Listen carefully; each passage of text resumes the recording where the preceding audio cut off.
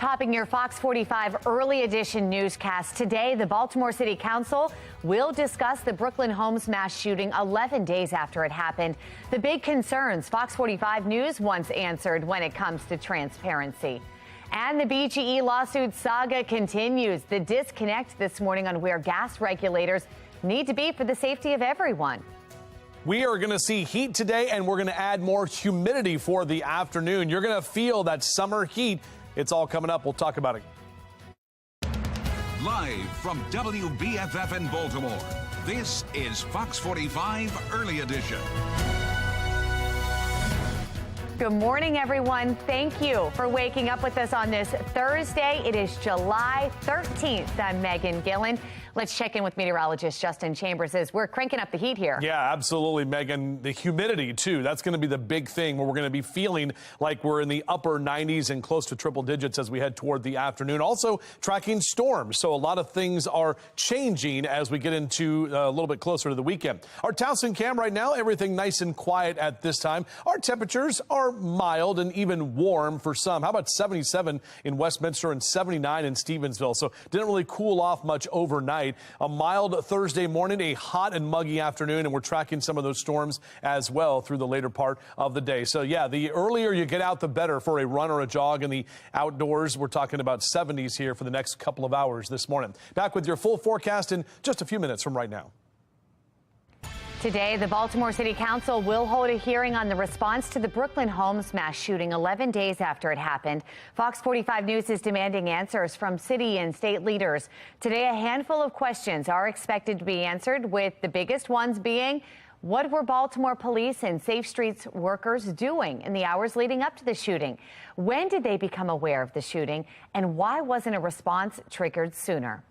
Beginning on our 5 o'clock hour, Olivia Dance will be joining us with a preview of today's City Council meeting. Plus, with the 17-year-old facing charges related to the mass shooting, but not with the actual shooting itself, Shannon Lilly is looking into the outrage coming from Maryland's top prosecutors when it comes to juvenile justice.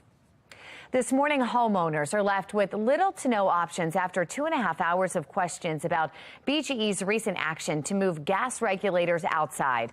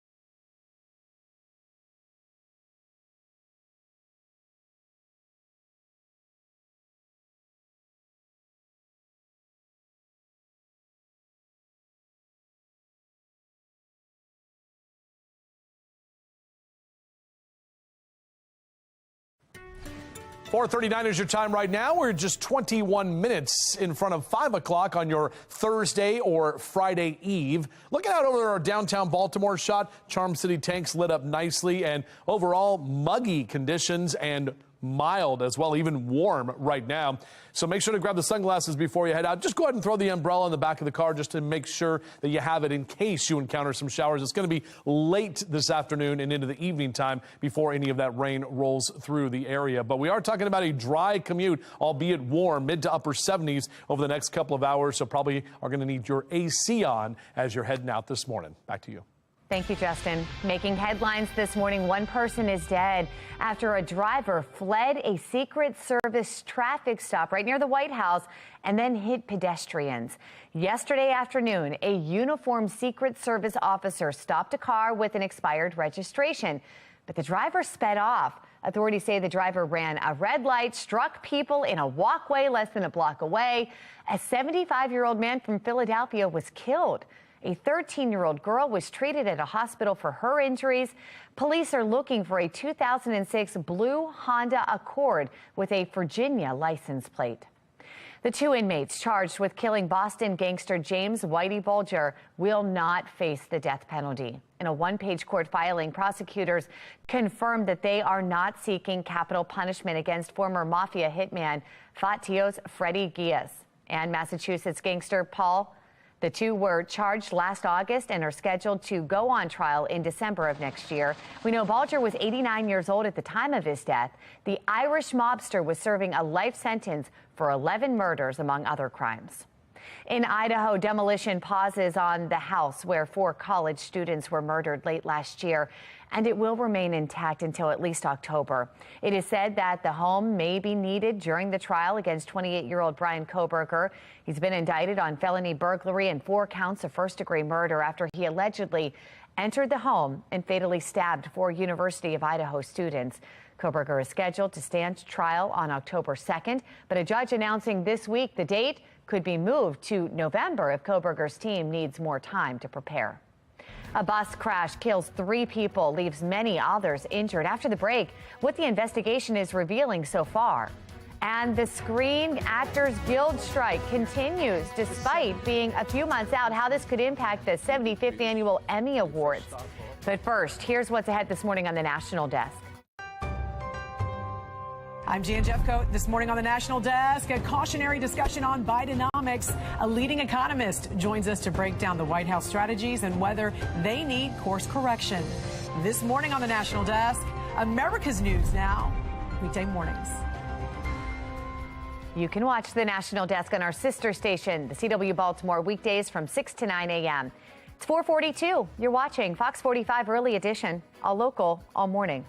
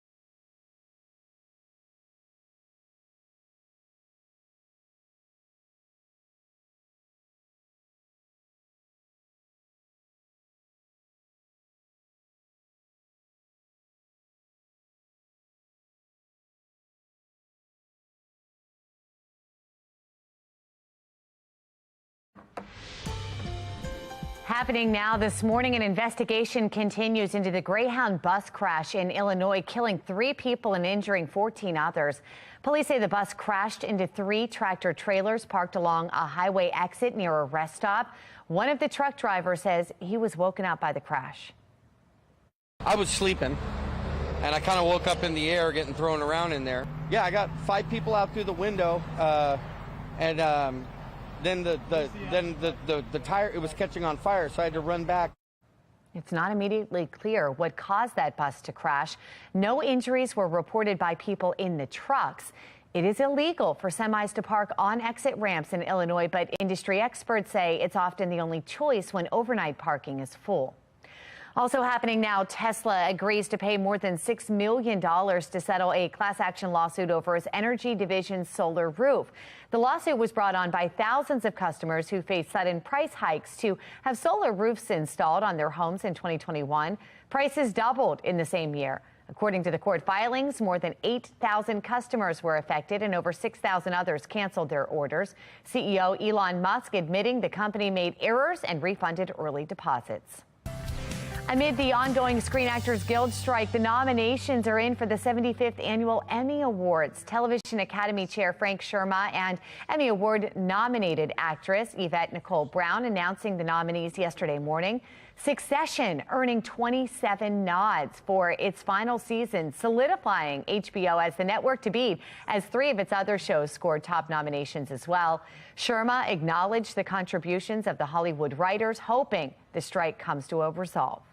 We hope the ongoing Guild negotiations can come to an equitable and swift resolution. Is scheduled for September 18th, but it could be postponed if the writers' strike continues. Disney CEO Bob Iger will hold on to his position for another 2 years. Yesterday, the company's board unanimously voting to extend his contract through the end of 2026. Iger first ran Disney as CEO from 2005 to 2020. He retired and then returned in 2022, where he signed a 2-year contract to help find a successor. After the contract extension, Iger says he still remains focused on finding someone to replace him. In other Disney news, a new white Shetland pony is born at the Fort Wilderness Resort and Campground in Bay Lake, Florida. The foal joins her big sister Lily, who arrived in 2019 and is named after Walt Disney's wife.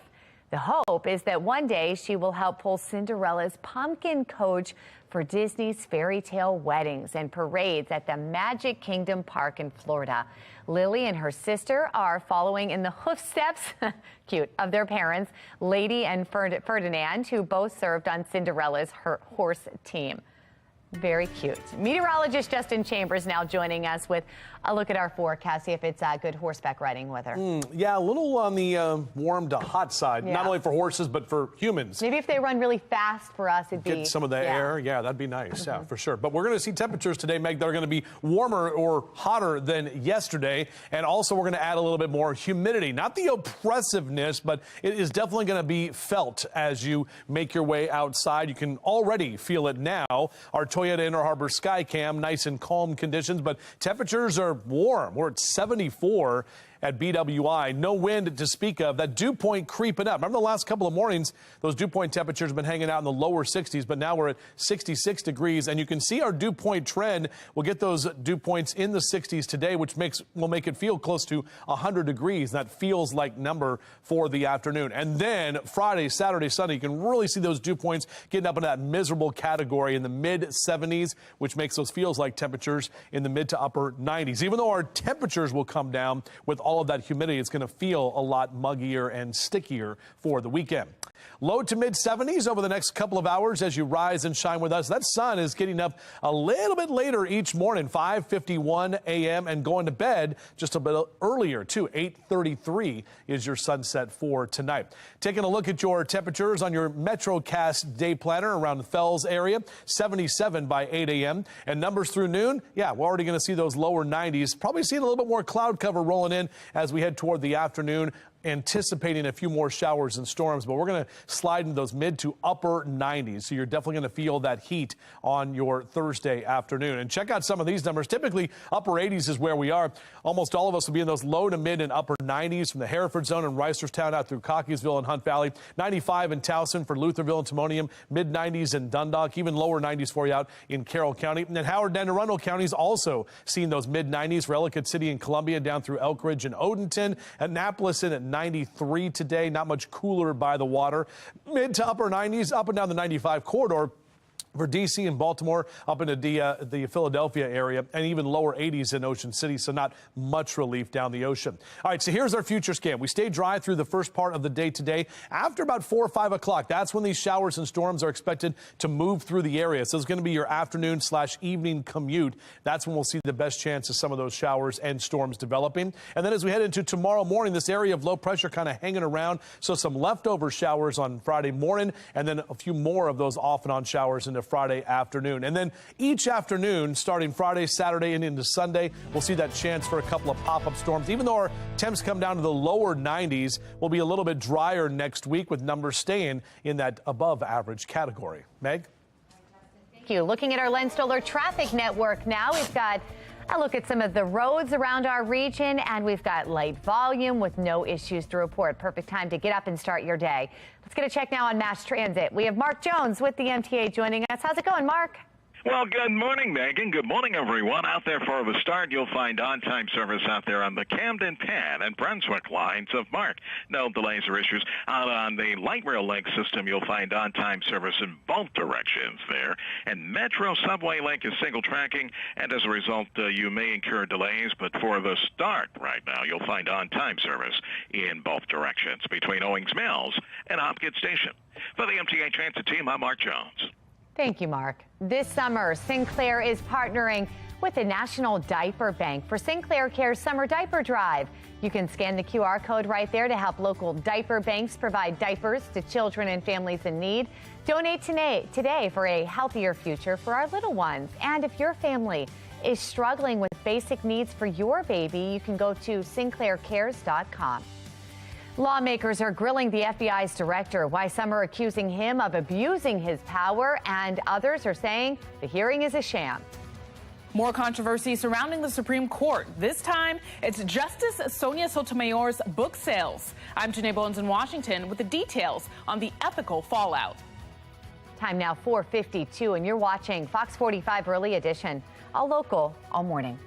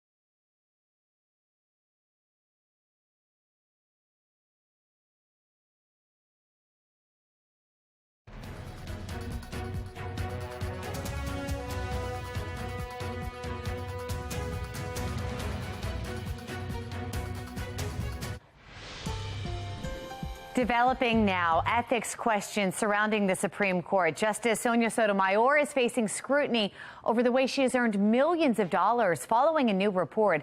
According to the Associated Press, Sotomayor's staffers prodded colleges and universities to buy books written by the justice. The National Desk, Janae Bowens, joining us now with details on the fallout and what ethics standards are being pushed for the nation's highest court. In light of the controversy surrounding Justice Sotomayor's book sales, experts tell me the Supreme Court needs an ethics lawyer, an inspector general, and more rules.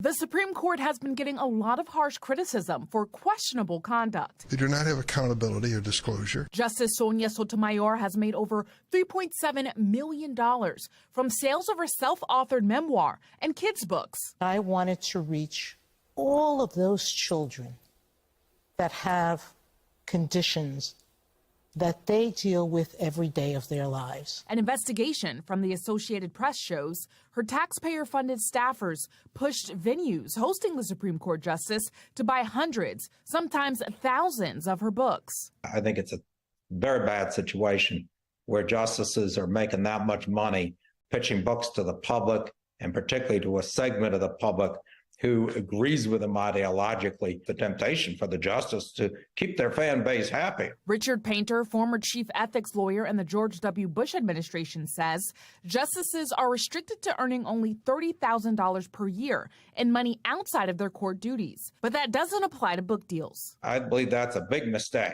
In a statement to the Associated Press, when Sotomayor is invited to participate in a book program, Chambers staff recommends the number of books based on the size of the audience, so as not to disappoint attendees who may anticipate books being available. The AP reports Justice Clarence Thomas has collected about $1 million from similar arrangements. Now, he's been under fire for his relationship with the Republican mega donor, and he's the inspiration for a Supreme Court ethics bill expected to get a committee vote in the Democrat-controlled Senate next week. For the National Desk, I'm Janae Bowens. Now, when it comes to the FBI, lawmakers are grilling its director. The GOP is accusing the Bureau of abusing its power, and Democrats are calling the hearing a sham. In a survey last fall, 4 out of 5 Americans said they believe there's a two-tiered system of justice in America today. They said that because there is. They said that because of what they've witnessed. For them, this hearing is little more than performance art.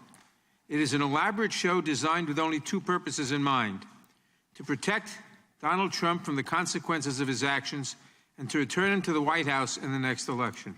Republicans accuse the FBI of censoring Americans, spying on presidential campaigns, and, quote, raiding former President Donald Trump's Mar-a-Lago estate despite the search warrant executed over classified documents. FBI Director Christopher Wray defends his bureau and its 38,000 employees. The thing that unites them all is a commitment to public service, a willingness to put others above themselves. And that is true from the bottom of the organization to the top. The White House accuses Republicans of attacking the blue with this hearing. Now taking you live to Washington, D.C. here this morning as we are finding out Chinese hackers were able to breach U.S. government email accounts through a vulnerability in Microsoft's cloud. We know the White House first alerted Microsoft of the hack, and Pentagon and military emails were not impacted. The attack forged the process used to verify a user's authentication. This is the second time hackers have hit Microsoft. In 2020, Russian hackers exploited weaknesses in the same Microsoft authentication system. The company's CEO blaming it on customers for using easily hackable passwords. Today, the Baltimore City Council will discuss the Brooklyn Homes mass shooting 11 days after it happened. The big concerns Fox 45 News wants answered when it comes to transparency. Maryland prosecutors are slamming the General Assembly for lax juvenile crime laws. Just ahead, we're live with their demands.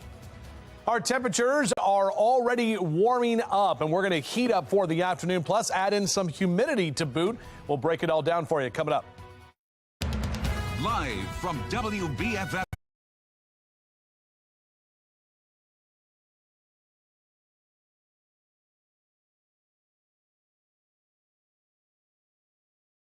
In Baltimore, this is Fox 45 Early Edition.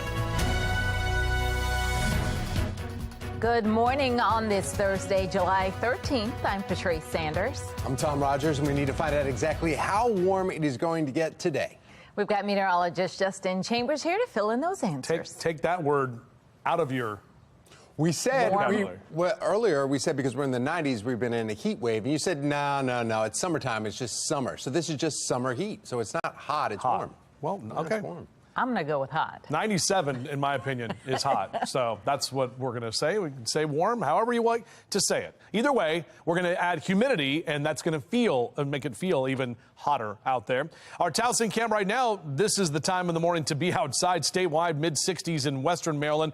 Low to mid-70s here across Bel Air and Baltimore. 78 still in Annapolis, 77 in Westminster. So we haven't cooled down much overnight. Our mild Thursday morning will turn into a hot and muggy afternoon, and we are tracking that potential for some showers and thunderstorms. So check out some of these numbers. Low to mid and upper 90s for Westminster, Eldersburg over to the Hereford zone. 94 Perry Hall and White Marsh. 97 your high today in Baltimore City will tie one of the hottest days so far this year. Back with your full forecast in just a few minutes from right now. Tom.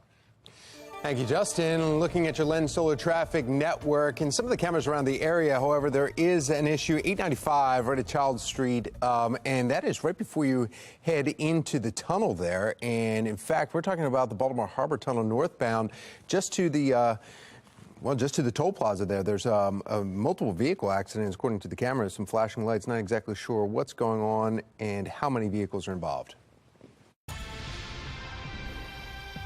I don't even know I'm speechless at this point. We want to make sure this never happens again. Everything that's happened because somebody failed.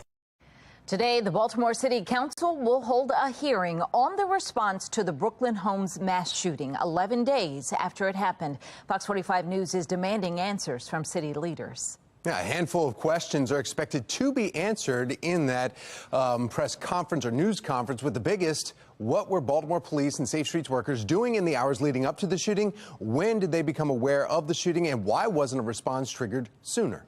This morning, we have live team coverage on the Brooklyn Homes mass shooting. Shannon Lilly will be looking into the outrage that's coming from Maryland's top prosecutors when it comes to juvenile justice.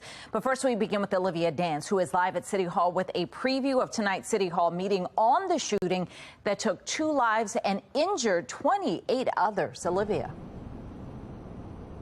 Yeah, Patrice, the police department and the mayor's office of neighborhood safety and engagement, also known as MONSE, are among the agencies being asked to face counsel at 5 today right here at City Hall. Now, police say they didn't find out about the Brooklyn Day block party until hours before it turned deadly. But workers from Safe Streets, which is MONSE's gun violence prevention program, were at the party before the shooting, de-escalating several conflicts. Safe Streets left the party and never warned police, despite reports that people were armed. Councilman Mark Conway, chair of the city's Public Safety Committee, is calling for answers to several questions. Why was there no police presence on the scene?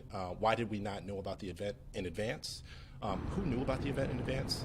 The questions now being raised circle back to the uncertainty of an agency Fox 45 News has been investigating for. Now, the interim director of MONSE making it clear last week that the policies for Safe Streets workers telling someone about a potential threat aren't in place, but we were told those policies are now under review. However, after Fox 45 News sent multiple emails asking about the policy, it's unclear if or when any changes will be made. Taxpayer watchdog David Williams says the response to the mass shooting is another red flag for Safe Streets, a program designed to prevent gun violence. There needs to be a reality check with the mayor and the city, because he can't keep on heaping praise upon an agency that is failing at every level at this point. If this really is the future of Baltimore City, Safe Streets should have had a presence there all day, not just part of the day. If you have any information about who might be responsible for the Brooklyn mass shooting, you're asked to call police or Metro Crime Stoppers. And of course, you can get the latest updates about today's meeting on our website at foxbaltimore.com. For now, reporting live in Baltimore, I'm Olivia Dance, Fox 45 Early Edition. Thank you, Olivia. As Fox 45 News demanding answers from city leaders, several top prosecutors in Maryland are voicing their frustrations. They say their hands are tied when it comes to holding juveniles accountable because of recent laws from the General Assembly. Shannon Lilly continues their live team coverage this morning with their demands for action. Shannon? Well, it's specifically 2 laws on the books, Tom and Patrice, that some attorneys around Maryland are taking issue with. And they say these laws may be leading to that increase in juvenile crime, but also making their jobs more difficult. They know that, nothing's really going to happen to them if they keep their crime in a certain limit of types of crimes. So if they're, 10 to 13 and they don't commit a crime of violence, they're not going to get anything. It's going to be very little, if anything, that happens. Baltimore County State's Attorney Scott Schellenberger there is speaking on the Juvenile Justice Reform Act passed in 2022. He takes issue with some parts of the law. He's also one of 9 of the 24 state's attorneys who answered and agreed when we questioned that the General Assembly has made it more difficult to hold juveniles accountable. The other law in question, the Child Interrogation Protection Act, also passed in 2022, which hampers the ability of police to question juvenile suspects or witnesses. So my question in the General Assembly was, what do you do with somebody like Nick Browning? He killed both of his parents. That means the gun we were looking for, if we hadn't been able to interview him, we would have still been out on the street, and we would not have been able to proceed with how we found that gun. So Schellenberger says what really needs to happen is more investment in the juvenile justice system with a focus on early intervention. Meanwhile, those that support the Juvenile Justice Reform Act argue criminalizing children is not going to improve public safety.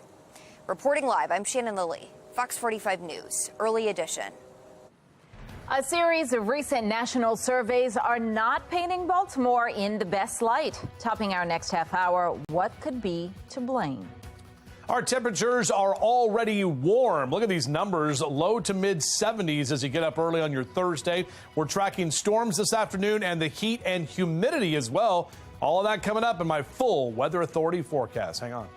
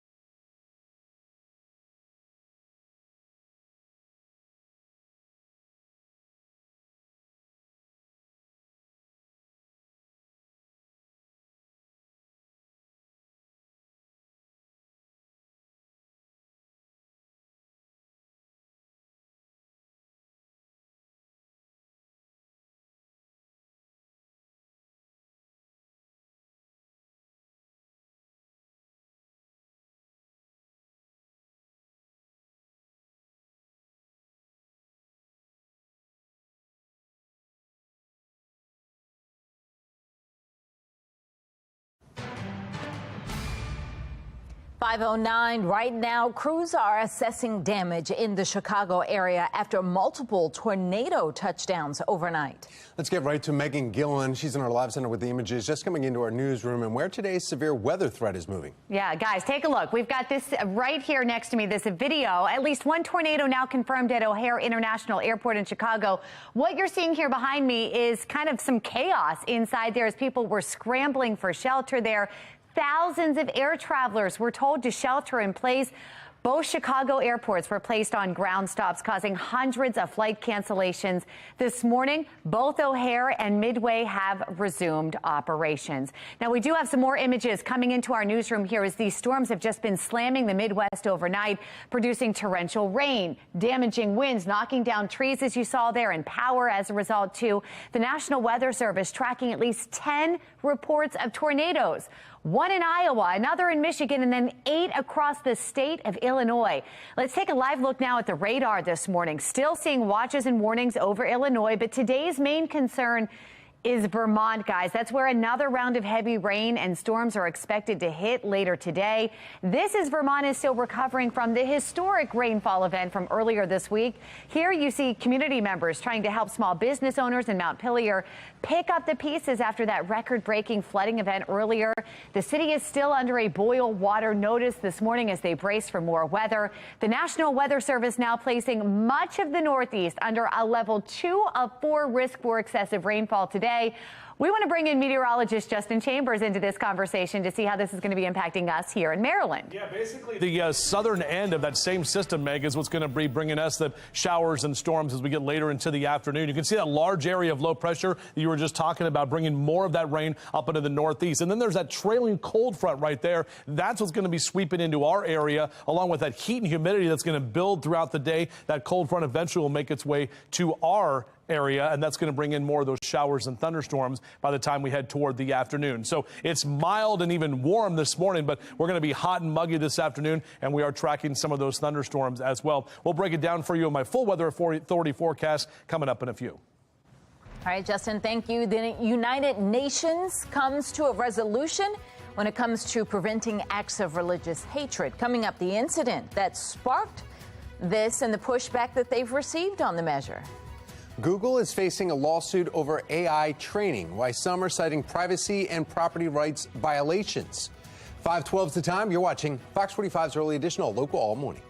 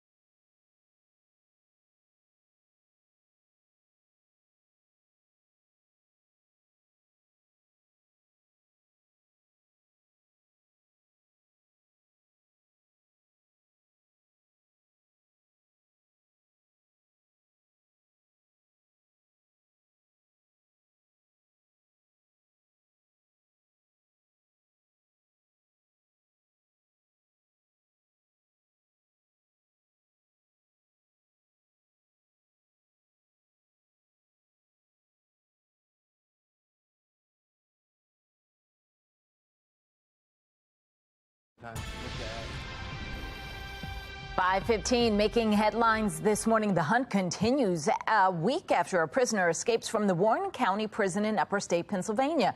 Michael Burham allegedly crawled up gym equipment, pushed through the roof, and then used a rope made of bed sheets to escape. The 34-year-old is accused of kidnapping and burglary. He's also suspected in a homicide. Investigators are now using new tools to try to close in on Burham after new leads have surfaced. Well, elsewhere, making your headlines, United Nations approves a resolution urging countries to prevent and prosecute acts of religious hatred. Pakistan introduced the measure in response to a Quran burning in Sweden last month. Now, the incident sparking massive protests across Pakistan within Muslim communities all around the world. While the U.S. condemned the incident, it voted against the measure, warning it could trample freedoms of expression. I believe with a little more time and more open discussion, we could have also found a way forward together on this resolution. The U.S. worked hard toward that goal and has repeatedly condemned the precipitating acts. Unfortunately, our concerns were not taken seriously. Apart from the U.S., Britain and many European Union countries voted against the measure. Now to your consumer news. The new lawsuit alleges Google's data scraping violated users' privacy and property rights. In a proposed class action lawsuit, Google is accused of stealing personal data from millions of internet users to help train its AI systems. The lawsuit alleges the data was taken from dating websites, Spotify playlists, and TikTok videos without users' consent, and even included copyrighted works. Google said it only takes data from public sources and operates within its AI principles.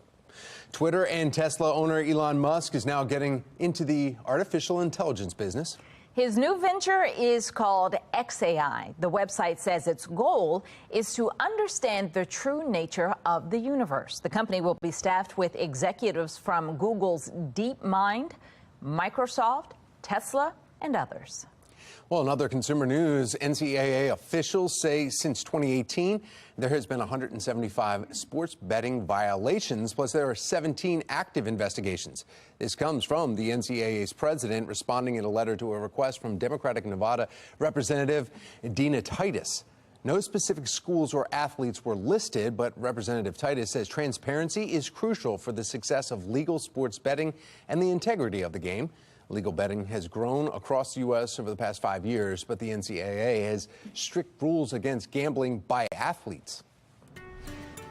It is 5:18 now. That means it's time to get a check of our forecast as people are getting up and out and ready to start the day. That's right. We'll be getting close to 100 degrees today, but the feels may get it even at 100. Meteorologist Justin Chambers here to explain. Upper 90s is where we're going to end up for a lot of us this afternoon, and the humidity creeping in there, making those feels like temperatures, could be in that 100-degree range. And overall, that humidity is definitely going to be increasing as we head toward the weekend. Our Towson cam right now, not too bad. A few clouds kind of hanging around with that muggy meter. The current dew point at 67 degrees, so already putting us in that muggy category. If you haven't stepped outside yet, once you do, you're going to feel it. And that muggy meter creeping into that sticky and gross category today, so we are going to see a little bit more of that humidity moving in. And the next 12 hours, those numbers climbing. We'll see those mid to upper 90s as we take you into the afternoon, so well above average for this time of year. High of 97 will actually tie the hottest day so far this year. And we're looking also for some showers and thunderstorms that will be moving in later today as well. Check out some of these numbers. These are your high temps. Lower 90s for Bel Air and Elkton, mid 90s Chestertown over to Stevensville, 93 in Annapolis, 96 in Columbia, and 97 in Baltimore City. Now, nothing to show on the radar at this time. You can see our HD radar is very quiet, but when you pull out a little bit farther, that's when we'll start to see some more of that action. And this is from the Storm Prediction Center, where we do have that area in green, which is pretty much all of us here in central Maryland under a marginal risk for severe weather, 1 on a scale of 1 to 5, and areas in western Maryland, Hagerstown, and even parts of Frederick County, and just the kind of the northern tip there of Carroll County under that slight risk for severe weather. So that's a 2 on a scale of 1 to 5 as well. And here's why. You can see that area of low pressure that's over the Great Lakes bringing more rain to the northeast. Then that trailing cold front bringing those showers and storms down through the Mississippi River Valley. That front's going to move into our area by the afternoon for that hot and humid environment. environment, and that's what will help spawn some of those thunderstorms. So we're dry through about 2, 3 o'clock this afternoon, and that's when things are going to start to fire up. You'll see those storms fire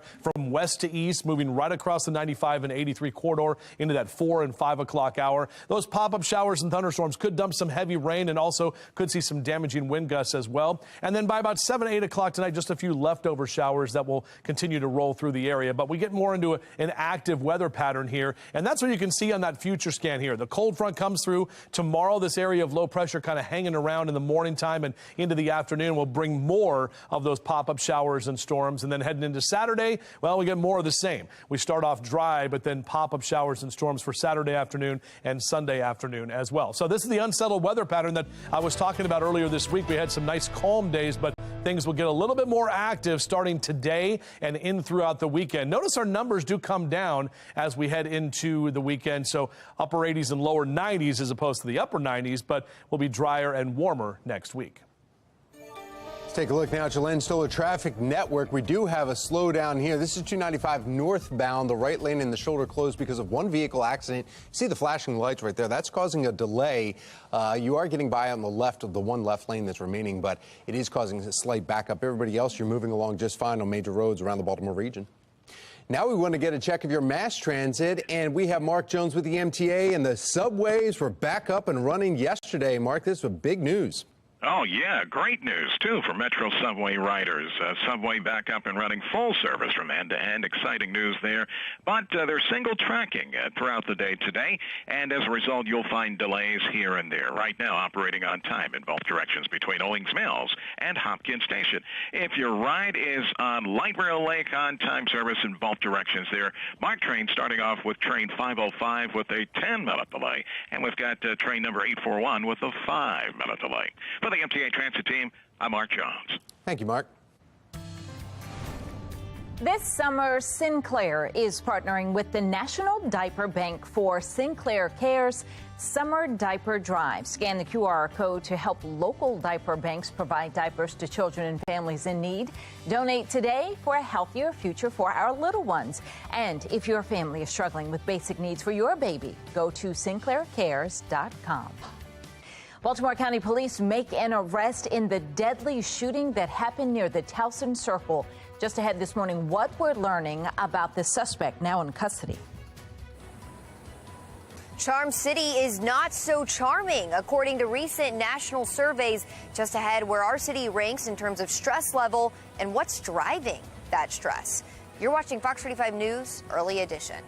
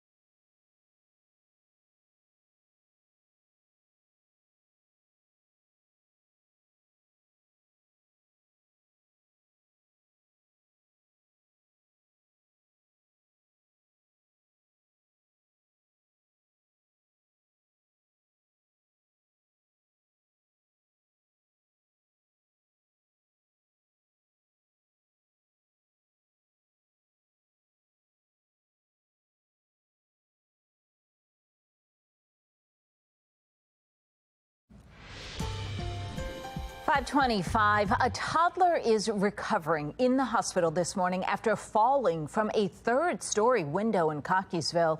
Baltimore County Fire says it happened along Breezy Tree Court and Girdwood Road. So far, the department has not released the age, gender, or condition of the child. Fox 45 News will continue to follow the story and keep you updated both on air and online. Elsewhere in Cockeysville, a hazmat incident sends one person to the hospital after inhaling vapors. A county fire crew responded to York Road and Beaver Run Lane yesterday to resolve the issue. Officials say there's no one else involved and no threat to the public. This morning, Federal Hill homeowners are left with little to no options after 2.5 hours of questions about BGE's recent action to move gas regulators outside. Last night's meeting at City Hall leaves a sense of frustration this morning as the debate over safety continues. Residents telling council members that the outside regulators are putting their safety at risk. People hit regulators with bikes, with scooters, with baseball bats, and even buses have crashed into the fronts of homes. We're just one TikTok video away from a catastrophic trend in Baltimore. Several residents have already filed a lawsuit against the company. Earlier this month, 3 Federal Hill homeowners were arrested when they attempted to prevent the company from installing those external regulators.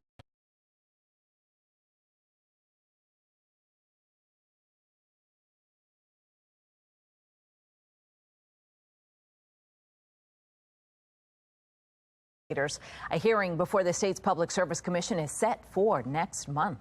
Today, we're going to feel some hot temperatures reaching well into the 90s. This morning and into the night, our Weather Authority team of meteorologists is tracking the chance of pop-up storms in the area.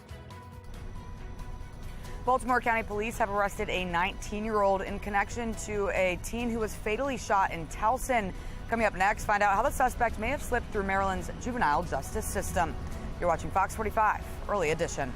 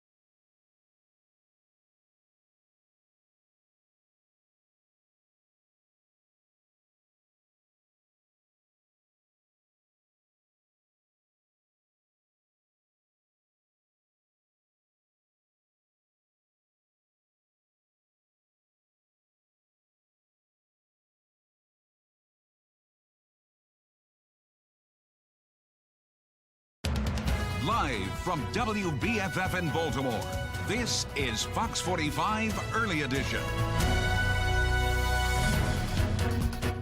Welcome back on this Thursday morning, 5:30 is the time. I'm Patrice Sanders. I'm Tom Rogers. We want to get right over to meteorologist Justin Chambers talking about the heat. Yeah, heat and humidity. We're going to add that other H into the mix for today and also bring in that chance for some storms for the afternoon. You can already see some of those clouds out there from our downtown Baltimore camera. And with some of that cloud cover, well, it traps the heat that we had from yesterday. We got to the lower 90s, so it's still mild and even warm for a lot of us as you make your way out. You can see a lot of 60s, but, well, a few upper 60s, but a lot of us in the lower 70s and even mid to upper 70s for Westminster, Annapolis, down through Stevensville across the Bay Bridge. So definitely a warm morning. Mr. Bo says probably get the AC going here on your morning drive with low to mid and upper 70s over the next couple of hours and eat those snowballs fast today, guys, because we're talking about a high of 97. We do drop back to the lower 90s for Friday and Saturday, but notice each afternoon we do carry that chance for showers and storms, and we'll keep the unstable atmosphere going and the unsettled conditions for the weekend as well. We'll talk more about that coming up in a few minutes from right now.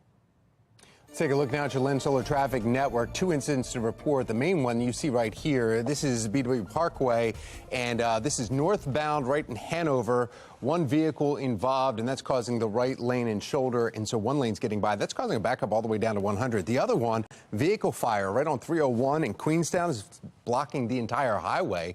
There's no cameras to show you there, but still 301 in Queenstown completely stopped on 301 both directions because of a vehicle fire.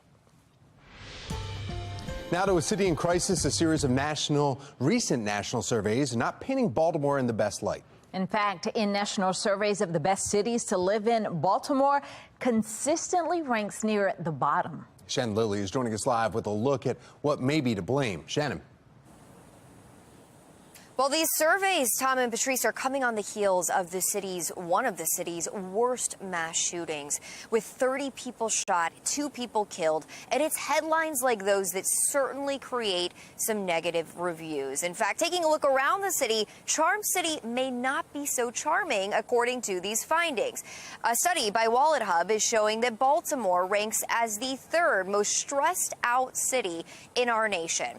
That study also finding that unhealthy stress is reaching a breaking point for some residents across the country, with many residents stressed by the violence and the crime that they're seeing in their neighborhoods.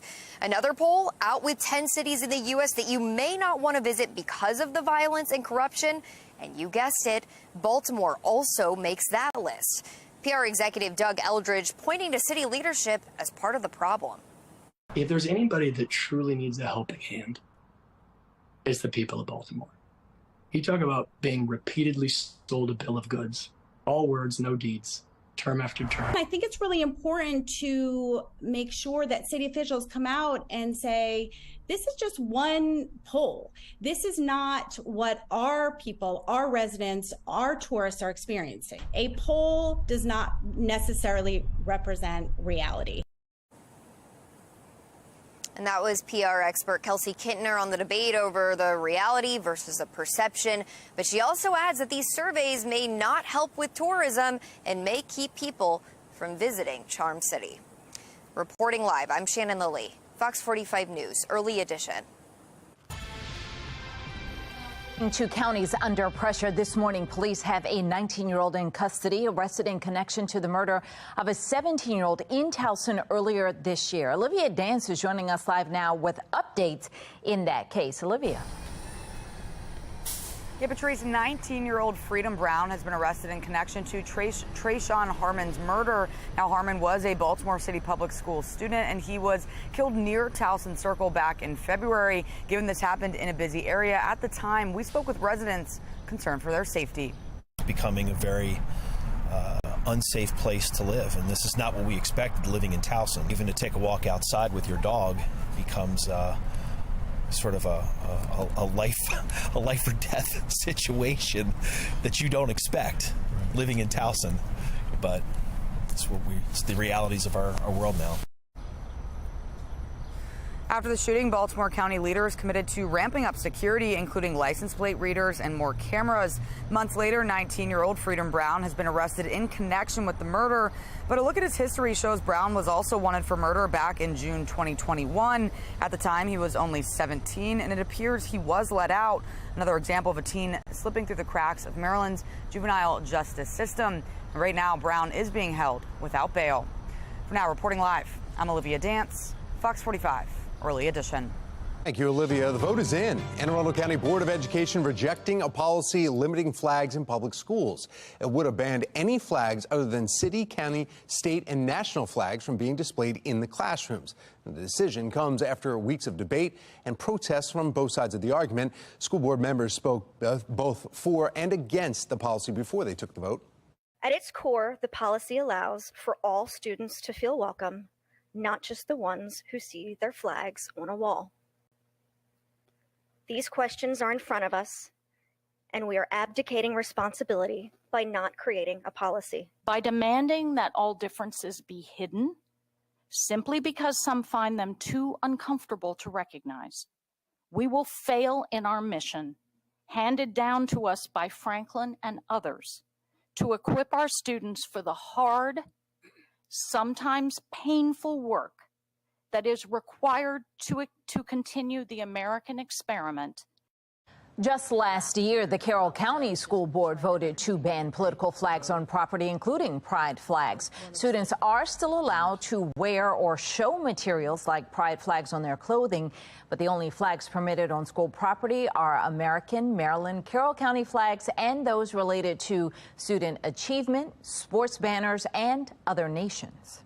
All morning long, we continue our coverage of the Brooklyn Homes mass shooting. Topping our next half hour, the meeting happening at City Hall today and the questions we're demanding answers to. Plus, yet another report on inflation set to drop this morning. Coming up from our live center, what we're expecting to see on wholesale prices. And we have another hot day ahead with temperatures in the mid to upper 90s. Coming up, meteorologist Justin Chambers is tracking when a cool down could be on the way. 5:37, you're watching Fox 45 Early Edition.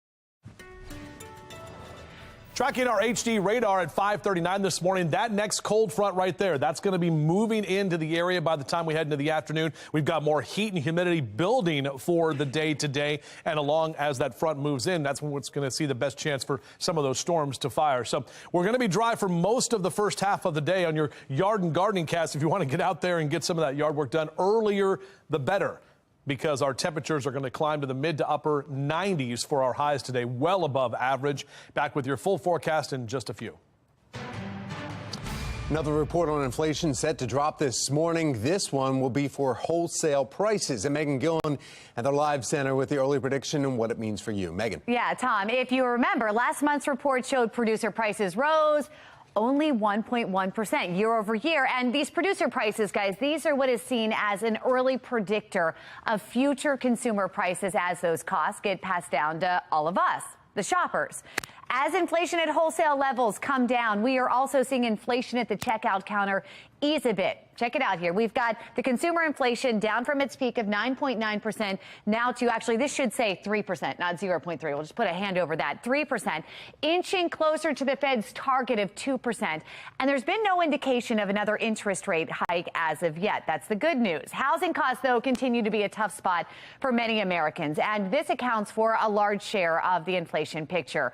Costs are up 7.8% compared to a year ago. Now, we are also expecting to get our weekly snapshot on new unemployment applications. Those are dropping at 8:30 this morning, which economists use to track if layoffs are rising. We've seen applications slowly tick higher as the Fed has raised interest rates, but the overall labor market is considered strong, with more than 9 million jobs open right now. Lots of opportunity. They're going to keep you posted as new economics numbers drop later this morning right here from our Live Center. Tom? Thank you, Megan. Taking you live to the White House's new student loan backup plan is being unveiled. Still to come this morning, what the SAVE plan entails. But first, the theater in D.C., very special surprise during its showing. How fans got the surprise of a lifetime. 5:42, you're watching Fox 45's Early Edition, all local, all morning.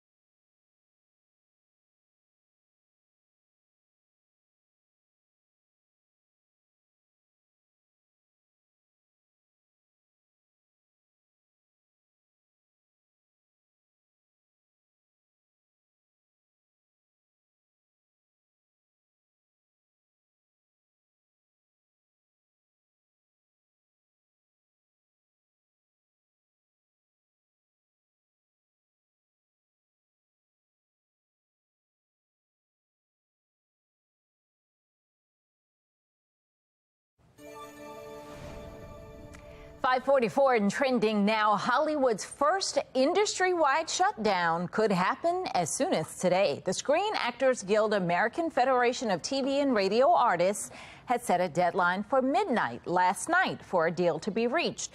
If the actors strike, they will formally join screenwriters on the picket lines outside of studios and filming locations in a bid to get better terms from studios and streaming giants like Netflix and Amazon. This would be the first time since 1960 that the two guilds are on strike at the same time. Well, trending this morning, actor Tom Cruise surprises moviegoers in Washington, D.C. during a screening of his new movie, Mission Impossible: Dead Reckoning. Cruise and the film's director, you see them right there, introduced the movie at the AMC Theater in Georgetown Tuesday night.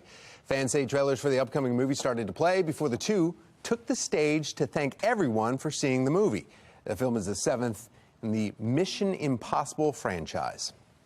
Well, in Laurel, officials say a first-of-its-kind bone bed was found in Maryland. Yeah, scientists say the leg bones may be the most significant dinosaur discovery in the eastern U.S. in more than 100 years.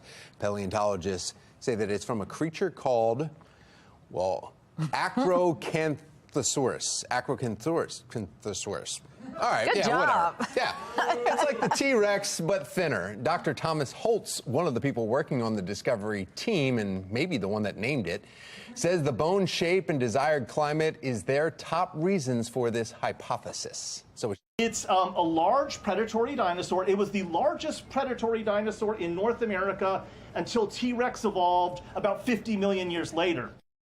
He didn't even say it. See that? He avoided saying it. He said it like T-Rex later. The unusual patch of land in Prince George's County has been revealing fossils since the 1880s. It's now a protected park and regular school field trip destination with the hope of providing more insight. Well, from the dirt and bones to up in space, it's a big day for history and space enthusiasts. James Webb Space Telescope celebrating 1 year in service by providing this fascinating close-up image of the birth of sun-like stars. In fact, this is the Rho-Fiocchi. Oh, there you go. Good job. Well, thanks. You know, you were talking about this yesterday, Justin. I sure was. It's a cloud complex, the closest star-forming region to Earth, but it's still 390 light years away. NASA says jets from young stars crisscross the image, lighting up molecular hydrogen, which you can see here in the red. That's the these red. were pretty. Maybe like going, like stretching out. You know, those are kind of like the arms, and they say that is 50 times bigger than the sun that they're seeing. They're peering back more than 13 billion years into our past. And you know where they have mission control? Right. Right down there. Just a little. You've little been ways there, away. done I that. have been there. We could walk there. I've talked to this telescope. Remember? Yeah. Tried. No, that's when you got kicked out. That's when I got kicked out. They were like, "Hey, let's have chambers in the lobby with a screen, and we'll just talk out here." Yeah, but anyway, it's great stuff, and obviously you can follow all those great images and the Webb Telescope. Follow it. They have a Twitter account. This telescope does, so very cool that we have that Space Telescope Space Institute right here in our backyard. Mile One Auto Group cam from our Towson cam right now. We are seeing a few of those clouds hanging around and definitely that moisture that is there. The dew point trend, it's going up. 66 for our dew point today, kind of back into that uncomfortable category, which is going to make it feel close to 100 degrees. Now, we get into the weekend and we've got those dew points that slide back to the low and mid 70s. So a lot more moisture, definitely feeling that mugginess for the weekend, even though our air temperatures come down, going to feel hotter than it actually is. Now, our HD radar is all quiet at this time. We'll zoom in a little bit closer and show you what's going on with our Storm Prediction Center outlook. And notice all of us here in green, that is a 1, a marginal risk for severe weather out of 5 areas in western Maryland, including parts of Carroll County under that 2 or a level 2 for a slight risk for severe weather this afternoon. It's all because we're going to get that heat and humidity, same weather maker that brought those tornadoes to parts of Illinois and shut down the Chicago airports. My friend was actually in Chicago and he was actually stuck in there and had to take shelter because of those tornadoes that ripped through there. So we're not talking about tornadic activity here, but we are talking about the potential for some strong wind, also some heavy rain at times. Everything's gravy until about 3 o'clock this afternoon. Then you'll start to see those storm clouds build, especially from west to east and moving right across the area in that 4 and 5 o'clock hour. And you can see this is the latest hourly future scan. Couple of pop-up showers and storms, not as strong as it was in that last model run, but either way, most of the models are agreeing that we're going to have some of that activity that will be building into the afternoon and evening tonight. Low to mid and upper 70s as you rise and shine with us over the next couple of hours. And that sun coming up just about a minute from right now, goes to bed tonight at 8:33. Here's that 7-day forecast. High of 97 today. Should tie us for the hottest day so far this year. That came earlier in June. Lower 90s for Friday and Saturday, even some upper 80s on Sunday. So a little bit on the cooler side, at least temperature wise, but we do keep that chance of showers and storms through Sunday afternoon. Let's get a check with your mass transit. Mark Jones with the MTA. Good morning. Well, good morning, Justin. Good morning, everyone. Out there on the MARC train system, you'll find no major delay or problem on the Camden, Penn, or Brunswick lines of MARC at present. But later today, expect 10 to 15-minute delays on the Camden and Brunswick lines due to CSX heat-related speed restrictions again today, so allow extra time for travel on the two lines. Light rail link right on time, no delays there. Metro subway link operating full service from end to end, no more service disruption. But you will find single tracking out there, and as a result, expect delays in your travels on Metro subway link. For the MTA Transit Team, I'm Mark Jones. Howard County families are racing to stop the school system from cutting bus service to thousands of students. Still to come in our 7 o'clock hour, Project Baltimore takes a closer look at their concerns. But first, in today's Fox Undercover, we're taking a closer look at the police response to the mass shooting in Brooklyn. We ask a former police commissioner, why not call for more backup? Time now, 5:51. You're watching Fox 45's Early Edition, all local, all morning.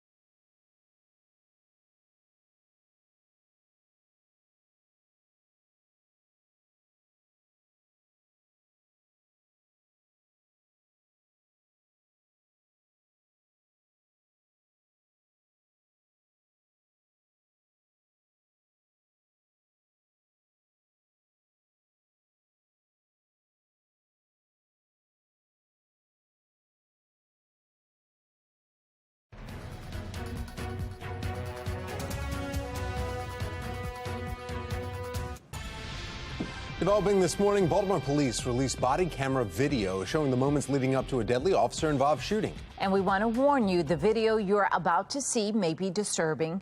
This all happened last month near Patterson Park. Investigators say a total of 73 bullets were fired during the officer shootout with 40-year-old Darrell Gamble. Gamble was wanted on weapons and drug charges. Police say 5 officers fired approximately 40 bullets, with Gamble firing 33 back at police. The department was unable to say how many bullets hit Gamble, saying they're waiting still on the results of an autopsy report. One police expert telling Fox 45 News that police used the right amount of force needed. The suspect was shooting so many rounds, so randomly and sporadically all over the neighborhood, that it was a bigger chance that the suspect was going to hit a citizen or a child. They had to neutralize him. They had to stop him. There was no other choice. Fox 45 News also learning Gamble was considered to be a violent repeat offender, having previously served time for attempted murder. The trial of the man accused of killing a pregnant Baltimore mother who went missing for 6 years continues today. Now, last year, police arresting Michael Robertson and charged him with their murder, the mother and her baby. The jury heard opening statements yesterday. The defense argues the state does not have the proof of a crime. The state is painting a picture of a love triangle that ended in murder, saying Robertson was in a relationship with another woman. Akia's family tells Fox 45 News seeing Robertson was difficult. Seeing him for the first time after 5 years is a little unsettling, and I think everyone that is here on Akia's behalf probably has the same feeling that we all just want to seek justice. The state says they plan to call at least 25 witnesses in this case. Baltimore's mass shooting last week has many asking why police did not break up the Brooklyn Homes block party after hearing multiple reports of multiple weapons were seen among the crowds of 800 plus. From the acting commissioner to the mayor, residents asking where was leadership. Well, joining us now for this week's Fox Undercover, former police commissioner, current talk show host Ed Norris. Good morning, Ed. Good morning. Acting Commissioner Worley of the police department, why didn't he send all the 7 officers, even if there's just 7 covering the shift in that district, to the event and even call in backup from other jurisdictions when he heard 800 to 1,000 plus coming across Foxtrot saying, okay, we'll send everyone there because we heard weapons are involved? Yeah, I mean, I wouldn't send in 7 to fight a crowd of 1,000 to break, but I would certainly call in backup throughout the city, and you can mobilize people immediately. You just take, each district, you'll have to send a couple down, and all your specialized units, your SWAT teams, your mounted unit, if they're working, then everyone goes, as quickly as possible, and you start to just disperse the crowd. I would use Foxtrot, have the helicopters get involved. There's a lot of things you would do just to disperse a crowd like this. The secret is don't let it get built up like that. Why weren't they stopped on their way there? They didn't walking one at a time and add up to 1,000. Yeah, the question of why they didn't hear about it, that's one thing, but it did happen, and we heard from Foxtrot saying there's 800 to 1,000 back off. That's what we heard.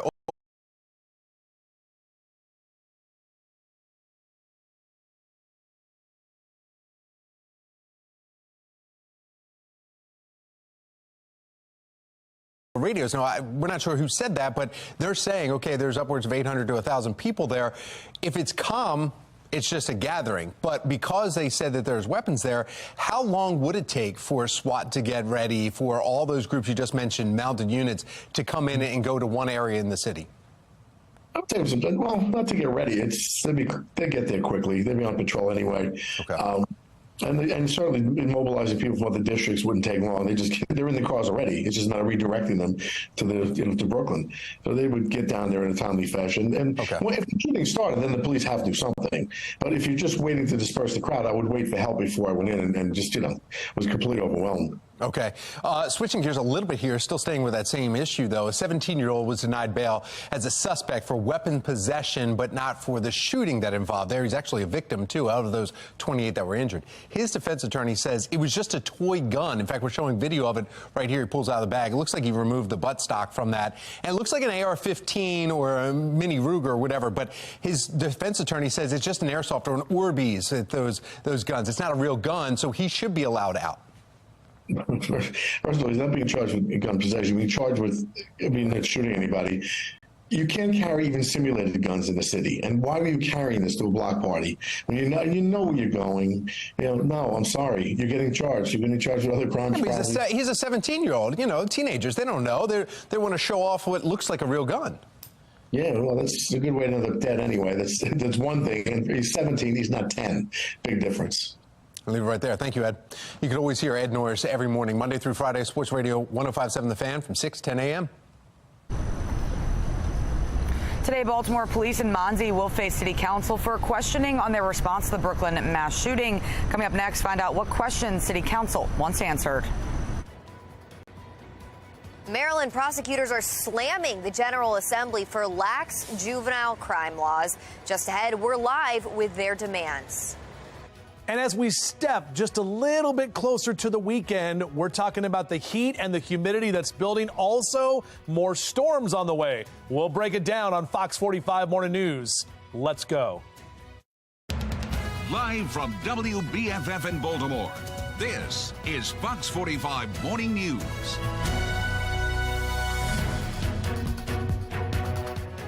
Good morning on this Thursday, July 13th. I'm Patrice Sanders. I'm Tom Rogers. Meteorologist Justin Chambers talking about just how hot it is going to feel today. Yeah, exactly right, guys. Good morning to you. That feels like temperature is what we have to pay attention to today and basically through the rest of the weekend that is on the way. And this is the last day without baseball as the second half of the season starts tomorrow night at Camden Yards. Looking outside right now, there it is. The sun is rising. We already have some clouds kind of hanging around, and that humidity also is already there. Upper 60s and lower 70s for Owings Mills, Cockeysville over to Rosedale, 73 in Baltimore City and Brooklyn Park, still 76 in Dundalk. So this is the time of the day to get outside because we've got mild conditions now, hot and muggy for the afternoon, and we are tracking some of those storms. Probably need the AC, especially later in your commute in that 8 and 9 o'clock hours. We'll already slide into the upper 70s and lower 80s. Back with your full forecast coming up in just a few minutes from right now. What's the update on the roads, Tom? Yeah, one really is the big issue here. 295, and we're talking about northbound. You're taking a live look right here. There's a tow truck. That's that last vehicle that you see right before the cars are going to 2 lanes.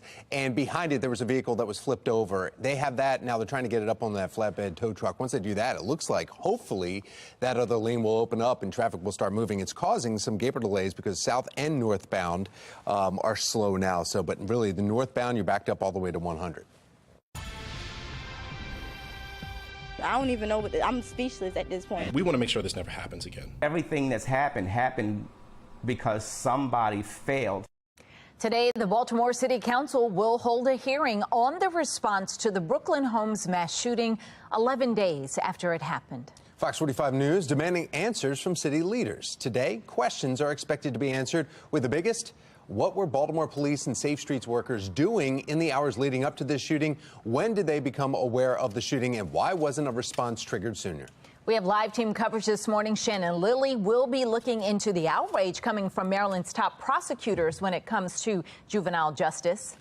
But first, we begin with Olivia Dan. She is live at City Hall this morning with a preview of tonight's City Hall meeting on the mass shooting that took 2 lives and injured 28 others. Olivia? Well, Tom, Baltimore Police and the Mayor's Office of Neighborhood Safety and Engagement, also known as Monzi, are among the agencies being asked to face counsel at 5 today right here at City Hall. Now, police say they didn't find out about the Brooklyn Day block party until hours before it turned deadly. But workers from Safe Streets, which is Monzi's gun violence prevention program, were at the party before the shooting, de-escalating several conflicts. Safe Streets left the party and never warned police, despite reports that people were armed. Councilman Mark Conway, chair of the city's Public Safety Committee, is calling for answers to several questions. Why was there no police presence on the scene? Why did we not know about the event in advance?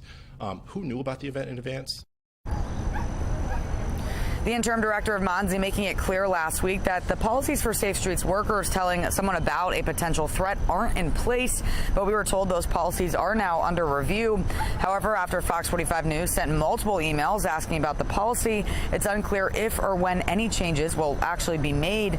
Taxpayer watchdog David Williams says the response to the mass shooting is another red flag for Safe Streets, a program designed to prevent gun violence. There needs to be a reality check with the mayor in the city because he can't keep on heaping praise upon an agency that is failing at every level at this point. If this really is the future of Baltimore City, Safe Streets should have had a presence there all day, not just part of the day.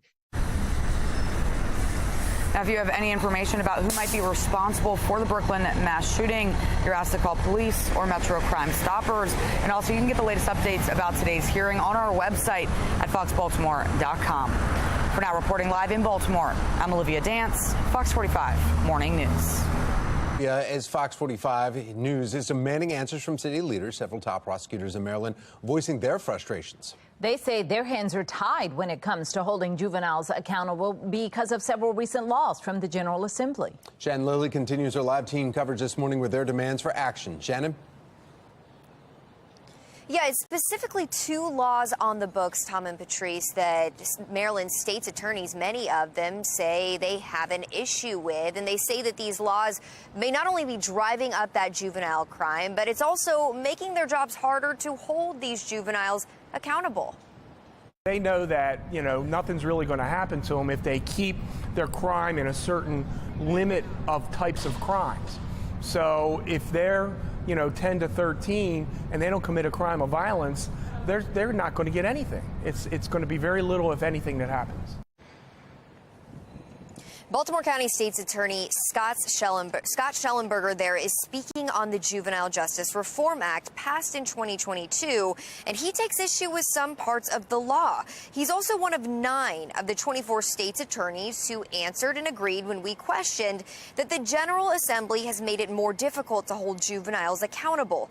The other law in question, the Child Interrogation Protection Act, also passed in 2022, which hampers the ability of police to question juvenile suspects or witnesses. So my question in the General Assembly was, what do you do with somebody like Nick Browning?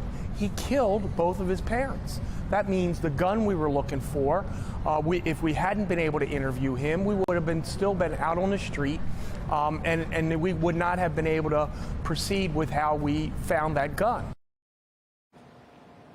So Schellenberger says what needs to happen is more investment in the juvenile justice system with a focus on early intervention. Meanwhile, those that do support the Juvenile Justice Reform Act argue that criminalizing children is not going to make the state a safer place. Reporting live, I'm Shannon Lilly, Fox 45 Morning News. Fox 45 News has heard complaints about the laws from leaders across the state for months. They say the laws leave police and prosecutors' hands tied.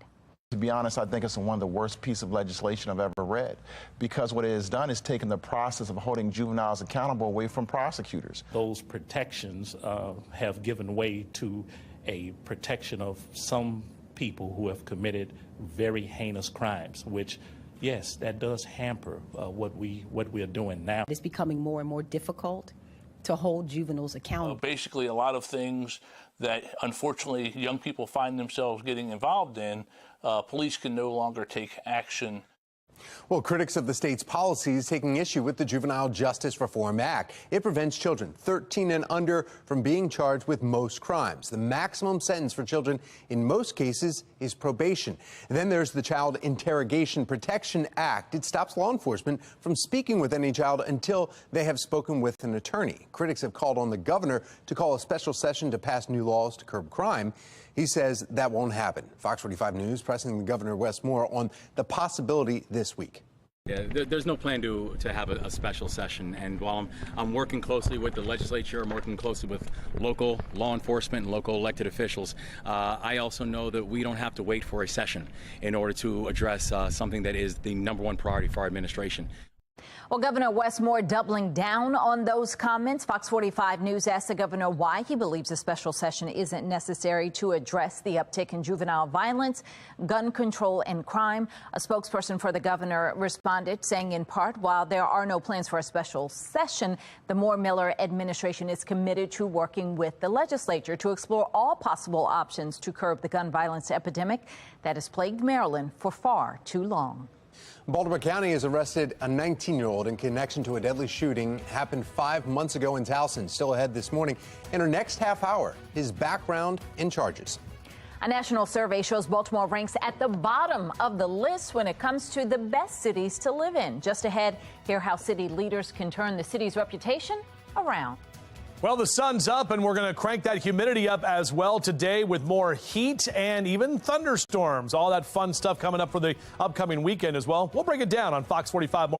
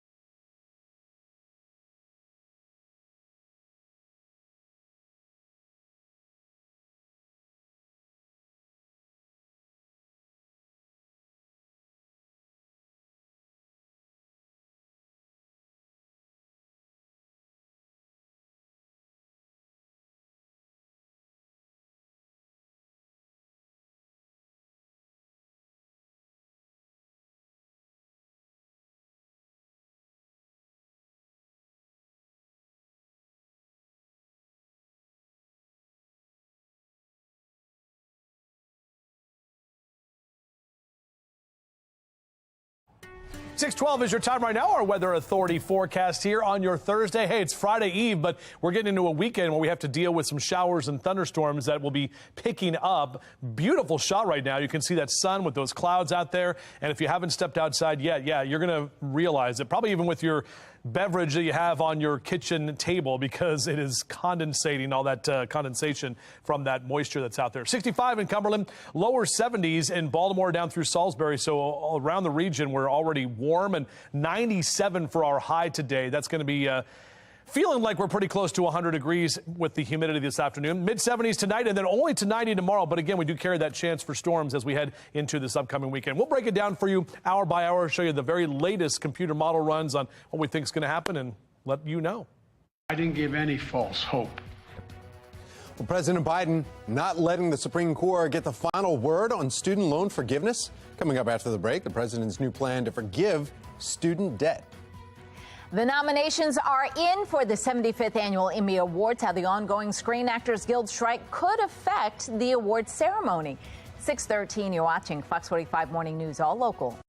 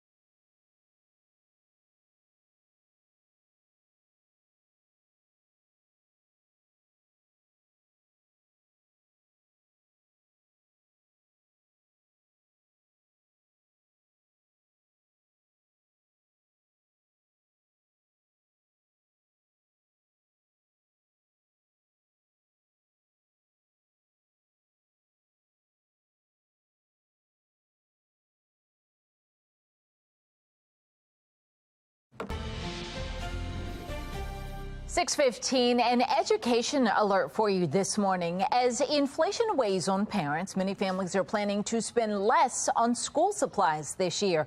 A new report from Deloitte shows spending is expected to drop by 10% from last year's levels. It's the first time in 9 years a decline in back-to-school spending is predicted. Well, let's go live to the White House, where President Joe Biden unveiling a backup for student loan cancellation this summer.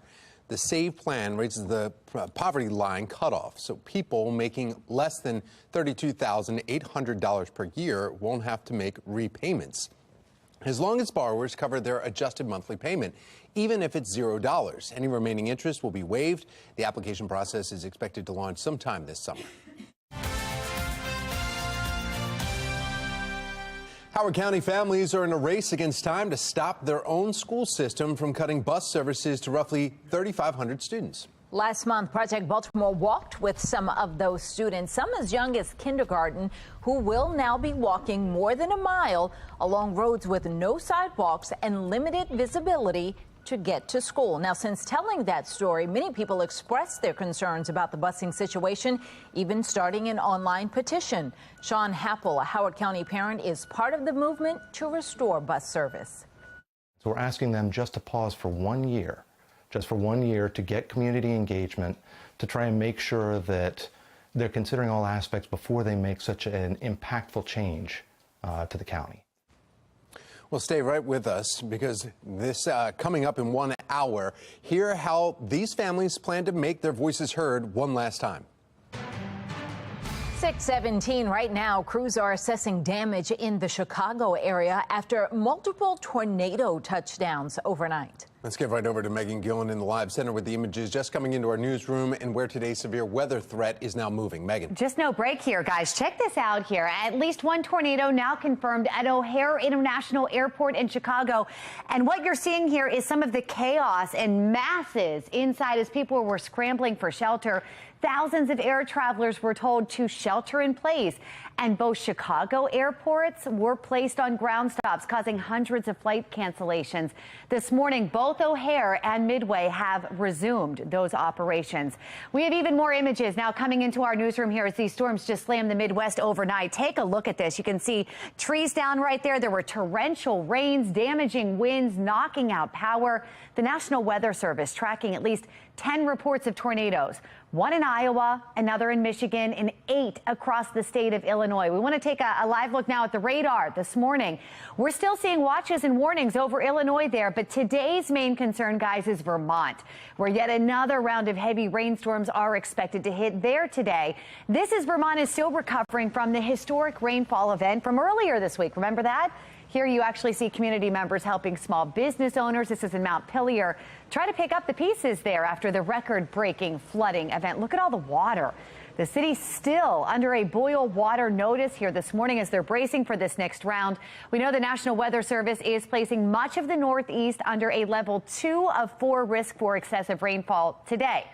Let's bring in meteorologist Justin Chambers into all of this and see how this is going to impact us here in Maryland. Yeah, absolutely, Meg. We are going to see that cold front that's going to bring more of that rain to the Northeast. And that's that same front that brought all of that severe weather through Chicago and the Midwest last night. You can see all of those showers and storms now in the southern end of that front. Oklahoma City, down in areas north of Memphis in the Arklatex region there, and also in the Mississippi River Valley. But that front is going to move into this part of the country. And we do have a threat for severe weather. Look at that yellow area, which extends from Charleston, West Virginia, all the way up to Montreal. You can see that yellow is a slight risk. That's 2 on a scale out of 1 to 5 from the Storm Prediction Center. And that does include parts of our area here in northwestern Carroll County and also northern Frederick County. The rest of us under a marginal risk. That's 1 on a scale of 1 to 5 as the atmosphere gets a little bit more active. You can almost see it out there, and you can definitely feel it with more of that humidity that's already building at this time. You can see a few of those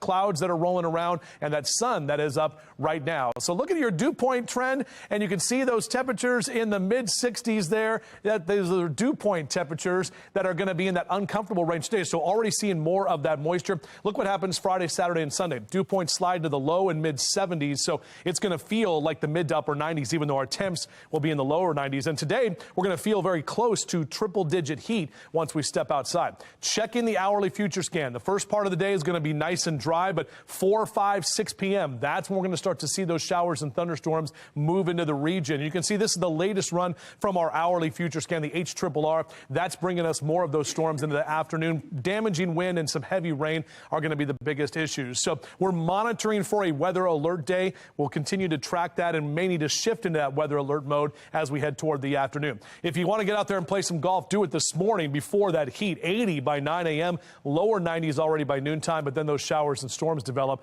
as we head toward the afternoon. And make sure to get the lawns watered early, especially on a day like today where you have that heat and humidity. All you're doing is wasting water if you have the sprinklers on in the middle of the day. So morning time and evening time. And hopefully we'll get some rain from Mother Nature so you won't have to use the water from your hose. All right, there's that 7-day forecast. Again, 97 today. Numbers do come down this weekend, even though it's going to be quite muggy, and we'll keep those temperatures in the lower 90s all the way through the first part of next week. Tom?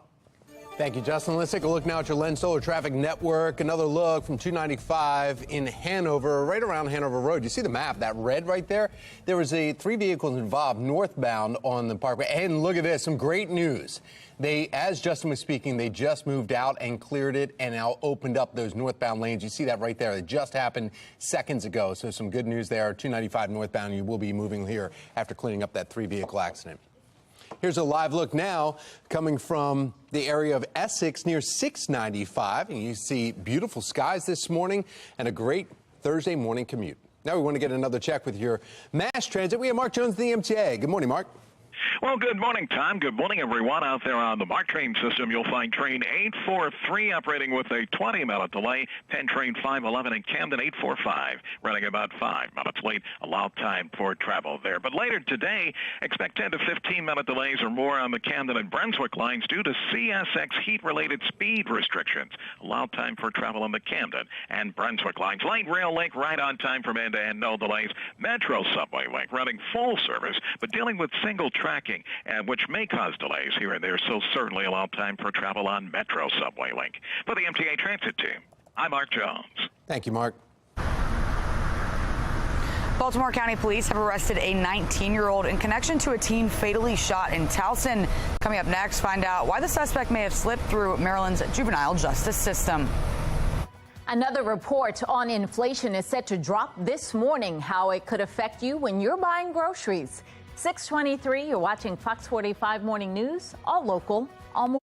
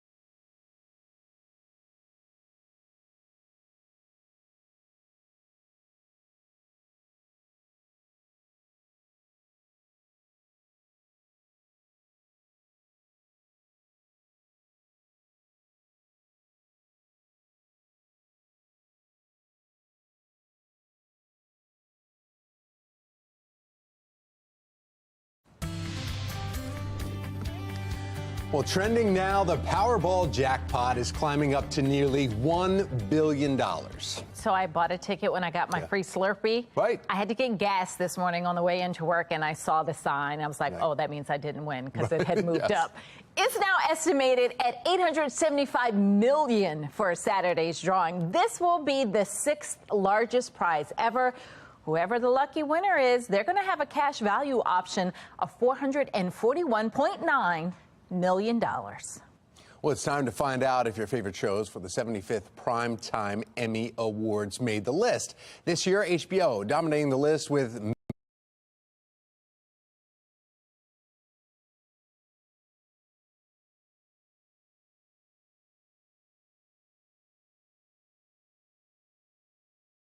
of its hit series. In fact, HBO does very well in these. Final season of Succession, 27 nominations. Apocalyptic thriller The Last of Us follows with 24. Latest murder mystery The White Lotus has 23. And you can watch the 75th Emmy Awards right here on Fox 45. It will be airing September 18th. It starts at 8 that night. Highs are going to be in the mid-90s today. Meteorologist Justin Chambers is tracking down the next weather maker that is coming our way. Charm City is not so charming, according to recent national surveys. Just ahead, we'll tell you where it stands in terms of stress level and what's driving that stress. You're watching Fox 45 Morning News, all local, all morning.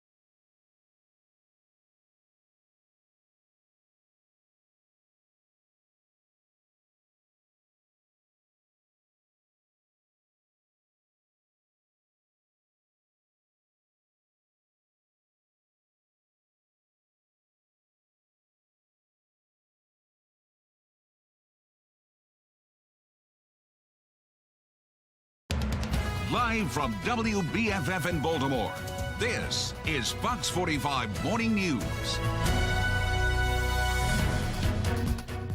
Welcome back on this Thursday morning. 6:30 is the time. I'm Patrice Sanders. I'm Tom Rogers. A lot of sweating is going to happen today. Meteorologist Justin Chambers is here to explain why. And that's the whole thing. You know, yesterday afternoon, I don't know about you guys, but I was out walking the dog, and it was, left 3, 4 o'clock, and it was hot, but the breeze actually felt nice. That's not going to be the case starting today and tomorrow and Saturday and Sunday and blah, blah, blah, all the way in through your forecast here. Now, you can kind of see all of that moisture that's out there. That's what we see when we show you these beautiful shots of the sun coming up, but those clouds are kind of hanging around, and that moisture is there. Our mild Thursday morning continues, hot and muggy for the afternoon.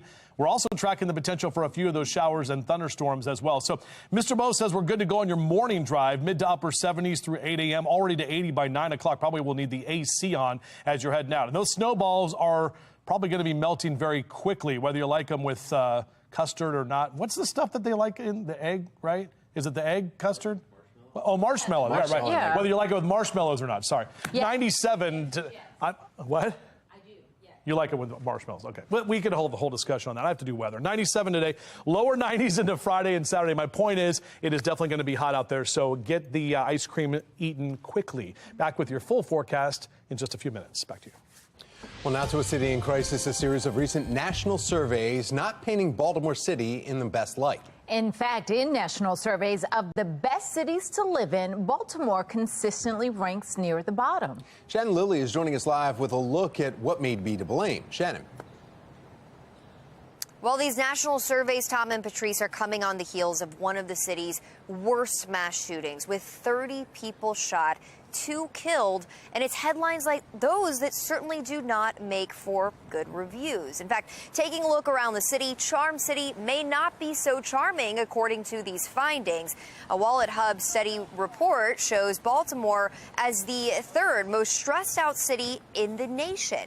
That report also finding that stress levels are hitting a breaking point for some residents across the country, with many residents stressed by the violence and the crime in their neighborhoods.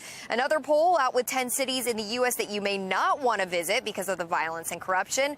And you guessed it, Baltimore also makes that list. PR executive Doug Eldridge pointing to city leadership as part of the problem. If there's anybody that truly needs a helping hand, it's the people of Baltimore. You talk about being repeatedly sold a bill of goods. All words, no deeds. Term after term. I think it's really important to make sure that city officials come out and say, this is just one poll. This is not what our people, our residents, our tourists are experiencing. A poll does not necessarily represent reality. That was PR expert Kelsey Kintner on that debate over the perception versus the reality. But she also says that this survey may not bode well for tourism and may keep people from visiting Charm City.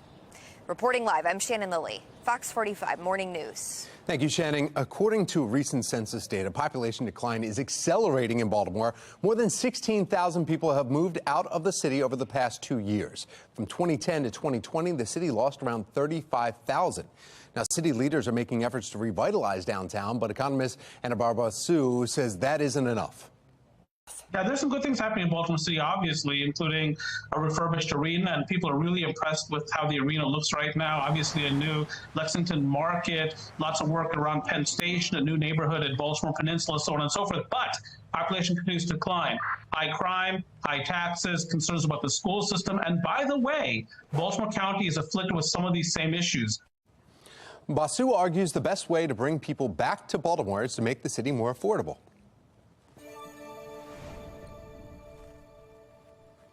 Well, happening today, Baltimore Mayor Brandon Scott will be joined by Comptroller Bill Henry and the Downtown Partnership of Baltimore to announce the second round of recipients in the Downtown Boost program.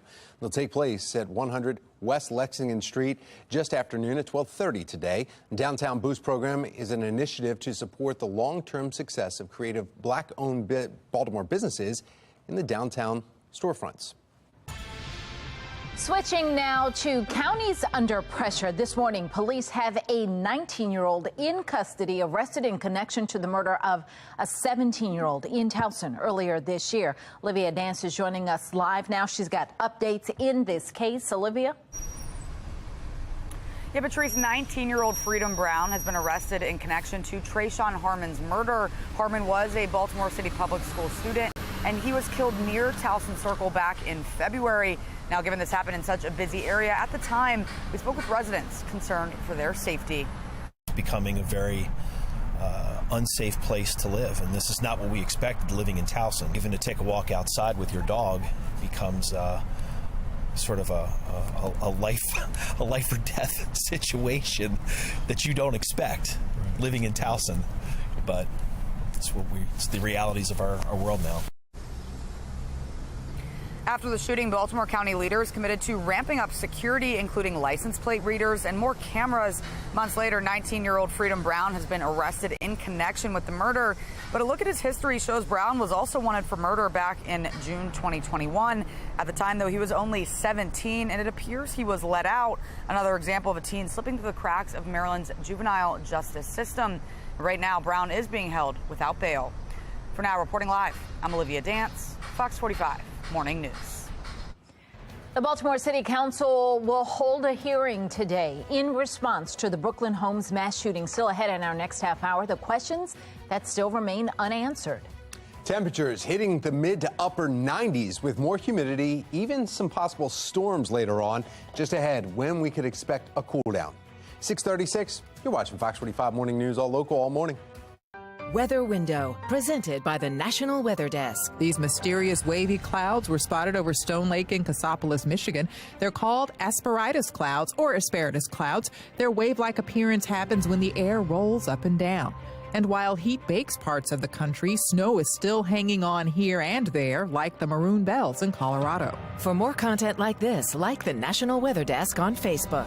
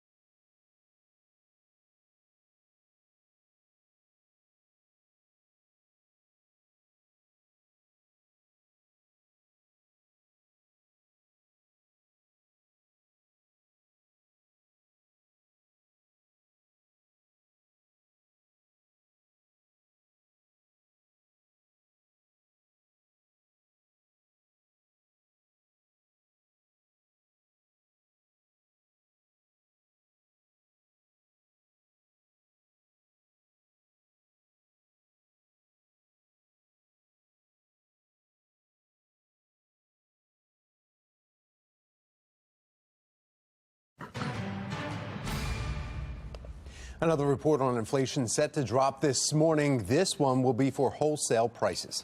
Megan Gillen is at our live center with the early predictions and what it means for you. Yeah, guys, if you remember, last month's report showed producer prices rose only 1.1% year over year.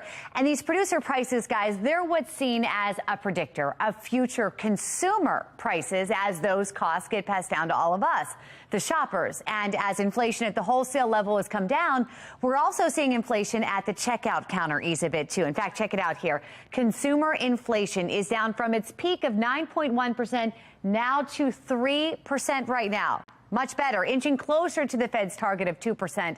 No indication at this point of another interest rate hike as of yet. Some good news there. Housing costs, though, continue to be a tough spot for many Americans, and this accounts for a large share of the inflation picture. Costs are up 7.8% compared to a year ago. Now, we're also expecting to get our weekly snapshot on new unemployment applications. Those are dropping at 8:30 this morning, which economists use to track if layoffs are rising. We've seen applications slowly tick higher as the Fed has raised interest rates, but overall, the labor market is considered strong, with more than 9 million jobs open right now. We're going to keep you posted as new economic numbers drop here this morning, right here from our live center. Back to you. It's frustrating to me to know that we have the tools to fix it, but it's not getting done. Parents in Howard County making their voices heard as they fight to stop the school system from cutting their children's bus services. Still ahead in our 7 o'clock hour, how the Howard County executive is reacting. The driver charged in the deadly Beltway crash will be released on home detention. The details behind her release. 6:41, you're watching Fox 45 Morning News, all local, all.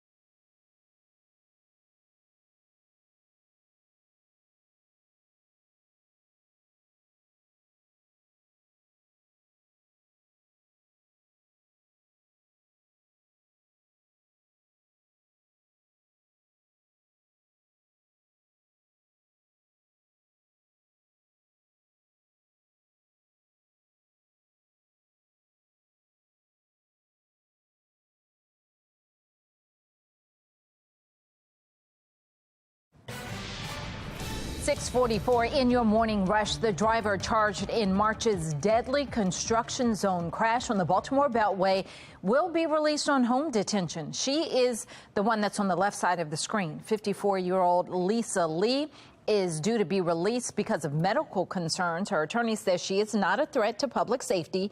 The trial for her and another driver involved in that crash is set for December 20th.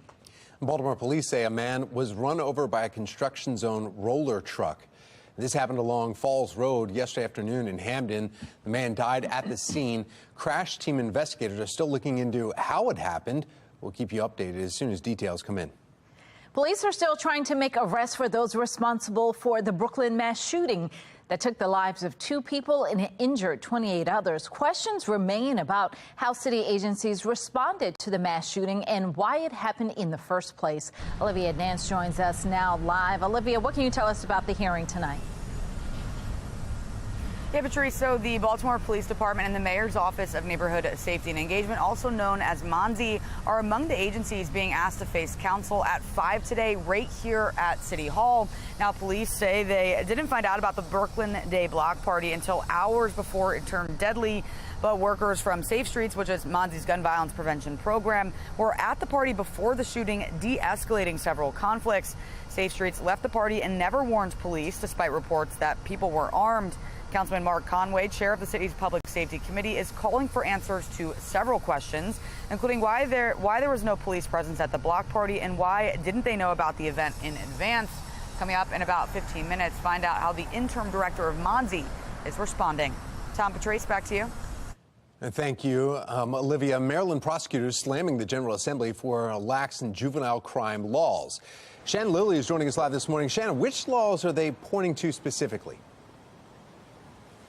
Well, there's two laws in particular, Tom, and that's the Juvenile Justice Reform Act passed in 2022, as well as the Child Interrogation Protection Act that was also passed in 2022. Now, many of our state's attorneys argue that these laws could be helping to drive up the juvenile crime and violence, and also they say these laws are making their jobs more difficult. In fact, many of them say that the General Assembly has effectively made it more difficult to hold juveniles accountable. So stay with us, because in 15 minutes, I'm going to be breaking down those two different laws. Plus, you'll hear directly from Baltimore County State's Attorney Scott Schellenberger for his stance on all of this. Now back to you. Thank you, Shannon. The vote is in. Anne Arundel County Board of Education rejecting a policy limiting flags in schools. It would have banned any flags other than the city, county, state, and national ones from being displayed in classrooms. The decision comes after weeks of debate and protests on both sides of the argument. School board members spoke both for and against the policy before the vote. At its core, the policy allows for all students to feel welcome, not just the ones who see their flags on a wall. These questions are in front of us, and we are abdicating responsibility by not creating a policy. By demanding that all differences be hidden, simply because some find them too uncomfortable to recognize, we will fail in our mission, handed down to us by Franklin and others, to equip our students for the hard, sometimes painful work that is required to continue the American experiment. 6:48 is the time now on this Thursday morning, and if you thought yesterday was pretty warm, wait until today. That's right. Meteorologist Justin Chambers is about to blow your mind with the forecast. Yeah, I mean, that's the whole thing, guys, is I was talking about it all week, that dew point trend, how we're going to see the humidity start to crank up here starting today and really as we head into the weekend. So it's definitely going to feel summer-like. I know it was hot. We got 93 for our high yesterday. Going to add about 4 degrees to that number for this afternoon. Looking down the 395, Patapsco River, of course, the Charm City tank shot looking good right now. And you can see that dew point trend in the mid-60s. We get into the uncomfortable range today. That puts the heat index close to 100 in terms of what it feels like outside. And then low to mid-70s for your dew points into the weekend. Our air temperatures will come down, but still going to feel like those mid to upper 90s with that heat and humidity. So just very July-like atmosphere is what we're going to be seeing. You can see our HD radar and that radar sweep pretty quiet right now, pretty bored, just kind of hanging out, and not much happening here, at least yet.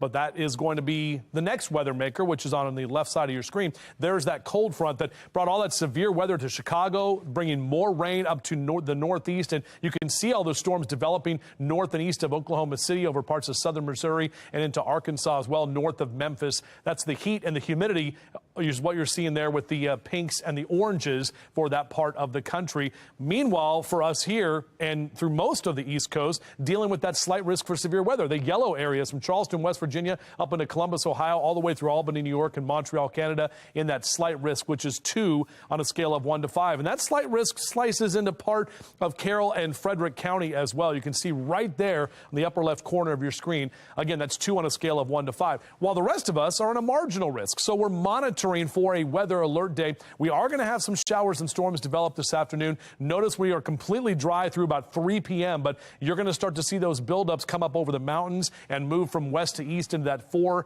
and 5 o'clock hour. All that southerly flow, wind picks up ahead of some of these storms, and those towering cumulus clouds building, bringing with it the potential for some damaging wind gusts and some heavy rain at times. And off and on showers will last into about Thursday evening as well. A good day to hang by the pool, but just make sure to get out when those storms start rolling in. Mid-80s by 10 a.m., but mid to upper 90s in that 2 and 3 o'clock hour at UV index in that very high category. So be aware of that. And your high temperatures today, low to mid and upper 90s across central Maryland, eastern shore, across the Bay Bridge, up and down the Chesapeake. We'll see those numbers really start to cook today. Lower 80s if you're heading down the ocean. Not much relief there, but we are tracking a better chance of a couple of pop-up showers and storms for this upcoming weekend. Maybe you're going to fly to the beach today. Just know pilot cast, visual flight rules, VFR conditions, but hot. A lot of those planes, those single-engine planes, don't have AC, so got to crank up that heat, get up at 7,000 feet to cool off. All right, 97 for your high today, but back to the lower 90s into the weekend, even 89 on Sunday. We do keep that chance for showers and pop-up thunderstorms through Sunday afternoon, and then Monday and Tuesday we're a little drier next week. Tom? All right, thank you, Justin. Let's take a look now at your Lens Solar Traffic Network and a look around the outer loop right near the Woodlawn area. You see some traffic, the volume picking up. There's some slowdowns if you're heading towards 70. The Bay Bridge right now, if you're heading eastbound on the Bay Bridge, there is a disabled vehicle and it's causing a major backup eastbound. But westbound lanes, if you're coming over this direction, no problem at all.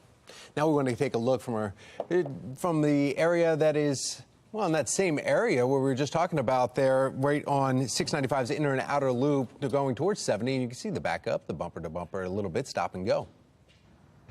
Hear live and local music for free every Friday night. Still ahead in our 8 o'clock hour, where you can enjoy the summer concert series. Do you think you can survive without autocorrect? Still ahead in our 9 o'clock hour, where Maryland ranks when it comes to grammar. Yes. Gimme I need a... I would like a... coffee. I prefer there we coffee. Go. We can take a coffee break. COFFEE. You understand what we're saying, no matter the grammar there.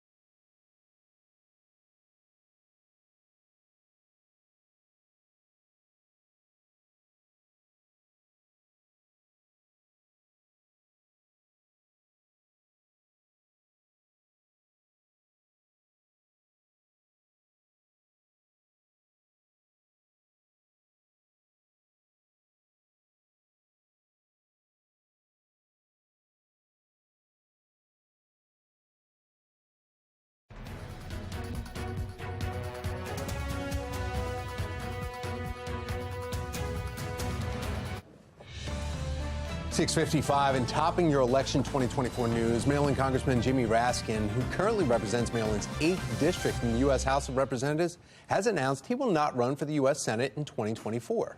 In a statement on his website, he writes, quote, "At this moment, I believe the best way for me to make the greatest difference in American politics in 2024 and beyond is this, to run for re-election to the House of Representatives in Maryland's extraordinary 8th district."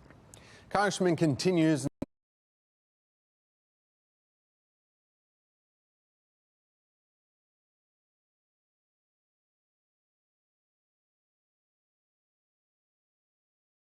later in the statement, quote, "I want to assure everyone that I will do whatever I need to do to see to it that our new senator will be a Democrat and that our senator will be a strong, true blue, Democrat with broad support in our state."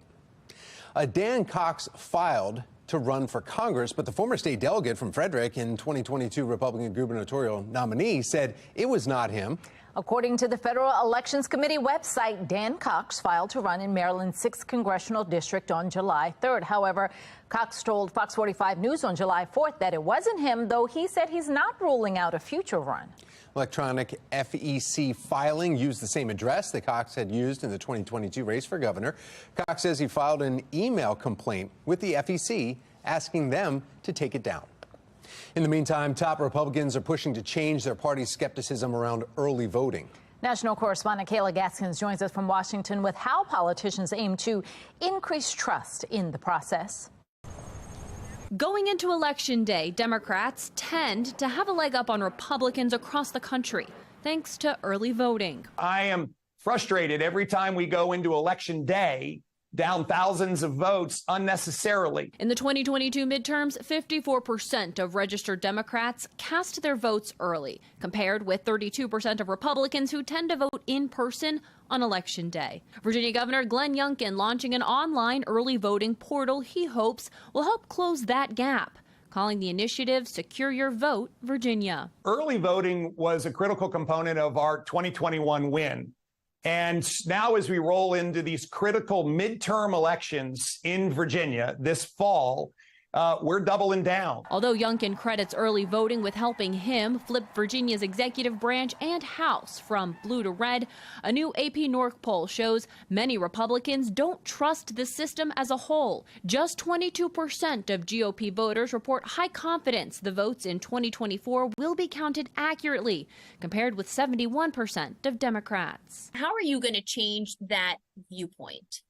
Well, through this effort, we are, of course, providing a safe, secure route to make a plan to vote early. On top of that, elections in Virginia are secure and safe. We have paper ballots. We have counting machines, not voting machines. So we have a great paper trail and audit system. Trust in the nation's voting systems took a nosedive among Republicans following claims the 2020 election was stolen. GOP chairwoman Ronna McDaniel now working to increase voter confidence, focusing on early ballots. To win close elections, we need to close the gap on pre-election day voting. Both the 2020 and 2022 elections saw surges in early voting. The trend expected to continue this fall and through next year's race for the White House. In Washington, I'm Kayla Gaskins. Thank you, Kayla. Well, police in Irvine, California, looking for a woman who was caught on camera taking a selfie before stealing a package. Police say the woman used package pickup slips and fraudulent identification twice to collect FedEx packages that did not belong to her. Authorities say she stole more than $7,000 in jewelry. Police are now asking the public's help to identify her. Also caught on camera, a highway patrol officer in Ohio responds to a call to help residents cross the road. Body camera footage showing the officer helping a gaggle of geese cross the highway on the eastern part of the state. The geese were causing a traffic jam, and the officer was able to successfully get them off the road. Maryland prosecutors are slamming the General Assembly for lax juvenile crime laws. Just ahead, we're live with their demands. Today, Baltimore police and Mondi will face city council for questioning on their response to the Brooklyn mass shooting. Coming up next, find out what questions council wants answered. And you're going to need lots of water today as we are heating up and more humidity on the way as well. We'll break it down for you on Fox 45 Morning News. Let's go. Live from WBFF in Baltimore, this is Fox 45 Morning News. Good morning on this Thursday, July 13th. I'm Patrice Sanders. Tom Rogers, do we know what is actually in his water jug? I don't know, but there's a whole lot of it, so it could explain some things. Yes. No, that's not till we don't do that till Fridays, so it's all good. Yeah, but no, hydration. Folks, make sure to do that today. It is already warm and already muggy, too. You're making your way outside. A live look here from our Towson camera, and you can see the sun mixed with some of those clouds. The clouds overnight really help to keep those temperatures warm. Look at these numbers, too. Mid-60s in Oakland and Cumberland, even Western Maryland, not really cooling down too much. Upper 60s in Bel Air, 71 in Chestertown, already almost 80 degrees in Annapolis, and 75 is your temp in downtown Baltimore. So a mild Thursday morning, hot and muggy for the afternoon, and we are tracking more of those storms. So a potential weather alert day for this afternoon. We'll let you know more on that. Mid to upper 70s next few hours. Mr. Bo says we're good to go. Just get that AC cranked up. Back with your full forecast coming up in a few minutes from right now. I don't even know I'm speechless at this point. We want to make sure this never happens again. Everything that's happened because somebody failed. Happening today, the Baltimore City Council will hold a hearing on the response to the Brooklyn Homes mass shooting 11 days after it happened. Fox 45 News is demanding answers from city leaders. Now, we are expecting a handful of questions to be answered, like what were Baltimore police and Safe Streets workers doing during the hours leading up to that shooting? When did they become aware of the shooting? And why wasn't a response triggered sooner? Well, this morning we have live team coverage on the Brooklyn Homes mass shooting. Shannon Lilly will be looking into the outrage coming from Maryland's top prosecutors when it comes to the juvenile justice. But first, we begin with Olivia Dan. She's live this morning at City Hall with a preview of tonight's City Hall meeting on the mass shooting that took 2 lives and injured 28 others. Olivia. Tom, the Baltimore Police Department and the Mayor's Office of Neighborhood Safety and Engagement, also known as MONSE, are among the agencies being asked to face counsel at 5 today right here at City Hall. Now, police say that they didn't find out about the Brooklyn Day block party until hours before it turned deadly. But workers from Safe Streets, which is MONSE's gun violence prevention program, were at the party before the shooting, de-escalating several conflicts. Safe Streets left the party and never warned police, despite reports that people were armed. Councilman Mark Conway, chair of the city's Public Safety Committee, is calling for answers to several questions. Why was there no police presence on the scene? Why did we not know about the event in advance? Who knew about the event in advance? The interim director of MONSE making it clear last week that the policies for Safe Streets workers telling someone about a potential threat aren't in place. We were told those policies are now under review. However, after Fox 45 News sent multiple emails asking about the policy, it's unclear if or when any changes will actually be made. Taxpayer watchdog David Williams says the response to the mass shooting is another red flag for Safe Streets, a program designed to prevent gun violence. There needs to be a reality check with the mayor and the city, because he can't keep on heaping praise upon an agency that is failing at every level at this point. If this really is the future of Baltimore City, Safe Streets should have had a presence there all day, not just part of the day. Now, if you have any information about who might be responsible for the Brooklyn mass shooting, you're asked to call police or Metro Crime Stoppers. And of course, you can get the latest updates about today's hearing on our website at foxbaltimore.com.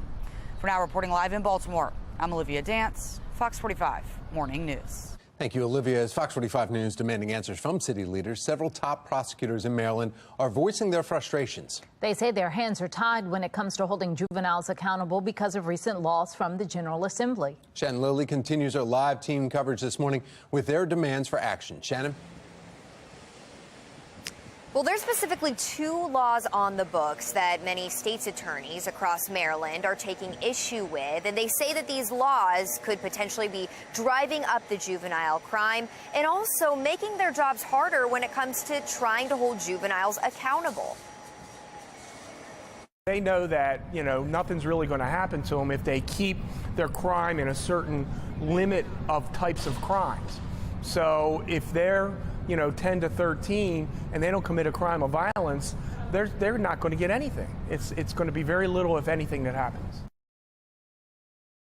Baltimore County State's Attorney Scott Schellenberger there is speaking on the Juvenile Justice Reform Act passed in 2022. He takes issue with some parts of the law. He's also one of 9 of the 24 states' attorneys who answered and agreed when we questioned that the General Assembly has made it more difficult to hold juveniles accountable. The other law in question, the Child Interrogation Protection Act, also passed in 2022, which hampers the ability of police to question juvenile suspects or witnesses. So my question in the General Assembly was, what do you do with somebody like Nick Browning? He killed both of his parents. That means the gun we were looking for, if we hadn't been able to interview him, we would have still been out on the street, and we would not have been able to proceed with how we found that gun. Well, Schellenberger says what really needs to happen is more investment in the juvenile justice system with a focus on early intervention. Meanwhile, those that support the Juvenile Justice Reform Act argue that criminalizing children is not going to make the state any safer. Reporting this morning, I'm Shannon Lilly, Fox 45 News. Thank you, Shannon. Baltimore police releasing body camera video showing the moments leading up to a deadly officer-involved shooting. And we want to warn you, the video you're about to see may be disturbing for you. Now, this happened last month right near Patterson Park. Investigators say a total of 73 bullets were fired during the officer's shootout with 40-year-old Daryl Gamble. Gamble was wanted on weapons and drug charges. Police say 5 officers fired approximately 40 bullets, with Gamble firing 33 back at police.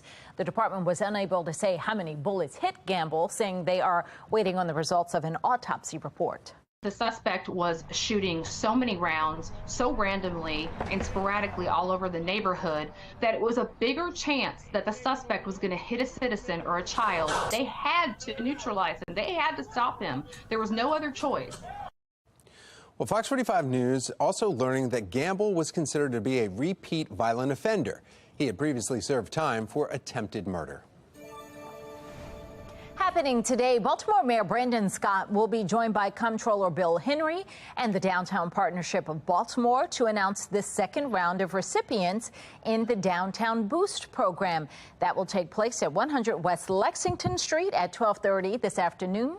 The Downtown Boost program is an initiative to support the long-term success of creative Black-owned Baltimore businesses in downtown storefronts. Turning now to a crisis in the classroom. The vote is in. Anne Arundel County Board of Education rejecting a policy limiting flags in public schools. It would have banned any flags other than city, county, state, and national flags from being displayed in the classrooms. The decision comes after weeks of debate and protests on both sides of this argument. School board members spoke both for and against the policy before the vote. At its core, the policy allows for all students to feel welcome, not just the ones who see their flags on a wall. These questions are in front of us, and we are abdicating responsibility by not creating a policy. By demanding that all differences be hidden, simply because some find them too uncomfortable to recognize, we will fail in our mission, handed down to us by Franklin and others, to equip our students for the hard, sometimes painful work that is required to continue the American experiment. Just last year, the Carroll County School Board voted to ban political flags on property, including pride flags. Students are still allowed to wear or show materials like pride flags on their clothing, but the only flags permitted on school property are American, Maryland, and Carroll County flags, and those related to student achievement and sports banners. Right now, crews are assessing damage in the Chicago area after multiple tornado touchdowns overnight. We want to get right over to Megan Gillen in our live center with the images just coming into our newsroom and where today's severe weather, well, the weather threat is moving. Megan? Yeah, it's not over yet, guys. Check this out here. We know at least one tornado now confirmed at O'Hare International Airport in Chicago. What you're seeing here is just kind of mass chaos there. A lot of people as they were scrambling for shelter. There were thousands of air travelers told to shelter in place there. Both Chicago airports were placed on ground stops, causing hundreds of flight cancellations. The good news this morning, both O'Hare and Midway have resumed operations. We have more images coming into our newsroom here we want to share with you as these storms just slammed the Midwest overnight. Giant trees just caused to topple down right there. We saw torrential rain, damaging winds, knocking out power. You can see that system moving through right there. The National Weather Service tracking at least 10 reports of tornadoes now, one in Iowa, another in Michigan, and then 8 across the state of Illinois. Let's go ahead and take a live look now at the radar here this morning. Today's main concern has now moved to Vermont, where another round of heavy rain and storms are expected to hit here today. And of course, we know Vermont is still recovering from the historic rainfall event that we have been following since earlier this week. Here you actually see community members trying to help small business owners in Montpelier pick up the pieces after that record-breaking flooding event. Look at all that water they're trying to brush away there.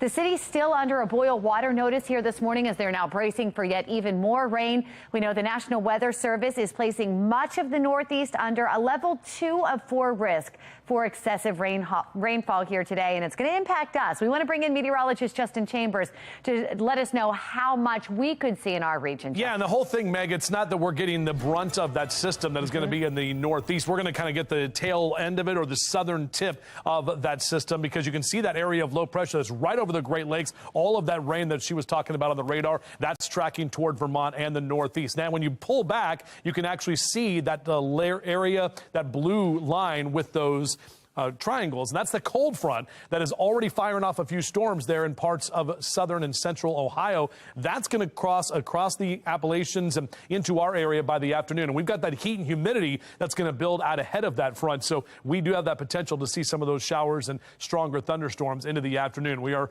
monitoring for a weather alert day for today as well. Sunglasses for sure. Have the umbrella just in case, especially if you're out later on this afternoon, because that's when some of those storms are going to fire. But upper 70s and lower 80s. Out for a run or a jog, get it done early because that heat is building throughout the day. Back with your full forecast in just a few minutes. Thank you, Justin. Here's a look at the stories that are making your headlines this hour. Many questions to city agencies remain unanswered following the devastating mass shooting in Brooklyn Homes neighborhood. Coming up next, if we can expect accountability and transparency at tonight's public safety hearing. In our next half hour, Howard County families are racing to stop the school system from cutting bus service to thousands of students. Project Baltimore has a closer look at their concerns. 7:12, you're watching Fox 45 Morning News, all local, all morning.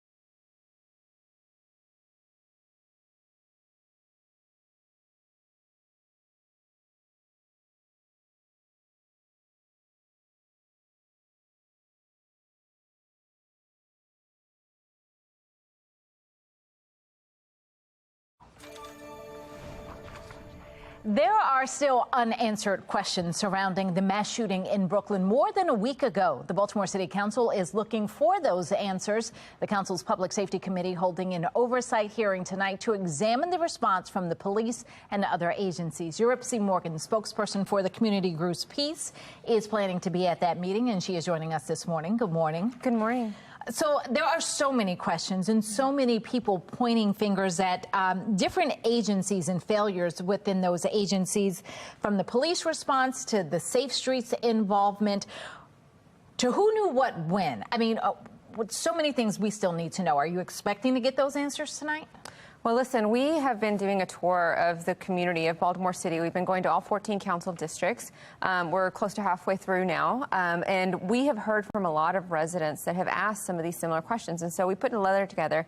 We sent it to Councilman John Bullock, asking him, if he would, on behalf of the residents that we've spoken to, ask these 4 questions that are everything from what you spoke to. What was the role of Safe Streets in mediating these conflicts? And then what role do they have in relaying any type of imminent violence to the police department? So going through some of the questions, that is the number one question you asked about the role of Safe Streets. You also want to know why the sheriff's department was not called upon to assist the police for that party, and will they have a broader role? Right. We understand, that there is a new sheriff in town, and he is taking on a more broad role in public safety, which the sheriff's department in Baltimore City can take a much broader role in public safety. And so we know that we are significantly behind. We have a lot of police officers. We're significantly short of police officers in Baltimore City. But can the sheriff's department take a more active role, and will they be doing so in the future? And we actually had the sheriff in yesterday, and he said that they are working in coordination with the police department. The police have asked them to be in some of those event zones and entertainment zones, so we may see that. You also asked what expectations should organizers of community parties have regarding law enforcement presence at those events. I guess they want to feel secure that they can have this safely. Yes, but there was also questions about the Brooklyn Day event to begin with, right? Whether or not they typically received a permit or even requested a permit, how many law enforcement typically showed up, what was their involvement. And so I think that there's this expectation that police will show up, but we don't know that to be the case, right? There are procedures for this. But when you have an event that's been going on for decades, right? It's not new, then there is this expectation that police presence will be available. And I think that's one of the questions. Acting Commissioner Worley said that the police response was late in the question. There is, but why? It is a yearly event, and it has, 1,000+ people. You also asked one final question here regarding a question posed by a 14-year-old at Digital Harbor High School about the types of investments that have been allocated in that area. Yes, look, this is the one that I really hope that they answer. Mayor Brandon Scott was asked this by this very intelligent 14-year-old. And of course, the mayor's response was, well, we've spent this money at the school and we've done this, this, and this. But we all know, and this is what we talk about with community residents when we've done our town halls, you can give us whatever stats you want. You can say that the crime numbers are down, but if people don't feel safer, if they don't look around their community and see the investment, if they don't feel like a priority, then your stats don't matter, right? And so we want to know what specific investments, structural and monetary investments, have been made in Brooklyn homes to make residents feel better. And if those aren't happening to the extent that they should, then what can residents expect in the future? We're out of time, but just how confident are you that you're going to get the answers you're looking for tonight? Well, listen, we're going to be at the meeting, so hopefully we'll have some answers. All right. Europe C, thank you. We want to get over to meteorologist Justin Chambers now. It's going to be a hot one at that meeting and all through the day leading up to it. Yeah, exactly right. We're talking about numbers that are going to be about 4 or 5 degrees warmer for our air temperature this afternoon. And then that dew point temperature that we talk about a lot this time of year is also going to start going up as well. That means we'll have more of a chance for some showers and thunderstorms, especially with that environment that's going to be a lot more favorable for some of those storms. So as you see, we see the sun that is up there right now with that cloud cover. It looks really pretty here from our Toyota Inner Harbor Skycam, but the second you go outdoors, you know that muggy meter already going at 67 degrees. That is in that kind of humid to muggy category, and we're going to slide up into that sticky and gross category here for this afternoon on that muggy meter. So we had a couple of days where we had the drier air in place, and that's all done for now, especially as we head into the weekend. Our Weather Authority HD radar pretty quiet right now. You can see there's not a lot of action. That sweep is pretty bored, just kind of hanging out there. We're tracking that next weather maker, which is this cold front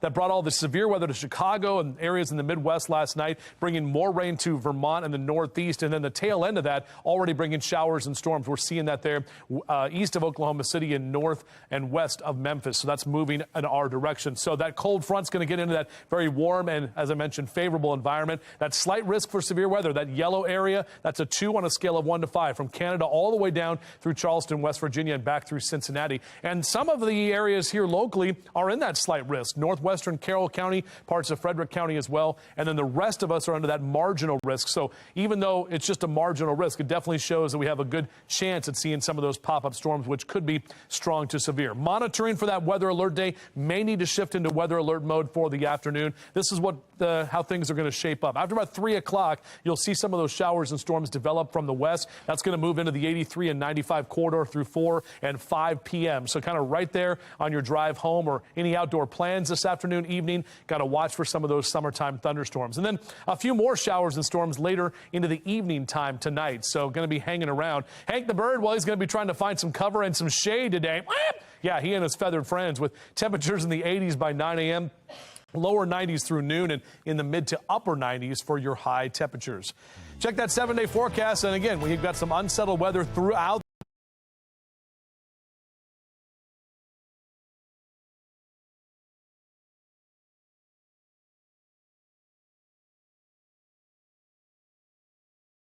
weekend. Even though we're seeing those temperatures come down a little bit Friday, Saturday, and Sunday, still going to be very humid, and then we'll be a bit drier early next week.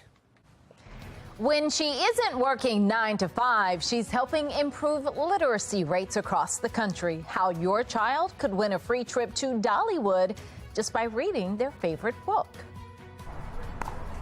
If you like kickball, volleyball, and of course the hot new pickleball, I'll tell you about an organization that this creates a great time, but also is for a good cause for the kids. I'll tell you all about it coming up on Fox 45 Morning News, all local, all morning long.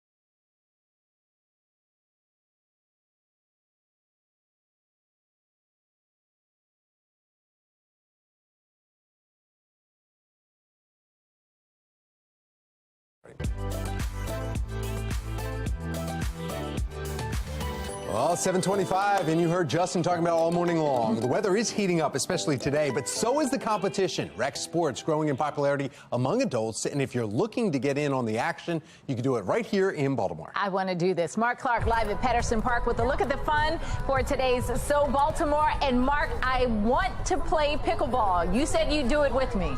That's right. That's right, Patrice. We talked about it just the other day, and then Ryan arrives with the hookup. So here we go. So Ryan, tell us about this. Not just pickleball, though. It's all kind of sports with the Volo Pass, right? Yes, sir. We have pickleballs, 18 different sports that you can play. We got boot camp, yoga, social happy hours. Everything comes with the Volo Pass. Man, and it's so why is it so hot, man? Why are grown-ups starting to just get out here and play? Are we trying to relive our youth? What's going on, Ryan? What's your theory? You know what? I think every person, this is why we exist, is to connect people into community. And the sports is just a platform to do it. And sports like these, like pickleball and cornhole, are just excellent ways to get into community like that. Well, I tell you what, again, me and Patrice were talking about it just the other day, and Patrice is going down. And then, tell you, she's quite an athlete, so I'm kind of scared. But anyway, Patrice, I get it. It's the ball. The ball is kind of like a little wiffle ball, so it's kind of like all the action is, close up. So That's what throws me off a little. I'm still thinking tennis. I grew up playing tennis, so that's in my mind. But I'm ready to take you on. So you name the time and place, we'll do it. It's been issued. The challenge. Shalom. I knew it was coming. Okay, but I got you. Okay. We're here all morning. We'll tell you more about it coming up. He's stalling, though. He's stalling. If you'd like some more information on how to play pickleball and who you think will win, Patrice or Mark Clark, just go to our website, foxbaltimore.com/newslinks. My money's on me. Another hot day with temperatures in the 90s, but the humidity is going to make it feel closer to 100. Meteorologist Justin Chambers will let us know when we can expect a cool down. That's coming in his full weather authority forecast. Pretty sky, though. Students as young as pre-K could soon be forced to walk more than a mile to school. Fox 45 News Project Baltimore makes parents' voices heard as they are fighting for their kids' safety. 7:27, you're watching Fox 45 Morning News, all local, all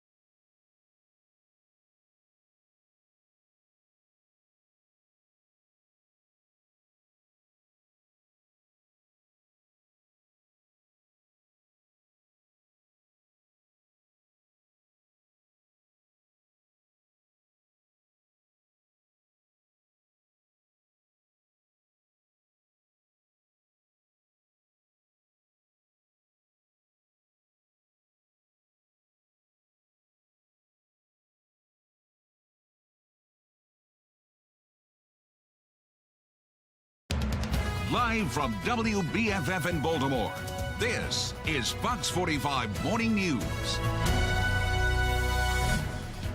Welcome back on this Thursday morning. 7:30 is the time. I'm Patrice Sanders. I'm Tom Rogers, and grab the cold drink. That's water, and keep it with you all day today. Meteorologist Justin Chambers is here with a hot forecast. Yeah, anything that can quench your thirst, guys, and you want to stay hydrated, too, especially as we get into the heat and humidity. Summertime, we're right smack dab in the middle of it as we approach mid-July. And looking outside right now, not too bad. You can see that sun that is out there, but we are seeing some of that cloud cover, and our temperatures didn't really cool off much overnight, so already starting kind of ahead of the curve, and we're going to continue to get those numbers to climb throughout the day today. In fact, mid-60s in western Maryland right now. Statewide, though, all of us here in the orange in the mid to upper 70s for Westminster, Bel Air, down through Baltimore City at 75, already 78 in Annapolis. Yard and gardening cast, hopefully you're going to get that yard work done this morning or in the evening time, because we're looking at mid to upper 90s for our high temperatures for this afternoon. Also tracking the potential for showers and even thunderstorms later today, and then we'll keep that chance for storms into Friday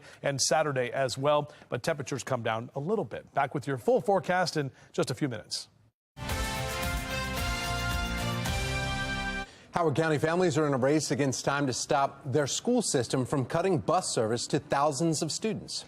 The district expects students, some as young as kindergarten, to walk more than a mile to school. And as Project Baltimore's Chris Papps explains, many parents are pushing back.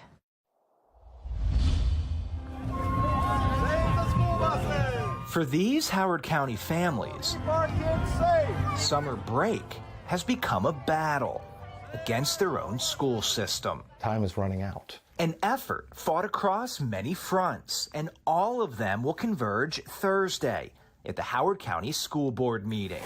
And the kids have a blast handing these out. Sean Happel is the parent of 3 Howard County elementary students. And there you go. He has joined the movement to get school buses back for 3,500 Howard County students who had bus service cut by their district. We have safety concerns, we have equity concerns, we have just a breadth of concerns that show that the policy hasn't been fully thought out. For the upcoming school year, Howard County schools increased the distance students must live from their school to qualify for bus service. For pre-K students, middle schoolers and high schoolers, the distance was increased by half a mile. The school system, which according to the most recent data is located in Maryland's wealthiest county, will not interview with Fox 45 News, but said in a statement, the intent is to ensure the efficient use of transportation, primarily because start times for next school year were changed. Frustrating.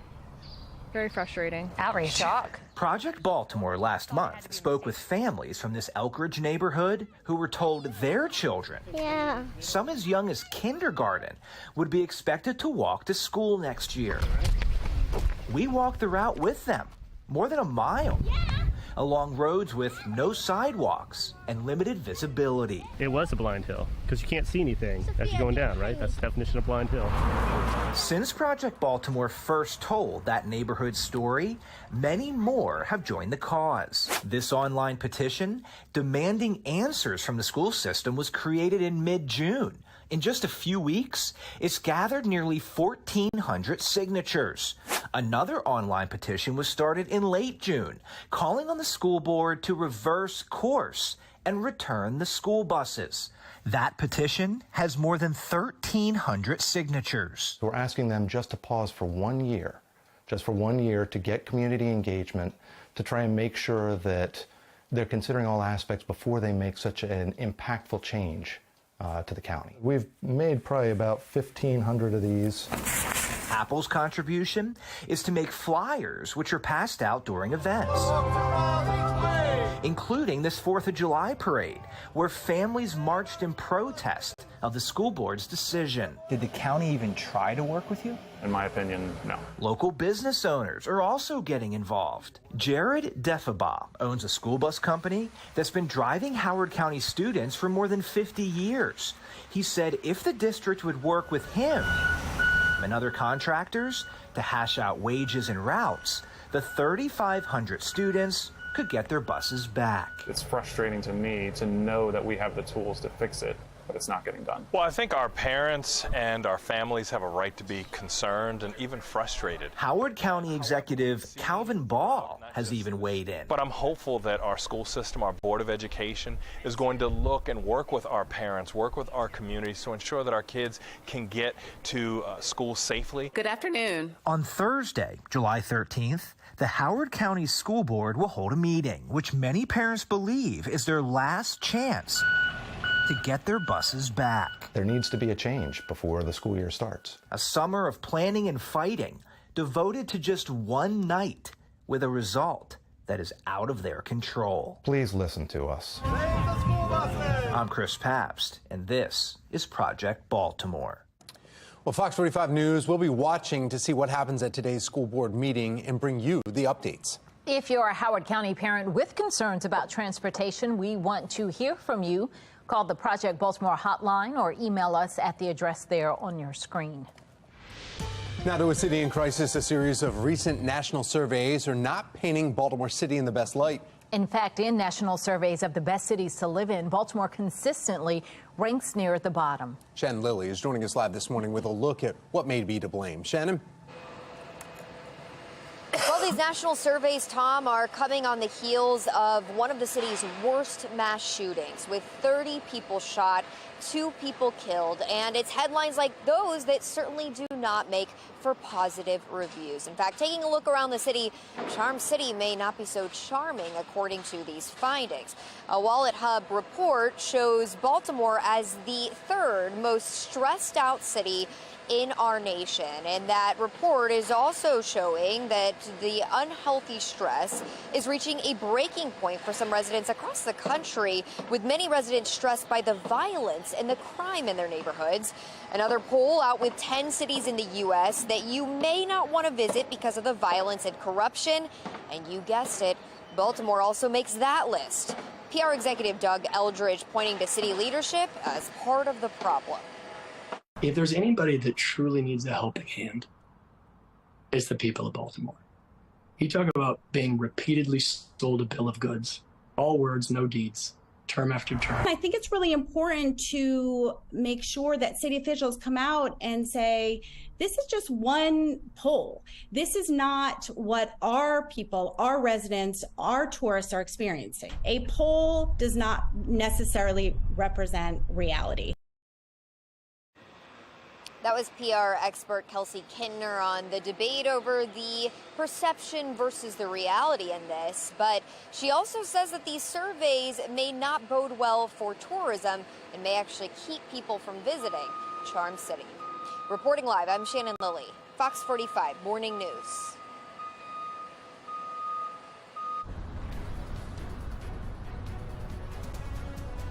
Well, today, Baltimore police and Monzi will face city council for questioning on their response to the Brooklyn mass shooting. Coming up next, find out what questions council wants answered. Fox 45 News surveying state's attorneys across the state about Maryland's juvenile justice laws. Why many of them are telling us the law has their hands tied when it comes to juvenile crime. It will feel like temperatures are near 100 this afternoon thanks to the humidity. Meteorologist Justin Chambers is tracking the potential for some afternoon showers and storms ahead. That's in his full Weather Authority forecast. 7:39, you're watching Fox 45 Morning News, all local.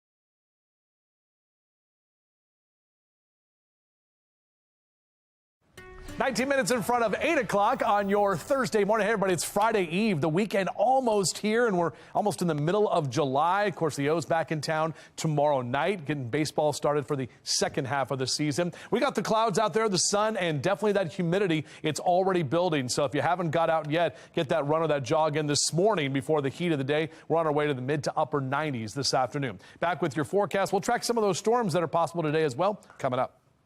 Well, we want to get away, but don't have the time or, let's be honest, really the money to do so. The top 10 resorts in our region that will give you an affordable escape close to home.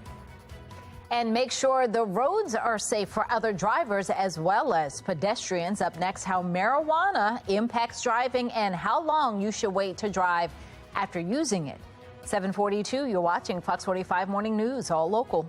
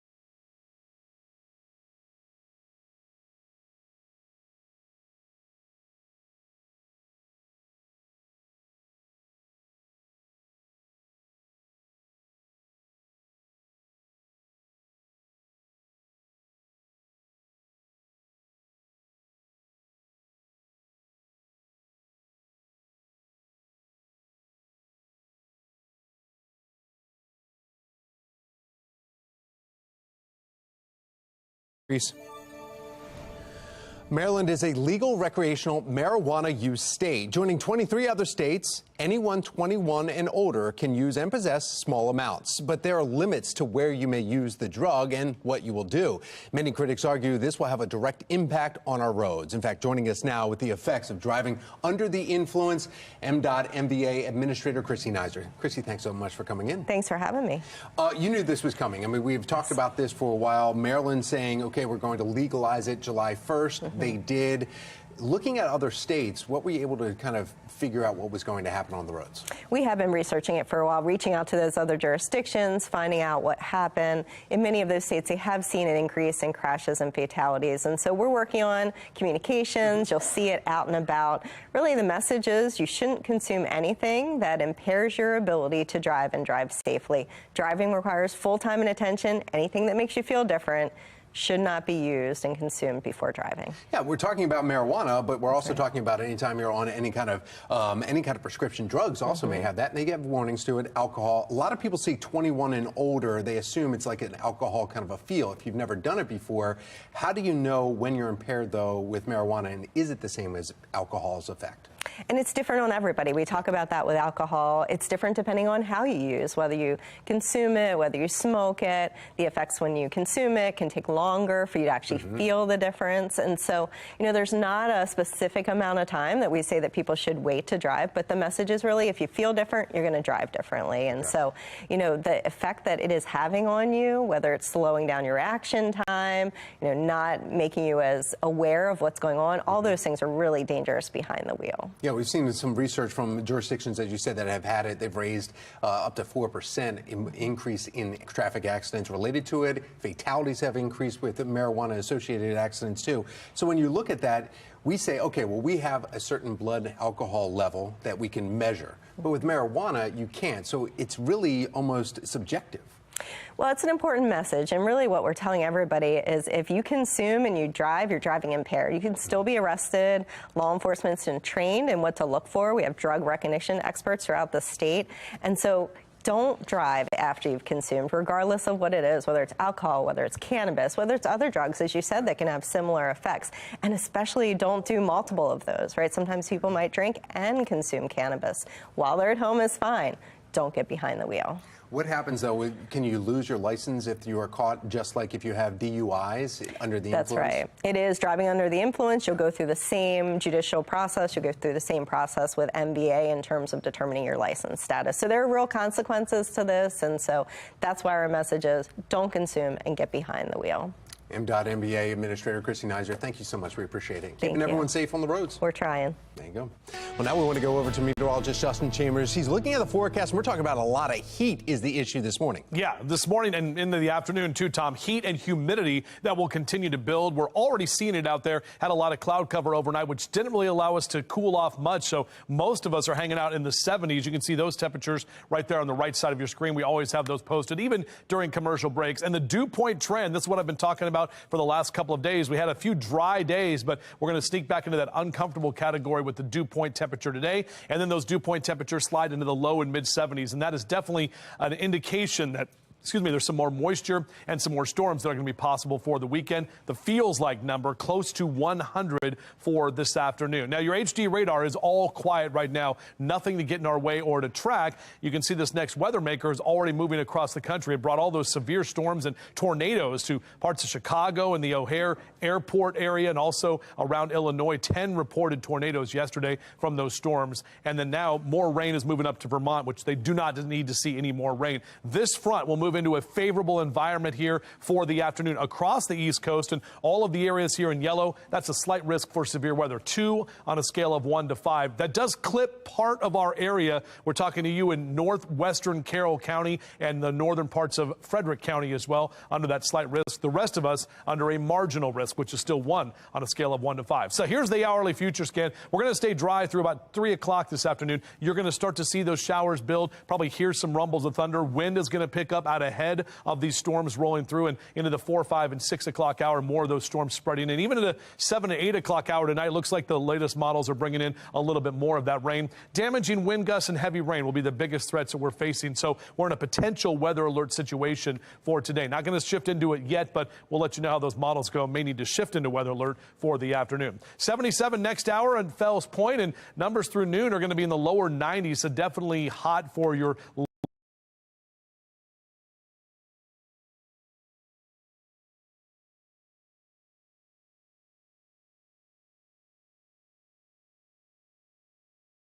outdoors today, and then mid to upper 90s as we get into that 2 and 3 o'clock hour for the afternoon. Hopefully you already got your sprinklering done or your watering done. You want to get those sprinklers on early or into the evening time because the heat of the day just wasting all that water. It evaporates pretty quickly. 97 today, but look at those temperatures actually dropping to the upper 80s and lower 90s for Friday, Saturday, and Sunday. That does come with that chance for pop-up showers and thunderstorms through the end of the weekend. By next week, a little less active in terms of our atmosphere and temperatures that stay in the 90s as well. This summer, Sinclair is partnering with the National Diaper Bank for Sinclair Cares Summer Diaper Drive. Scan the QR code on your screen to help local diaper banks provide diapers to children and families in need. Donate today for a healthier future with our little ones. And if your family is struggling with basic needs for your baby, just go to sinclaircares.com. Well, want to experience a getaway resort without having to go too far? Yes, please. TravelandLeisure.com has created a list of the 10 best resorts to visit in the Mid-Atlantic in 2023. River House said Odette's in New Hope, Pennsylvania, took the crown as the Mid-Atlantic resort favorite. The Inn at Perry Cabin in St. Michael's, Maryland, took fourth place. The Annapolis Waterfront Hotel came in at number 8, while the Hotel Hershey near Hershey Park came in 9th. You can check out the complete list of resorts on our website, foxbaltimore.com. I think the Hershey and Nemacolin, which was number 2, are the only 2 I've ever been to. Been to the Hershey one, too, yeah. Well, summer is in full swing, and so is Z104.3's Summer Concert Series, coming up in our 8 o'clock hour, when you can catch some incredible live performances right in the heart of Fells Point and no cost. And we are looking ahead to Friday. Not tomorrow, today. The fast food restaurants offering freebies today for National French Fry Day. I went right to waffle fries. Have you ever done those? Waffle fries, little cinnamon sticks. Put them in syrup. Aren't waffle fries and cinnamon? Yeah. I'm confused. Waffle French fries, toast, I'm thinking like the Chick-fil-A French fries. toast waffle fries. Oh, yeah, also those. Those Okay, are good ones. what you're talking Regular about French now. fries. But if you're going waffles, you got to have a coffee break.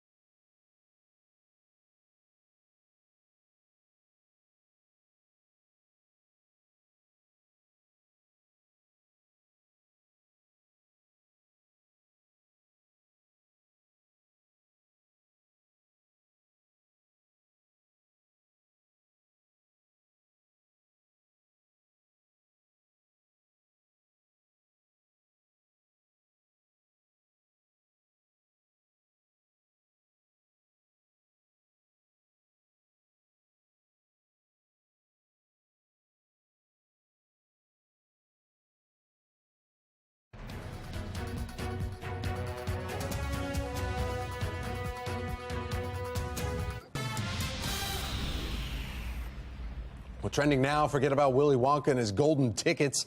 Dolly Parton will have kids looking for bookmarks as she's celebrating a milestone for her Imagination Library. Since 1995, the Imagination Library has mailed over 2 million free books each month to enrolled children ages 5 and younger. 7 Dolly bookmarks will be randomly hidden inside the books gifted during September. Lucky recipients will receive a video chat with Dolly, a personalized signed letter, an autographed picture, and 4 tickets to Dollywood. That's pretty cool. It is. All right, some fast food chains are offering deals leading up to a very special Friday. National Calendar Day has changed, controversy, National French Fry Day from its traditional date of July 13th today to the second Friday in July, which is tomorrow. So what I'm hearing is you eat fries today and tomorrow. See that? Yeah. It's like the same brain right there. Some companies are offering deals still today, though. McDonald's is giving away any size fries to anyone who orders on their app, no purchase necessary.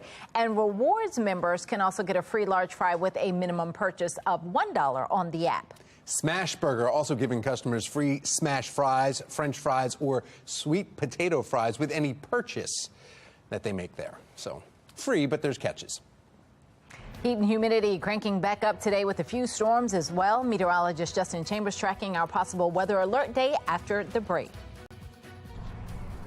With your Volo Pass, you can play all the games you want to play, including pickleball. Coming up next, I'm going to get a lesson in pickleball, this hot sport. That's coming up on Fox 45 Morning News, all local, all morning long.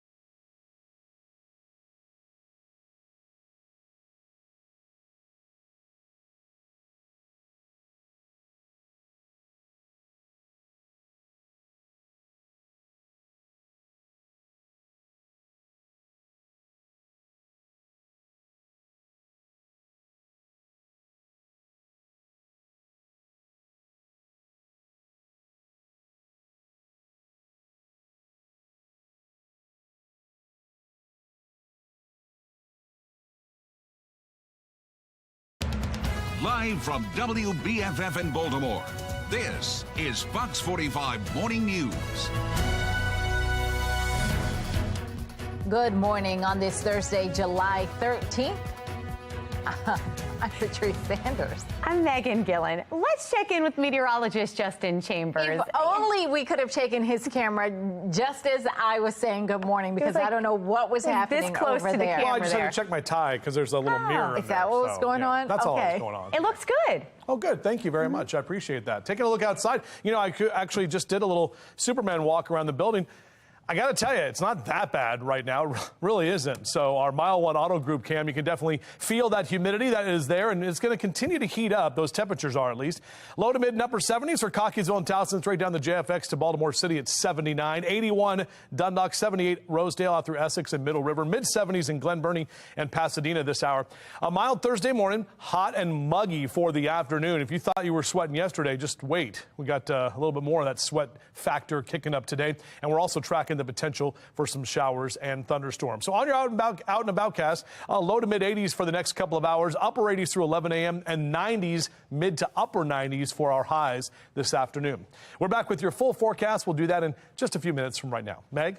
Thank you, Justin. We've got your Len Stoller traffic network now. We've got some reports of an incident. This is happening in the city, and it's not pretty. 95 South at BW Parkway, we've got stop and go traffic reportedly going all the way back to the Fort McHenry Tunnel. You can see those cars lining up right there. Give yourself some extra time if you're headed that way during the morning commute. I don't even know I'm speechless at this point. We want to make sure this never happens again. Everything that's happened because somebody failed.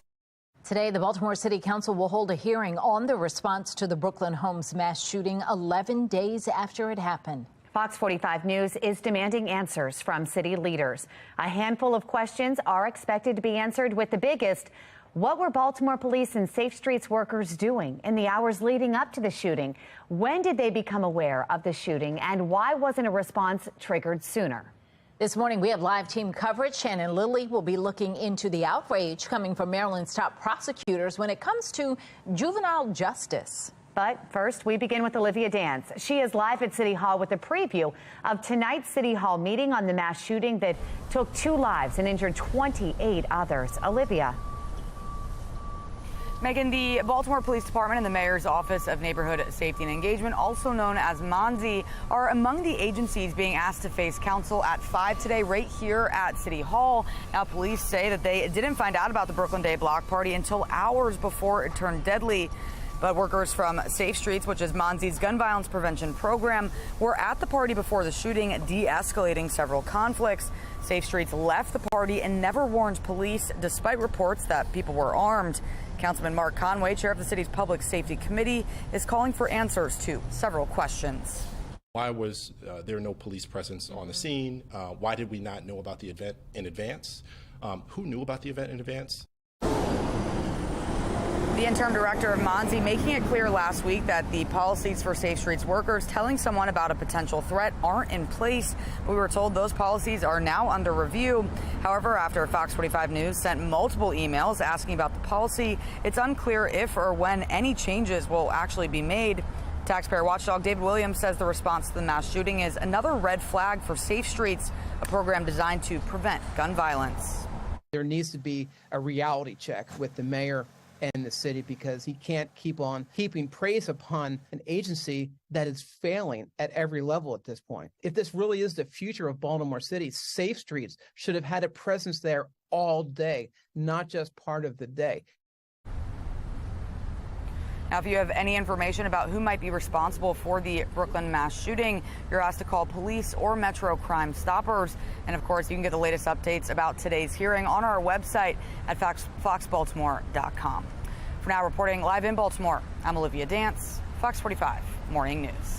All right, Olivia, thank you. As Fox 45 News is demanding answers from city leaders, several top prosecutors in Maryland are voicing their frustrations. They say their hands are tied when it comes to holding juveniles accountable because of recent laws from the General Assembly. Shannon Lilly continuing our live team coverage this morning with their demands for action. Shannon. Yeah, and there's specifically 2 laws on the books, Megan and Patrice, that state's attorneys across Maryland are taking issue with. And they say that these laws could be contributing to the increase in juvenile crime. And they're also making it harder for them to do their jobs in terms of holding these juveniles accountable. They know that, nothing's really going to happen to them if they keep their crime in a certain limit of types of crimes. So if they're 10 to 13 and they don't commit a crime of violence, they're not going to get anything. It's going to be very little, if anything, that happens. Baltimore County State's Attorney Scott Schellenberger there is speaking on the Juvenile Justice Reform Act that was passed in 2022. He takes issue with some parts of the law. He's also one of 9 of the 24 states' attorneys who answered and agreed when we questioned that the General Assembly has made it more difficult to hold juveniles accountable. The other law in question, the Child Interrogation Protection Act, also passed in 2022, which hampers the ability of police to question juvenile suspects or witnesses. So my question in the General Assembly was, what do you do with somebody like Nick Browning? He killed both of his parents. That means the gun we were looking for, if we hadn't been able to interview him, we would have still been out on the street, and we would not have been able to proceed with how we found that gun. So Schellenberger says what really needs to happen is more investment in the juvenile justice system with a focus on early intervention. Meanwhile, those who support the Juvenile Justice Reform Act argue that criminalizing children is not going to make the state any safer. Reporting live, I'm Shannon Lilly, Fox 45 Morning News. Baltimore County has arrested a 19-year-old in connection to a deadly shooting that happened 5 months ago in Towson. Still ahead in our next half hour, his background and the charges. A national survey shows Baltimore ranks at the bottom of the list when it comes to the best cities to live in. Just ahead, hear how city leaders can turn the city's reputation around. Sun is out and we're already starting to heat up. We're tracking the potential for some storms later this afternoon. Could put us in weather alert mode. We're monitoring for that, and we'll let you know coming up.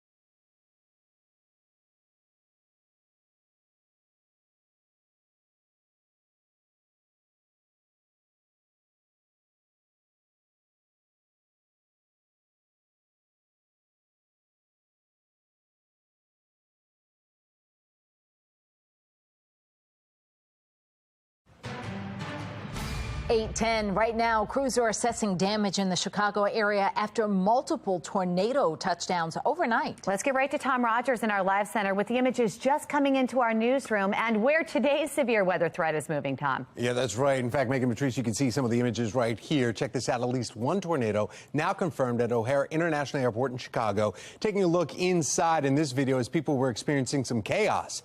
Thousands of air travelers were told to shelter in place. Both Chicago airports were placed focused on ground stops for an hour, causing 170 flight cancellations, 500 delays within that hour. This morning, both O'Hare and Midway have resumed operation, but Chicago's high-rise residents said they heard the sirens for the first time and had no idea what they were supposed to do last night.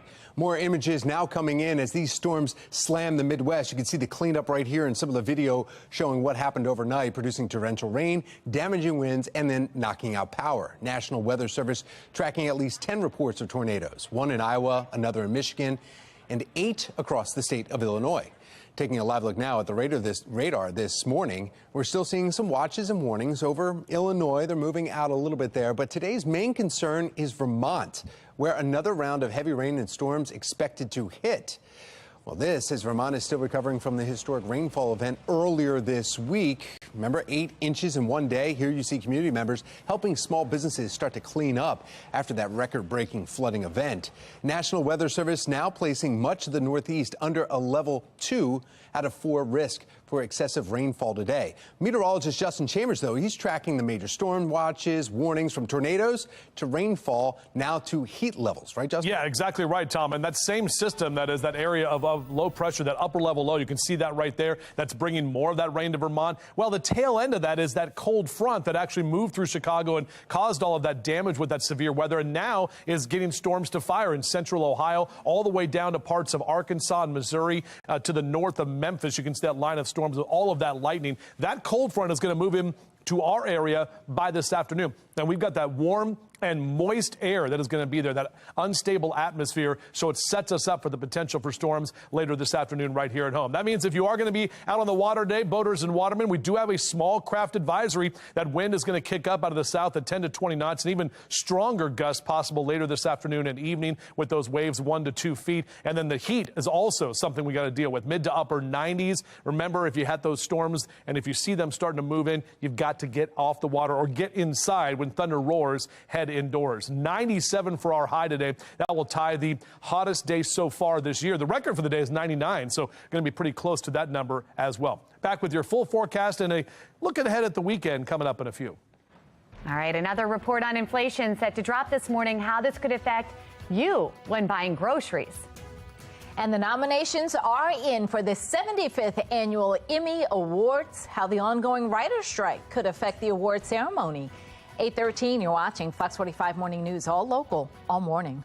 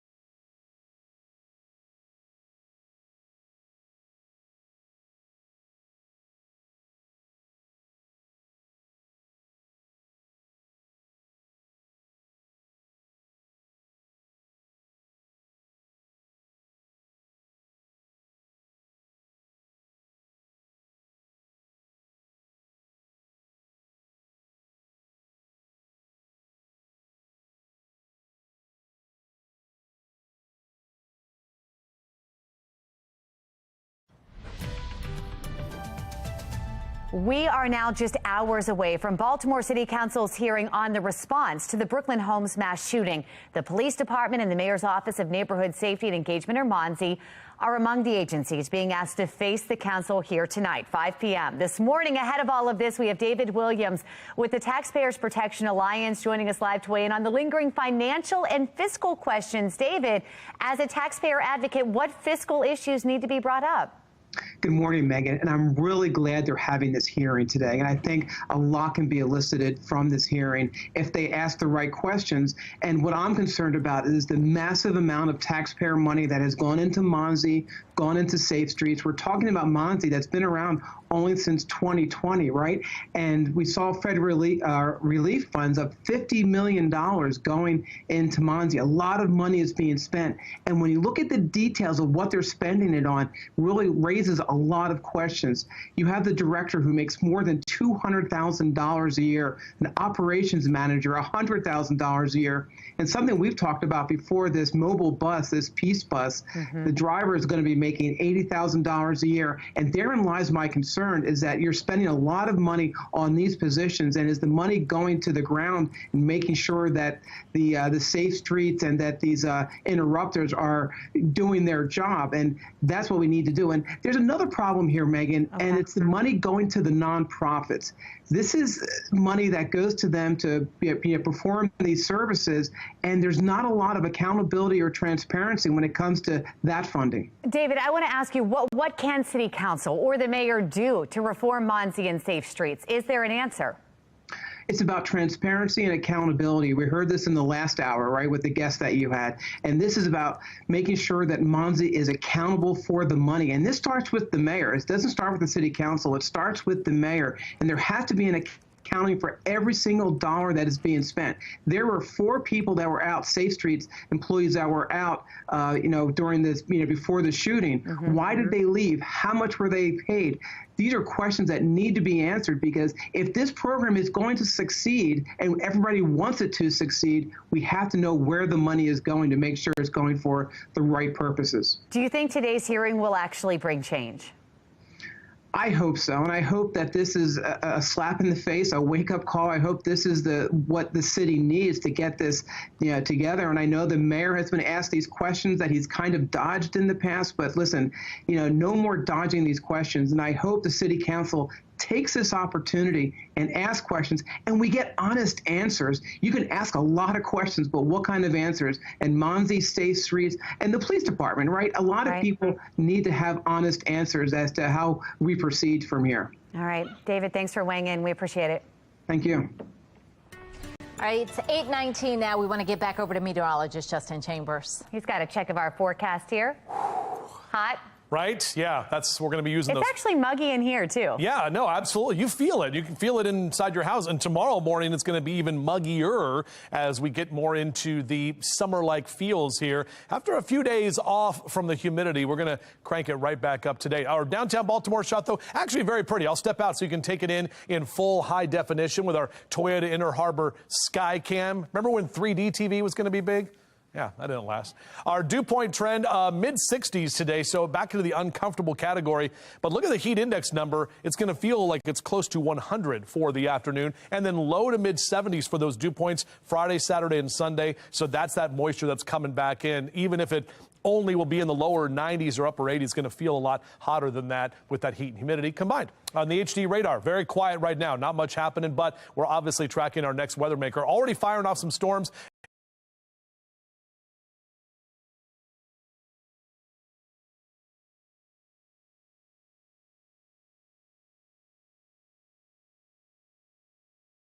The Columbus area, so this cold front is going to move into a favorable environment for showers and storms this afternoon. Not only here, but up and down the East Coast. This is from the Storm Prediction Center. The areas in yellow under that slight risk for severe weather, and that does include parts of northwestern Carroll County and northwestern Frederick County as well. The rest of us are all in the green, and green means 1 on a scale of 1 to 5, that marginal risk from the SPC. So the hourly future scan, we're dry-ish not seeing any storms until after about 3, 4 o'clock. That's when those storms start to build in. We're talking 4, 5, 6 p.m. is when the best chance for some of those storms roll in. Then another round of showers into the 7 and 8 o'clock hour a little bit later tonight. That's going to be more steady rain. Could see some heavy rainfall. Also some damaging wind will be possible with all of this. We also have a code orange air quality alert here for Anne Arundel, Baltimore City, Baltimore County, Harford, and Cecil counties. So that air quality in the unhealthy category for sensitive groups, not from smoke, just the ozone and the particulate matter that's in that unhealthy category for today. But with that southerly wind this afternoon, hopefully we'll clear out the air just a little bit. Marco. All right, our splash cast. Yeah, today, get in the pool, but get hydrated too, because 84 by 10 a.m. and then heating up to the mid to upper 90s after about 3, 4 o'clock. That's when those storm clouds roll in. You got to get you and the kids out of the pool as well. Low to mid 90s here across Carroll and Baltimore counties for your highs, even upper 90s in Baltimore City, looking for a high of 97 today. We're back to the lower 90s into Friday, Saturday, and even upper 80s on Sunday. But notice that chance for storms carries through the end of the weekend, and then Monday, Tuesday next week, we're back to those lower 90s, a little bit drier. I like how it sounded. It was like that music there. All right, let's talk about music. That's right. You can hear live and local music for free. Still ahead in our 8 o'clock hour, where you can enjoy the summer concert series. And coming up, my first pickleball lesson. Oh, I need it. It's coming up. The do's and don'ts of pickleball coming up on Fox 45 Morning News, all local, all morning long.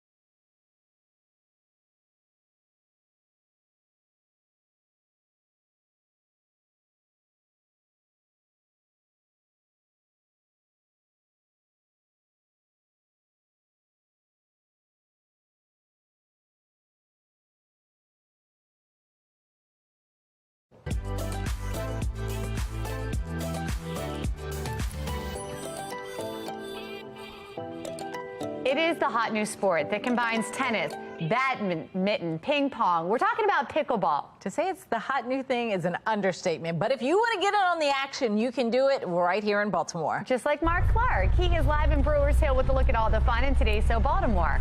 How's it going, Mark? That's right.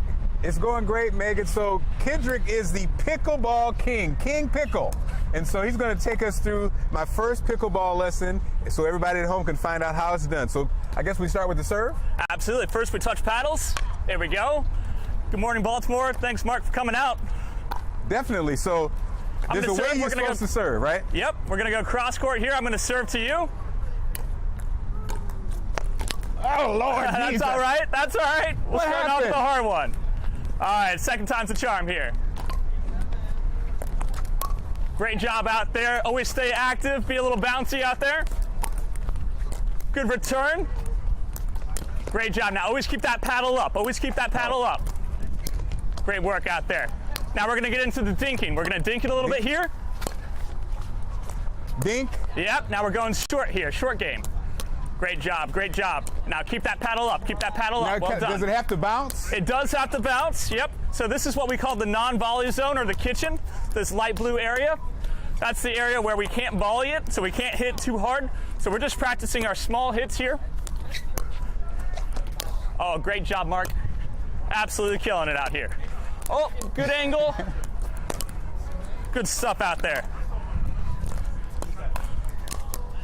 Now Mark's doing a great job moving his body, keeping this game alive. Now we're going to start to hit the angles. You ready for it? Ready. Go ahead. Give it to me. Oh, great job. Oh. Mark's marking me. Ah. Oh, yes. Oh. Hey, that's a great rally out there. Well, thank you so much, Kendrick. As you can see, were amazing. I need a shower. No, Mark, that was really impressive. Right, you did Well, so now I'm rethinking my challenge to you. Oh, you challenged Mark? So I want to get out and play as well. So it's still on. It's still on, Mark. Good I got luck. this. It's on. Okay. Thanks, guys. Good job, Well, Mark. if you want more information, go to foxbaltimore.com/newslinks. Well, not a dry eye in the room during the ESPY. Still ahead this morning, the touching moment that had Damar Hamlin breaking down into tears. It's an amazing moment. And you have yet another chance to win big. Could be your amazing moment. The new jackpot this morning to the Powerball. It's 8:28 now. You're watching Fox 45 Morning News. All local, all morning.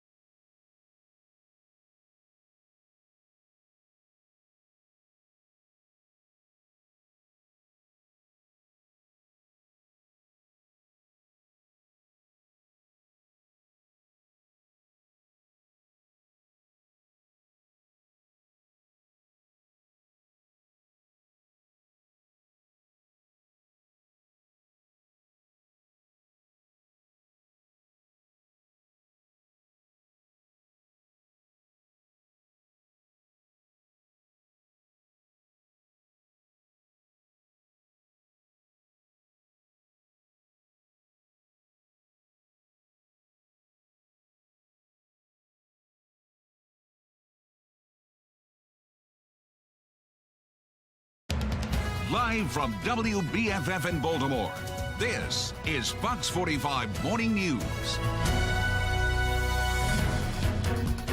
Welcome back to Fox 45 Morning News. It is Thursday, July 13th. I'm Megan Gillen. I'm Tom Rogers, and we're talking about some heat today. Yep. And it's Thursday, but you know what happens tomorrow? The Orioles are back in town. That's right. Friday fireworks, Saturday soccer giveaway shirts. And I was going to say, which one's there's a giveaway tomorrow, too. Which one? Well, Friday is the fireworks, Saturday is the soccer, and then Sunday is Austin Hayes t-shirt. Man, all right. Meteorologist Justin Chambers here letting us know how we should dress for this occasion. The second half of the season is right here. Yeah, and it's going to be hot and steamy for these weekend games, guys. But a shout out to my godson, Cam. Hi, Cam. Thanks for watching this morning. We always like to have him watching our show. Big in the baby demographics. Speaking of the babies, keep them inside today because it is already hot and humid. Our Towson cam right now, we have a lot of cloud cover that is rolling in, mixed in with some of that sunshine. So as you head out the door, the sunglasses and the umbrella, keep it with you because we are tracking that potential for some storms as we head into the later part of the afternoon and evening. Jogging cast, out for a run or a jog. Man, hopefully you already got it done, but if you still want to get out there, low to mid 80s. I saw a guy here in the neighborhood running without his shirt on. I'm like, well, go get it, man. That's good. 97 for your high today, 90 tomorrow. So a little cooler for Friday and Saturday, but again, we bring in a better chance of those pop-up showers and thunderstorms as well. A little bit of an unsettled weather pattern here. We'll break it down for you and how it's going to impact your weekend plans coming up in a few minutes from right now. Tom? All right, thank you, Justin. Now let's take a look at your Lens Solar Network. And the incident in Baltimore City is causing some delays south of the city. You're taking a live look right here, 95, 395. And there's actually still some on the shoulder. You can see it kind of right off of that ramp, right when they're starting to merge. There's still some vehicles that are over there. There's 3 vehicles involved, and that blocks some traffic. It's backing it way up. You see the red right there from the 395 here coming down 95. So that's the only issue they've reported on Maryland's main highways this morning. Now to a city in crisis, a series of recent national surveys not painting Baltimore City in the best light. In fact, in national surveys of the best cities to live in, Baltimore consistently ranks near the bottom. Shannon Lilly is joining us live with a look at what may be to blame. Shannon. Well, these surveys, Tom and Megan, are coming on the heels of one of the city's worst mass shootings, with 30 people shot, 2 killed, and headlines like those certainly do not make for positive reviews. In fact, Charm City may not be so charming, according to these findings. A new report by Wallet Hub shows Baltimore as the 3rd most stressed out city in our nation. That study also finding that unhealthy stress is reaching a breaking point for some residents across the country, with many residents stressed by the violence and crime in their neighborhoods. Another poll out with 10 cities in the U.S. that you may not want to visit because of the violence and corruption. And you guessed it, Baltimore also makes that list. PR executive Doug Eldridge pointing to city leadership as part of the problem here. If there's anybody that truly needs a helping hand, it's the people of Baltimore. You talk about being repeatedly sold a bill of goods, all words, no deeds, term after term. I think it's really important to make sure that city officials come out and say, this is just one poll. This is not what our people, our residents, our tourists are experiencing. A poll does not necessarily represent reality. That was PR expert Kelsey Kittner on that debate over the perception versus the reality here. But she does say that these surveys may not bode well for tourism and may keep people from wanting to visit Charm City. Reporting live, I'm Shannon Lilly, Fox 45 Morning News. And according to recent census data, population decline is accelerating in Baltimore. More than 16,000 people have moved out of Baltimore over the past 2 years. We'll show you some more numbers here. From 2010 to 2020, the city lost around 35,000. City leaders are making efforts to revitalize downtown, but economist Anna Barbasu says that is not enough. Yeah, there's some good things happening in Baltimore City, obviously, including a refurbished arena, and people are really impressed with how the arena looks right now. Obviously, a new Lexington Market, lots of work around Penn Station, a new neighborhood at Baltimore Peninsula, so on and so forth. But population continues to decline. High crime, high taxes, concerns about the school system. And by the way, Baltimore County is afflicted with some of these same issues. Basu argues the best way to bring people back to Baltimore is to make the city more affordable. Elsewhere in a city in crisis, Federal Hill homeowners are left with little to no options after 2.5 hours of questions about BGE's recent action to move gas regulators outside. Last night's meeting at City Hall leaves a sense of frustration this morning as the debate over safety continues. Residents telling council members that the outside regulators are putting their safety at risk. People hit regulators with bikes, with scooters, with baseball bats, and even buses have crashed into the fronts of homes. We're just one TikTok video away from a catastrophic trend in Baltimore. Several residents have already filed a lawsuit against the company. Earlier this month, you're looking at video here when 3 Federal Hill homeowners were arrested when they attempted to prevent the company from installing those external regulators. A hearing before the state's Public Service Commission is set for next month. Now switching to counties under pressure. This morning, police have a 19-year-old in custody arrested in connection to the murder of a 17-year-old in Towson earlier this year. We have Olivia Dance joining us live now with the updates on this case. Olivia. Yeah, Megan, 19-year-old Freedom Brown has been arrested in connection to Trayshawn Harmon's murder. Now, Harmon was a Baltimore City public school student, and he was killed near Towson Circle back in February. Given this happened in such a busy area, at the time we spoke with residents concerned for their safety. It's becoming a very unsafe place to live, and this is not what we expected living in Towson. Even to take a walk outside with your dog becomes sort of a life or death situation that you don't expect living in Towson, but it's the realities of our world now. After the shooting, Baltimore County leaders committed to ramping up security, including license plate readers and more cameras. Months later, 19-year-old Freedom Brown has been arrested in connection with the murder. But a look at his history shows Brown was also wanted for murder back in June 2021. At the time, he was only 17, and it appears he was let out. Another example of a teen slipping through the cracks of Maryland's juvenile justice system. Right now, Brown is being held without bail. For now, reporting live, I'm Olivia Dance, Fox 45 Morning News. Thank you, Olivia. Baltimore City Council holding a hearing today in response to the Brooklyn Homes mass shooting. Still ahead in our next half hour, the questions that still remain unanswered. Temperatures hitting the mid to upper 90s with more humidity, even some storms just ahead when we could expect a cool down. 8:38 now, and you're watching Fox 45 Morning News, all local, all morning.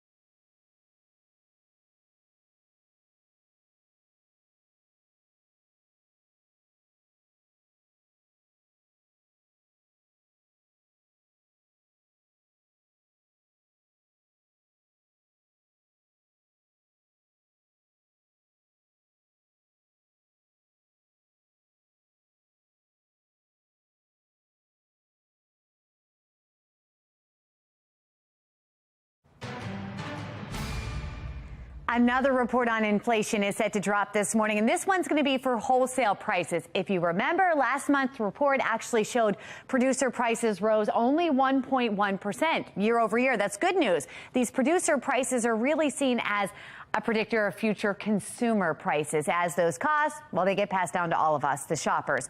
As inflation at the wholesale level has come down, we're also seeing inflation at the checkout counter ease just a bit. We've got the numbers right here to show you. Inflation down from its peak of 9.1%. We are now at 3% here, inching closer to the Fed's target of 2%. No indication at this point of another interest rate as of yet. We'll keep an eye on that. Housing costs, not the good news here. They continue to be the tough spot for many Americans, and this accounts for a large share of the inflation picture. Costs are up 7.8% compared to a year ago. Now, we just received the number of Americans applying for jobless benefits. U.S. applications for jobless claims fell by 12,000 to 237,000. We'll get that numbers verified for you here. That's the latest from our live center. Well, let's go to the White House, where President Joe Biden unveiled his backup for student loan cancellation this summer. The SAVE plan raises the poverty level cutoff, so people making less than $32,800 per year will not have to make repayments. As long as borrowers cover their adjusted monthly payment, even if it's $0, any remaining interest will be waived. The application process is expected to launch sometime this summer. Powerball Grand Prize growing again after the break. How much you can win for Saturday's drawing. And the list is finally out for the 75th Emmy Awards. Find out which hit series got the most nominations. It is 8:42, and you're watching Fox 45 Morning News, a local.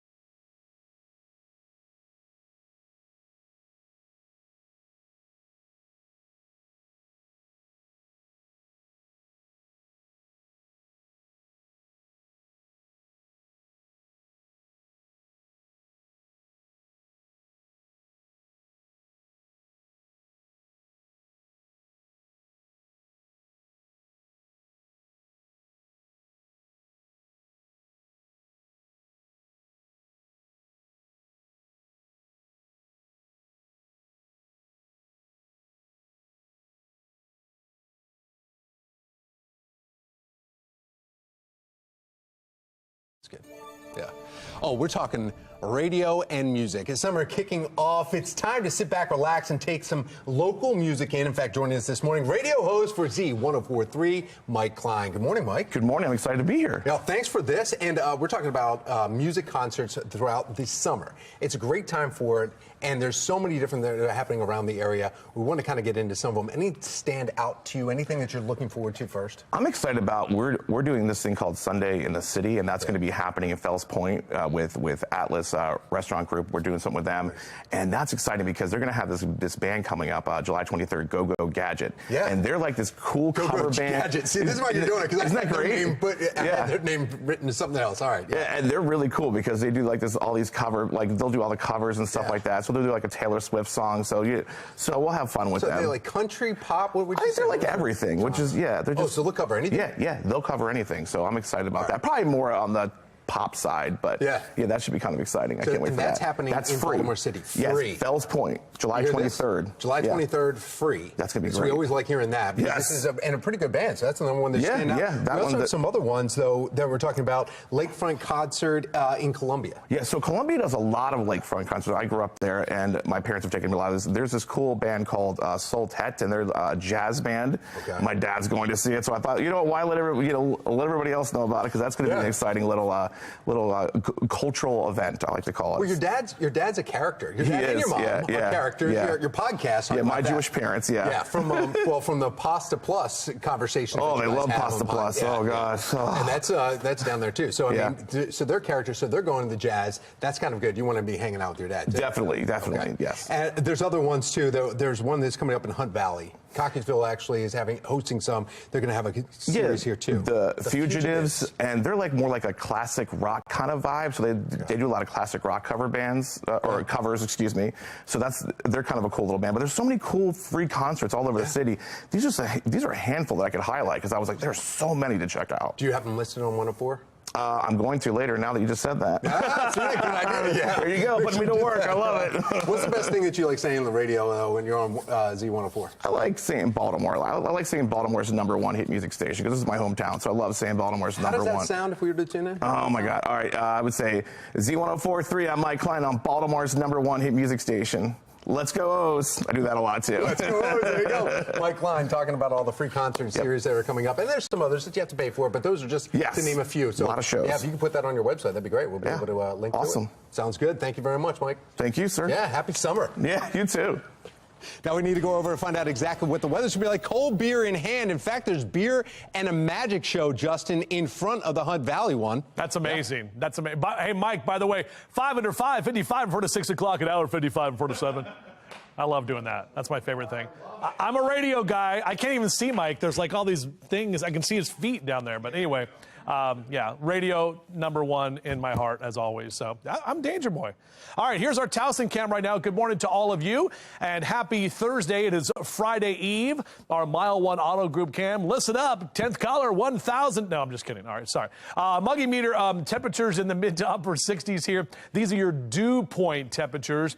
That is the temperature where the air becomes saturated. So when we see these dew points in the upper 60s and 70s, that's when we start to get into that kind of sticky and gross category, which is exactly what we're looking at for later today. And you can see on our HD radar, we are all quiet right now, nothing to get in your way, but are tracking our next weather maker. That's this cold front attached to that area of low pressure in the northern part of the Great Lakes. That's going to be the rain showers and storms moving into Vermont, but then that cold front is already bringing storms areas east of Oklahoma City. Around the Memphis area, that's the Mississippi River Valley. Look at all that lightning right there with those storms. So we haven't seen anything majorly severe yet, but we do have that potential of seeing severe weather here in our area and up and down the East Coast. Now, we'll get an update from the Storm Prediction Center in about 10 minutes from right now. We'll see if this hangs on. The yellow is a 2 on a scale of 1 to 5. So that extends all the way up to parts of the Northeast and all the way down to Charleston, West Virginia, and points to the south as well. But it does include parts of Carroll and Frederick County in that yellow. That's 2. Again, a slight risk, marginal risk for the rest of us around the region here in central Maryland, which is a 1 out of 5. Here's a look at our updated hourly future scan. We're going to be dry through about 3 o'clock this afternoon. You're going to start to see those storms build in 3, 4, 5 p.m., picking up more of those showers and thunderstorms. Then another round of showers coming in about 7, 8 o'clock tonight. Damaging wind gusts and heavy rain. Those will be the biggest things that we'll be tracking with this, kind of right on the edge of a potential weather alert. They may have to shift into that weather alert for this afternoon. We do have a code orange air quality alert for Anne Arundel, Baltimore City County, also Harford and Cecil counties for this afternoon. That ozone is just in that unhealthy category for sensitive groups. So hopefully we'll get some of that southerly wind that will help to clean up the air, move some of that stuff out of here. And with the rain that's on the way for the weekend, expect to see better air quality. 97 today, a lower 90s as we head to Friday and Saturday, even upper 80s on Sunday, but the humidity is going to make it feel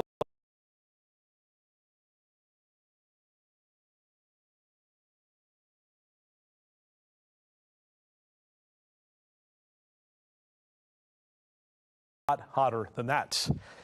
Time to take a look at a view through your window. I like this shot. Now, this is a really pretty shot and sent in from my buddy Robert, and he says sunrise in the Dina. I didn't know that Pasadena calls it the Dina. I don't know if that have you. I always say. Megan says it all the time. We go to the Dina. The Dina. My cousin lives down there. Yeah. All right. Okay. Laura. Shout out to the Dina, Laura. Thank you, Robert. We'd love to see through the view through your window in the Dina. Nice. Or wherever the that you are. Window Nation is our sponsor. Yeah, you can see that right there. FoxBaltimore.com/chime in or take a picture of that QR code right there on your screen. Now to our Lens Solar Traffic Network. Thanks, Danger Boy. The incident on 95 South in the city still causing some major delays here. Our camera showing bumper-to-bumper traffic. Not pretty, guys. Look at that. Due to ramp restrictions is what's causing all of this. You definitely need to find an alternate route. When you look at the map here, you can see how far those delays are extending now at this hour here. It is not easing. Find another route if you can. Here's a live look now from one of our traffic cameras here. We are in the area of Gwynn Oak, heading south on the inner loop right there. And you can see we've got some volume out there as well. A little slower than normal, but at least moving. That's the good news from looking at this shot here this morning. Trending now, the Powerball jackpot climbing up to nearly $1 billion. Yeah, but who's counting, right? Yeah. It's estimated at $875 million for Saturday night's drawing. This will be the 6th largest prize ever.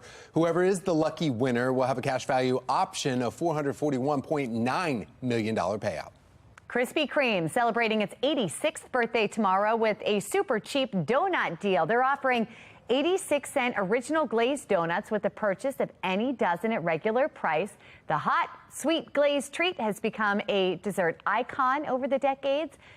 Dessert, that's breakfast. Krispy Kreme was founded in 1937. My goodness. All right. Well, it's time to find out if your favorite shows for the 75th Primetime Emmy Awards made the list. This year, HBO dominated that list again with many of its hit series. Final season of Succession. 27 nominations. Apocalyptic thriller The Last of Us follows with 24. Latest murder mystery The White Lotus comes in with 23 nominations. You can watch the 75th Emmy Awards right here on Fox 45. They'll be streaming September 18th at night, and they start at 8 o'clock. The O's taking Vanderbilt outfielder Enrique Bradfield Jr. coming up in our 9 o'clock hour. What Birdland can expect from the club's first-round pick. Our fitness conversation continues with Patterson Park, and it seems to be empty now, but like by 10 o'clock, we expect hundreds, if not thousands of people that come in and they start their exercise and play games from kickball to dodgeball to volleyball, all that. I'll tell you about it coming up. But first, we're going to try and raise some energy levels here. Yeah, I mean, because when you're out there playing those sports with Volo, there's always normally a cup in your hand. Exactly. Right? You got to play those Yeah. games with a cup in your hand. This morning, while we're not on the field yet, we'll have a different kind of cup in our hand. Let's take a coffee break.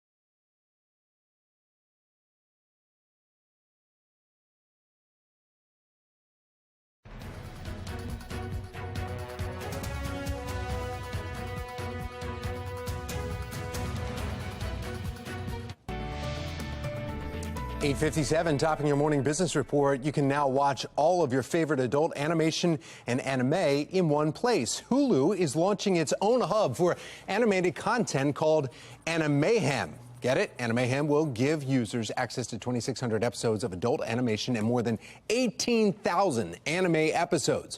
Hulu is launching the new sub-brand in preparation for its reboots of popular animated shows, Futurama and King of the Hill.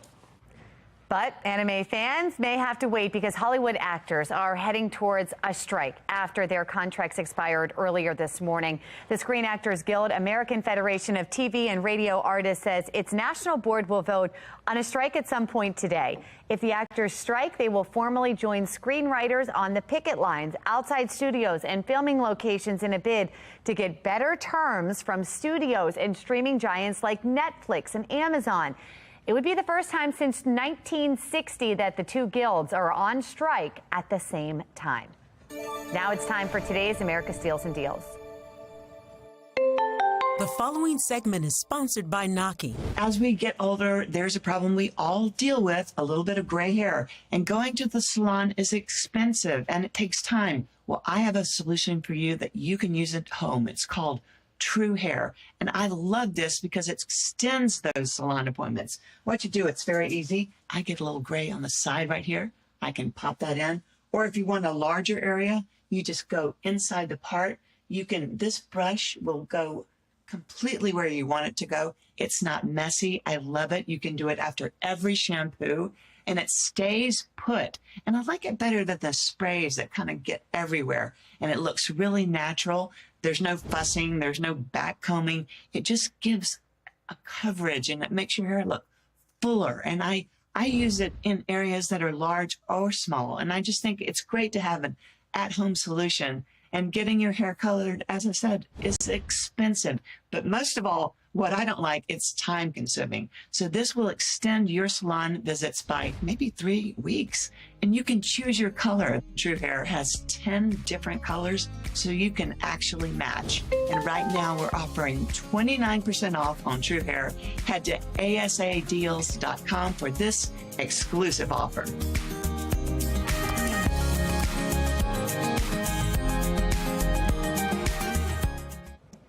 We are taking you into the news right now on Good Day Baltimore. It's 9 a.m. and here are today's top stories. The General Assembly has changed a number of the laws that deal with juvenile crime, and I think that's certainly led to some problems. Fox 45 News surveying state's attorneys across the state about Maryland's juvenile justice laws, why many of them are telling us the law has their hands tied when it comes to juvenile crime. Everything that's happened because somebody failed. Today, the Baltimore City Council will discuss the Brooklyn Homes mass shooting 11 days after it happened. The big concerns Fox 45 News wants answered when it comes to transparency. Live from WBFF in Baltimore, this is Fox 45 Good Day Baltimore. Taking you live now to Havre de Grace, the Inner Harbor, and Towson as we are tracking the humidity with temperatures reaching the upper 90s and feeling close to 100 degrees. Ooh. Good morning on this hot Thursday, July 13th. I'm Patrice Sanders. I'm Megan Gillen. Let's bring in meteorologist Justin Chambers and see when we're going to peak in those numbers here and some possible rain. Later today, too. And you're feeling the humidity. Yes. Well, yeah, we are feeling the humidity right now, ladies. We are looking outside right now, and the sun is out there with some clouds. Rain showers, thunderstorms are going to be possible as we head later into the afternoon and evening time. So looking out over the Inner Harbor, you can see our captain's cast, boaters and watermen. We do have a small craft advisory, so that wind is going to pick up, even if it's not really blowing right now. South wind 10 to 20 knots, waves about 1 to 2 feet or possibly even more. So watch for those showers and storms later today. Upper 90s is where we're going to end up, so it's going to be hot out there on the water. Hot no matter where you are. Looking at a high of 97 today will tie for the hottest day so far we've seen this year, which was earlier in June. Back with your full forecast. We'll do that in just a few minutes. Today, the Baltimore City Council will hold a hearing on the response to the Brooklyn Homes mass shooting 11 days after it happened. Fox 45 News demanding answers from city leaders. A handful of questions are expected to be answered, with the biggest What were Baltimore police and Safe Street workers doing in the hours leading up to the shooting? When did they become aware of the shooting, and why wasn't a response triggered sooner? This morning we have live team coverage of the Brooklyn Homes mass shooting. That's right. We have Shannon Lilly looking into the outrage coming from Maryland's top prosecutors when it comes to juvenile justice. But first, we begin with Olivia Dance. She's live at City Hall with a preview of tonight's meeting on that shooting that took 2 lives and injured 28 others. Olivia?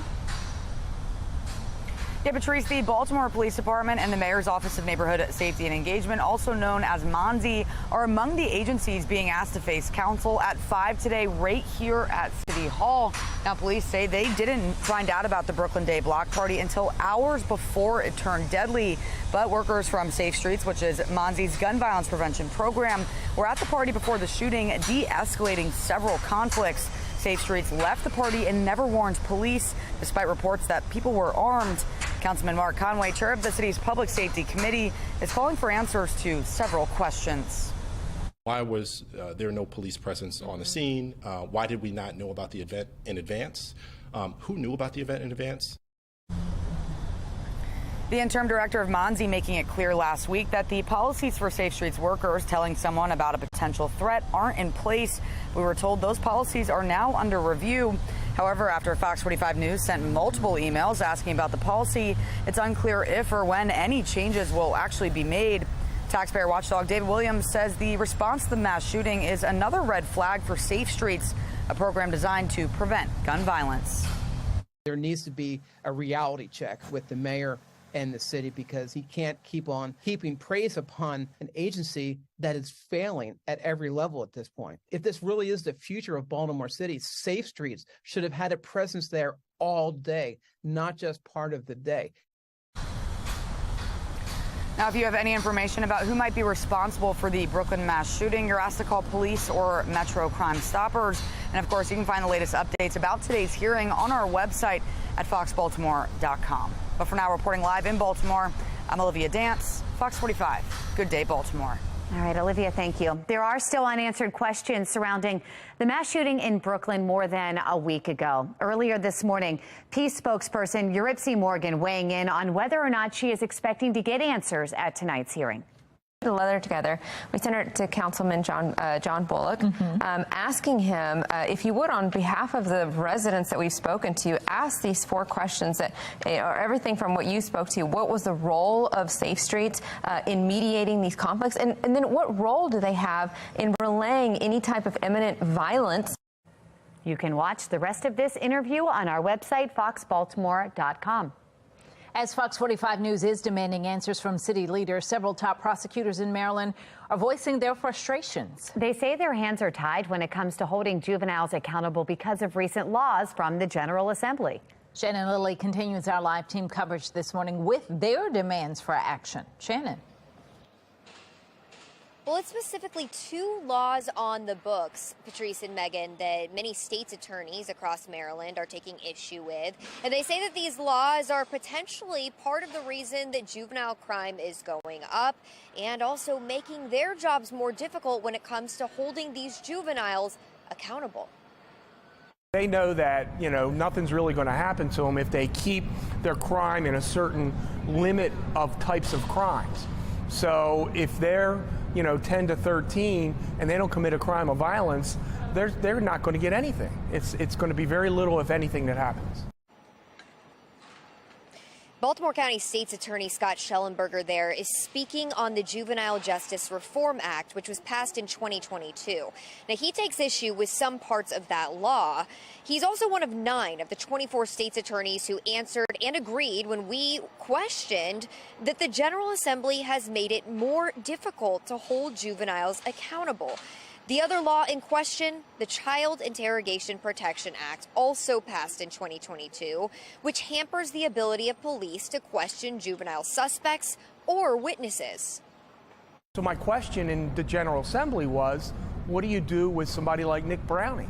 He killed both of his parents. That means the gun we were looking for, if we hadn't been able to interview him, we would have still been out on the street. And we would not have been able to proceed with how we found that gun. Schellenberger says what really needs to happen is more investment in the juvenile justice system with a focus on early intervention.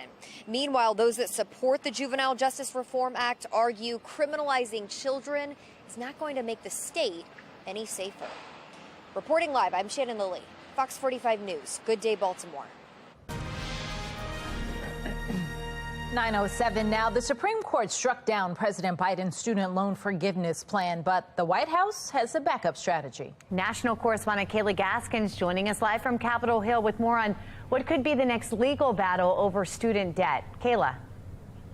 Well, good morning. So this is called the SAVE plan, and it starts this summer. Millions of Americans are eligible to enroll. Many borrowers will have their payments reduced to zero. The plan cancels debt after 10 years. Also, critics calling it a backdoor option to making college free. The plan was unveiled last year, but it garnered little attention compared to Biden's student loan forgiveness push. Now, though, it's front and center. The Congressional Budget Office says it will cost $230 billion over the next decade. University of Pennsylvania researchers, however, say that price tag could look more like $361 billion. The president using the Higher Education Act of 1965 as legal grounds for this plan. It is, though, still expected to face some challenges in court. Republicans have been fighting the plan, saying it's still an egregious overreach of executive power. Kayla, let's switch gears here a bit. There are questions surrounding an FBI investigation into President Biden's envoy to Iran, and that's causing some frustration among Republicans. What's going on there?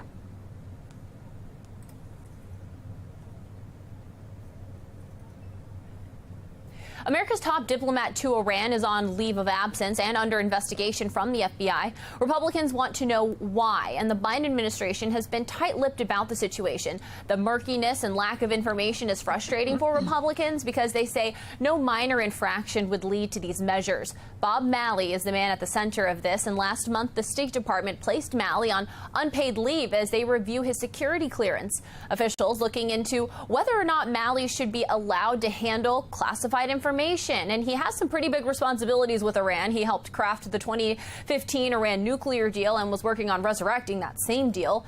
Malley also working to bring home 3 Americans wrongfully detained in Iran. Neither the State Department, the Justice Department, nor the FBI is commenting on the matter. Kayla Gaskins live from Capitol Hill. Thank you. The parent company of Facebook, Meta, is accused of using sensitive taxpayer information for tens of millions without their consent. Tom Rogers is at our live center now. He's got the 3 companies who released the data. Tom. Yeah, if you look at Meta, here's their website where there is going to be in D.C. a group of congressional Democrats reporting 3 large tax preparation companies and firms sent extraordinarily sensitive information on tens of millions of U.S. taxpayers to Facebook's parent company, Meta, over the course of at least 2 years. The report urges federal agencies to investigate and potentially go to court over the wealth of information that H&R Block, Tax Act, and Tax Slayer shared with the social media giant. Now, in a letter to the heads of the IRS, the Justice Department, FTC, 7 lawmakers say their findings reveal a shocking breach of taxpayer privacy by tax prep companies and by big tech farms. The report reveals highly personal and financial information about sources of taxpayers' income, tax deductions, and exemptions, which was all made possible to Meta as taxpayers used the tax software to prepare their taxes. Meta got the data through its Pixel code, which the tax firms installed on their websites to try and gather information on how to improve their own marketing campaigns. In exchange, Meta was able to access the data to write targeted algorithms for its users.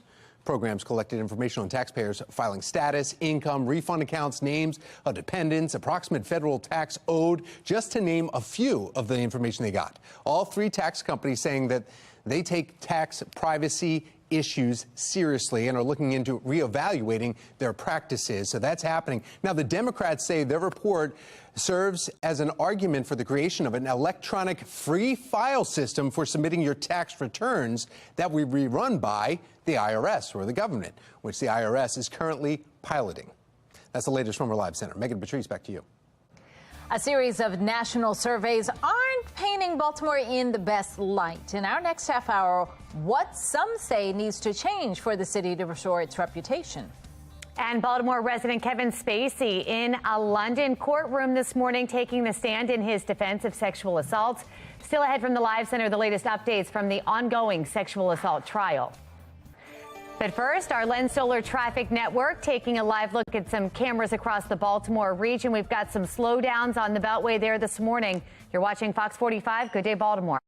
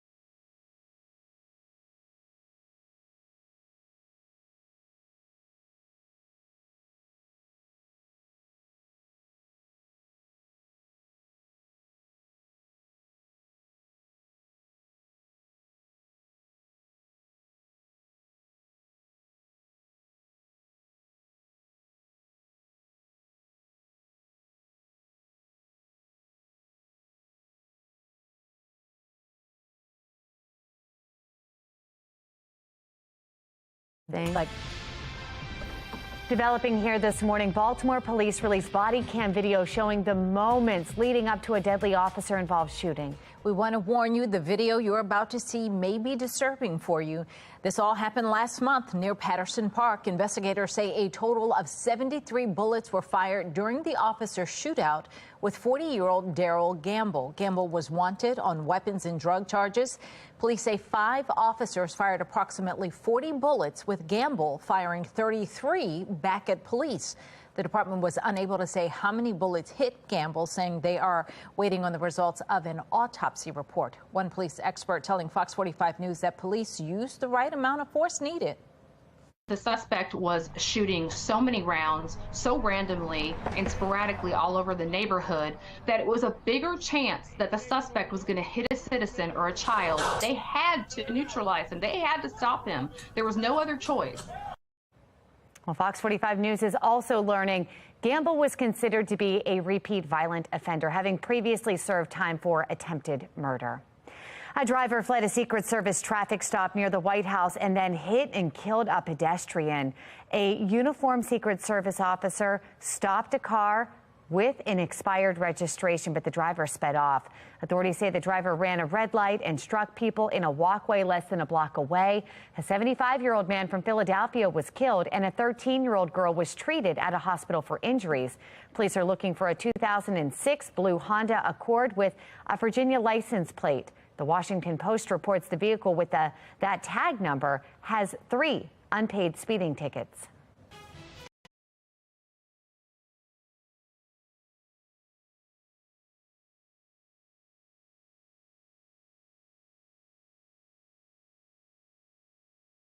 The National Weather Service tracked 8 reports of possible tornadoes in Illinois Wednesday night. The reports were centered in Cook, DuPage, Kane, and McHenry counties. Powerful storms produced torrential rain, damaging winds, and several tornado warnings. First responders reported downed trees and power lines, roof damage, and one warehouse was wrecked just west of Chicago O'Hare Airport.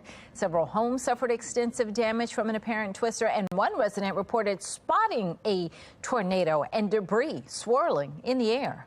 The storm went right over our head. We couldn't even get out of this parking lot. Roofs blowing off of coals. There was a gas leak. Cars were flipped over. I mean, people were scattering everywhere, dog. This is bad. I've never seen nothing like this. Caught on camera, air travelers inside Chicago's O'Hare International Airport had to shelter in place as tornadoes and severe storms moved through the area Wednesday evening. Check it out. O'Hare and Chicago's other airport, Midway, were they were both on the ground stop at one point due to the weather. The National Weather Service saying a tornado had touched down right near O'Hare.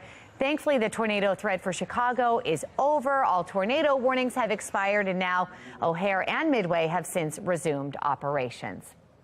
Let's check in now with our weather a little closer to home. Yeah, hopefully nothing like that. We've just got the heat to contend with. We've got meteorologist Justin Chambers here with a look at what's going on. Yeah, but we were talking earlier in the live center, Meg and Tom both talking about how those storms caused at least 10 reported tornadoes across 3 different states. And that is part of that cold front that moved through the Midwest. Now that line of storms is developing over northern Arkansas and areas around the Memphis area, or areas near Memphis with a lot of thunderstorm activity. That same cold front is going to be pushing into our area after we get the heat and humidity today. We will have that potential for some showers and thunderstorms here by this afternoon and evening. And up and down the East Coast, the latest from the Storm Prediction Center, all of us here in yellow under that slight risk for severe weather, which is a 2 on a scale of 1 to 5. Now, the green is for most of us here in central Maryland, but notice that yellow does clip parts of Frederick and Carroll County. So again, we are expecting some active weather for the afternoon. We're in a potential weather alert mode right now.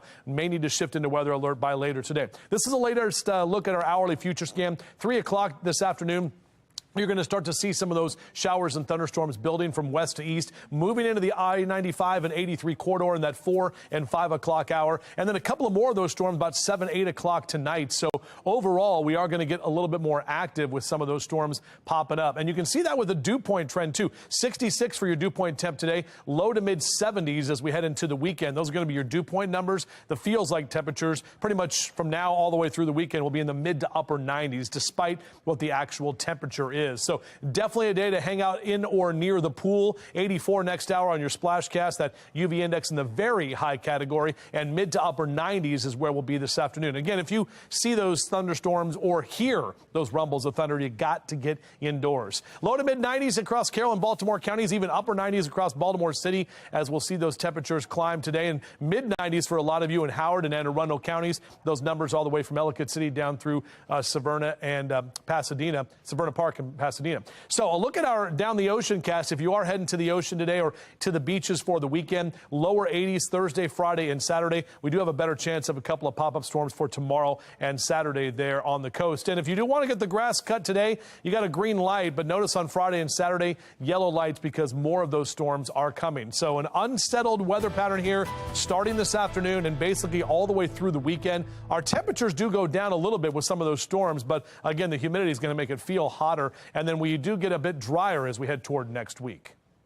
All right, let's take a look now at our Lynn Stoller traffic network as we take a live look over Loch Raven Boulevard.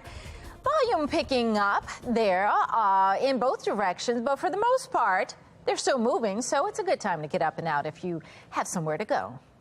An experience of a lifetime for the O's first-time All-Stars. Plus, what Birdland can expect from the club's first-round pick. So we're at Patterson Park. As I mentioned earlier before, Volo has over 400 leagues around the city. Starting at around 3 or 4 this afternoon. This will be all filled up with games, kickball, any game you can think of will be happening right out here. And we'll tell you all about it coming up on Fox 45 Morning News, all local, all morning long. Fox 45 News, winner of 16 2022 Regional Emmy Awards, more than all other Baltimore news stations combined.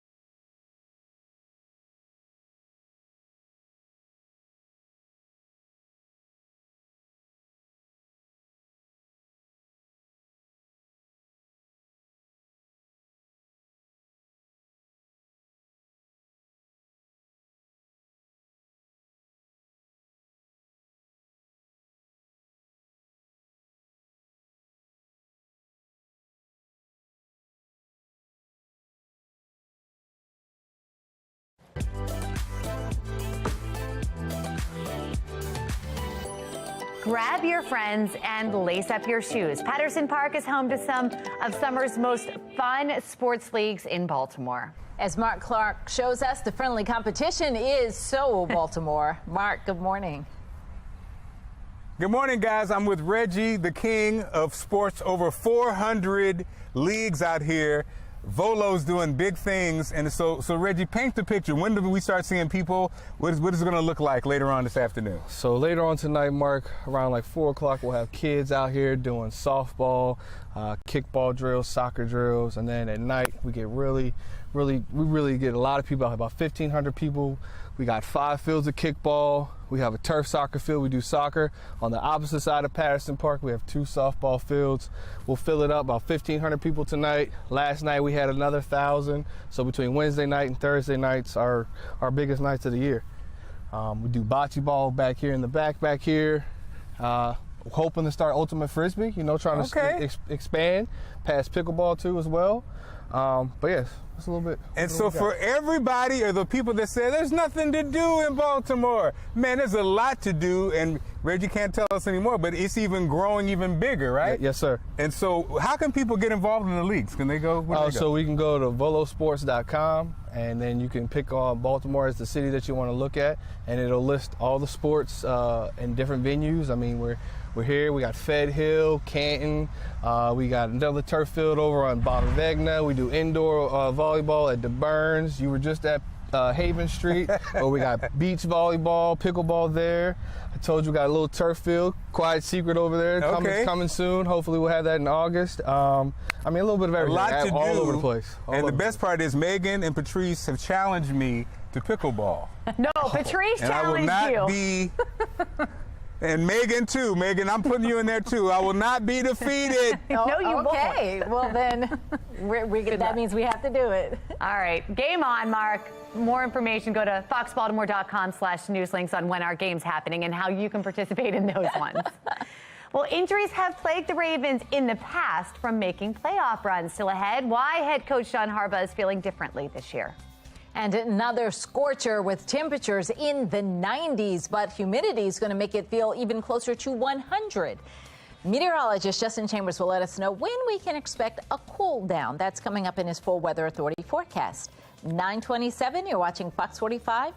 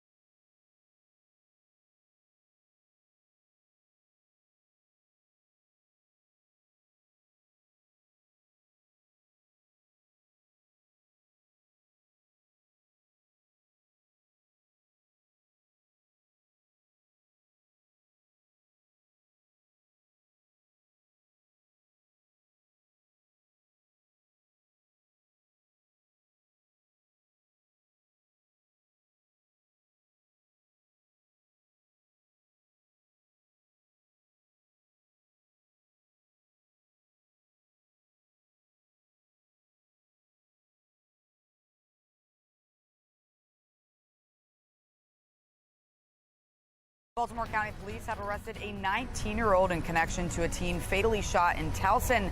Coming up next, find out how the suspect may have slipped through Maryland's juvenile justice system. Charm City is not so charming, according to national surveys. Just ahead, what that study is finding about stress levels here in the city and what's driving it. Live from WBFF in Baltimore, this is Fox 45 Good Day Baltimore. Taking you live to Galloway Creek and Middle River there. We've got a live shot from the Inner Harbor and also Towson as we are tracking the intense humidity. Another hot day with temperatures reaching the mid-90s, feeling close to 100 degrees. Good morning. Welcome back on this Thursday. 9:30 is the time. I'm Patrice Sanders. I'm Megan Gilland. We have meteorologist Justin Chambers here with us. Yeah, tracking the forecast. Trying to get the jacket off because it's already hot and humid even here in the studio. And that's how it's going to be throughout the day today. Definitely jackets off and have the umbrella with you just in case you encounter some storms, especially after about 3, 4 o'clock this afternoon. Plenty of sunshine right now. Heat continues to build, as does the humidity. So get that yard work done the next hour or two because by the middle of the day, mid to upper 90s. Don't do that watering in the middle of the day either because you're just wasting water. It's all evaporating pretty quickly. More humidity and heat. PM showers and storms all on the table for us with a high of 97 today, and that ice cream is going to melt very quickly. Friday and Saturday, our numbers come down a little bit, but we do carry that chance for a couple of pop-up showers and storms each afternoon into the weekend. Back with your full forecast. We'll take you through that weekend outlook in just a few. All right, Justin, thank you. Looking out our Lynn Stoller traffic network and taking a live look over Ruxton Road. And everybody's moving along just fine. There's a little bit of volume out there, but no issues to report in your 9 o'clock hour. In a city in crisis, a series of recent national surveys are not painting Baltimore in the best light. In fact, in national surveys of the best cities to live in, Baltimore consistently ranks near the bottom. Shannon Lilly joining us live with a look at what might be to blame for all of this. Shannon. Well, these surveys, Megan and Patrice, are coming on the heels of one of the city's worst mass shootings, with 30 people shot, 2 killed, and it's headlines like those that certainly do not make good reviews. In fact, taking a look around the city, Charm City may not be so charming, according to these findings. A recent Wallet Hub study ranks Baltimore City as the 3rd most stressed out city in our nation. That study also finding that stress levels are reaching a breaking point for some residents across the country, with many residents stressed by the violence and the crime in their neighborhoods. Another poll out with 10 cities in the U.S. that you may not want to visit because of the violence and corruption. And you guessed it, Baltimore also makes that list. PR executive Doug Eldridge pointing to city leadership as part of the problem. If there's anybody that truly needs a helping hand, it's the people of Baltimore. You talk about being repeatedly sold a bill of goods, all words, no deeds. Term after term. I think it's really important to make sure that city officials come out and say, this is just one poll. This is not what our people, our residents, our tourists are experiencing. A poll does not necessarily represent reality. Yeah, that was PR expert Kelsey Kintner on the debate between the reality versus perception here. But she also says that these surveys may not bode well for tourism and may prevent people from wanting to come visit Charm City. Reporting live, I'm Shannon Lilly, Fox 45 News. Good day, Baltimore. According to recent census data, population decline is accelerating in Baltimore. More than 16,000 people have moved out of Baltimore over the past 2 years. From 2010 to 2020, the city lost about 35,000. City leaders are making efforts to revitalize downtown, but economist Anaban Barsu says that just isn't enough. Yeah, there's some good things happening in Baltimore City, obviously, including a refurbished arena, and people are really impressed with how the arena looks right now. Obviously, a new Lexington Market, lots of work around Penn Station, a new neighborhood at Baltimore Peninsula, so on and so forth. But population continues to decline. High crime, high taxes, concerns about the school system. And by the way, Baltimore County is afflicted with some of these same issues. Basu argues the best way to bring people back to Baltimore is to make the city more affordable. Happening today, Baltimore Mayor Brandon Scott will be joined by Comptroller Bill Henry and the Downtown Partnership of Baltimore to announce the second round of recipients in the Downtown Boost program. That'll take place at 100 West Lexington Street at about 12:30 this afternoon. The Downtown Boost program is an initiative to support the long-term success of creative Black-owned businesses in downtown storefronts. Now switching to counties under pressure. This morning, police have a 19-year-old in custody arrested in connection to the murder of a 17-year-old in Towson earlier this year. We have Olivia Dance joining us now with the updates in the case. Olivia. 19-year-old Freedom Brown has been arrested in connection to Trayshawn Harmon's murder. Harmon was a Baltimore City public school student, and he was killed near Towson Circle back in February. Given this happened in a busy area, at the time we spoke with residents who were concerned for their safety. It's becoming a very unsafe place to live, and this is not what we expected living in Towson. Even to take a walk outside with your dog becomes sort of a life or death situation that you don't expect living in Towson, but it's the realities of our world now. After the shooting, Baltimore County leaders committed to ramping up security, including license plate readers and more cameras. Months later, 19-year-old Freedom Brown has been arrested in connection with the murder. But a look at his history shows Brown was also wanted for murder in June 2021. At the time, though, he was only 17, and it appears he was let out. Another example of a teen slipping through the cracks of Maryland's juvenile justice system. Right now, Brown is being held without bail. For now, reporting in Baltimore, I'm Olivia Dance, Fox 45. Good day, Baltimore. Thank you, Olivia. We are following two stories this morning from our live center, one involving actor Kevin Spacey and the other, cocaine in the White House. Tom Rogers has the latest, taking us first to Washington, D.C. Tom. Yeah, in fact, I want to take you live to the Capitol right here, where Secret Service is expected to brief Congress on the cocaine that was found inside the president's home. That briefing starts at 10 this morning in front of a select House committee. Congressional members say this discovery raises alarms about the safety and security surrounding the first family and staff members if contraband is able to be smuggled in. Many critics first suggesting the president's son Hunter may have been connected to the drugs, but White House Press Secretary Karine Jean-Pierre was quick to snap back that the entire first family was not even in Washington when the cocaine was found. But then later that day, White House staff said they actually were in the White House at the time. Now, moving on to Baltimore resident Kevin Spacey. He's actually in London court this morning. He was testifying on taking the stand in defense of sexual assaults.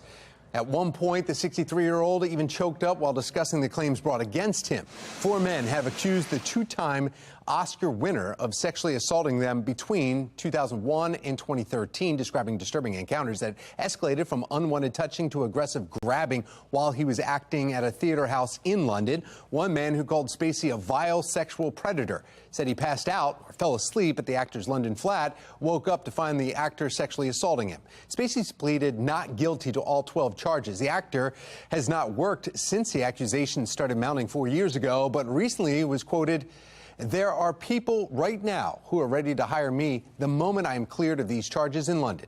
Spacey is facing jail time if convicted on any of these accounts and most likely will end his acting career. Now, Baltimore resident Spacey is in London courtroom this morning, and we are not sure exactly when that will come out. We're not sure exactly when those reports will come out and when he'll find his fate from that London court. But the actor has lived in Baltimore for the past 6 years when he was recording House of Cards. That's the latest from our live center. Megan and Patrice. All right, Tom, thank you. Hard work pays off for Angel Reese as she takes home her first ever ESPY award. After the break, the promise the Baltimore native makes to her fans. And temperatures are hitting the mid to upper 90s with more humidity and even some storms just ahead when we can expect a cool down. 9:38, you're watching Fox 45. Good day, Baltimore.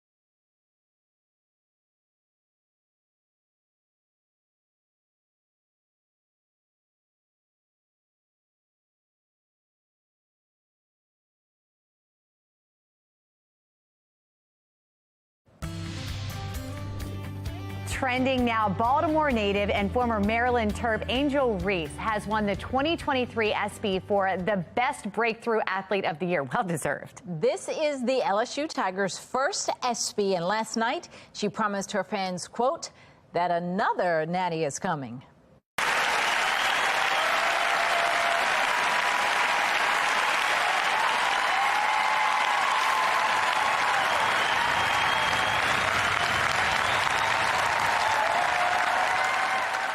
Oh, the crowd on their feet. It was an emotional moment at this year's ESPY Awards. Bills safety Damar Hamlin presented the Pat Tillman Award for Service to the Buffalo Bills training staff, a team that helped save his life.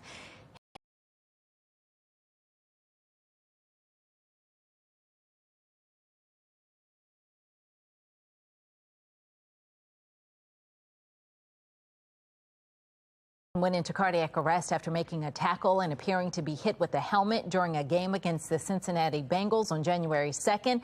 When the staff came on the stage to get the award, Hamlin became teary-eyed, and they just called him a strong, courageous human being. Well, are you feeling lucky? Because the Powerball jackpot continues to climb. Still ahead, how much it's now worth for Saturday's drawing. And how well do you think you know grammar? After the break, we're putting meteorologist Justin Chambers to the test. Stick around and see how you do. 9:42 now on Fox 45. Good day, Baltimore.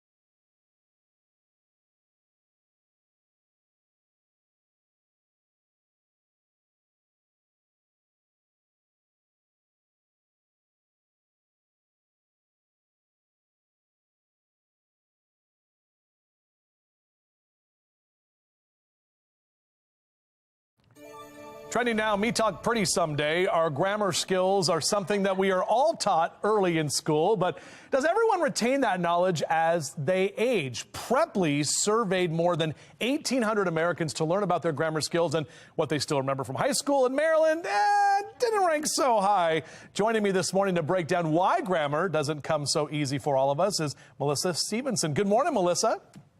Good morning. Nice to be here. Yeah, good to have you with us as well. My mom drilled it into my head. The me's and the I's. Don't say him and me and he and I and this and that and everything. But Maryland had the 4th lowest number of grammar geeks with an average test score of 81.8, which I don't think is that bad. Why do you think that Maryland ranks so low?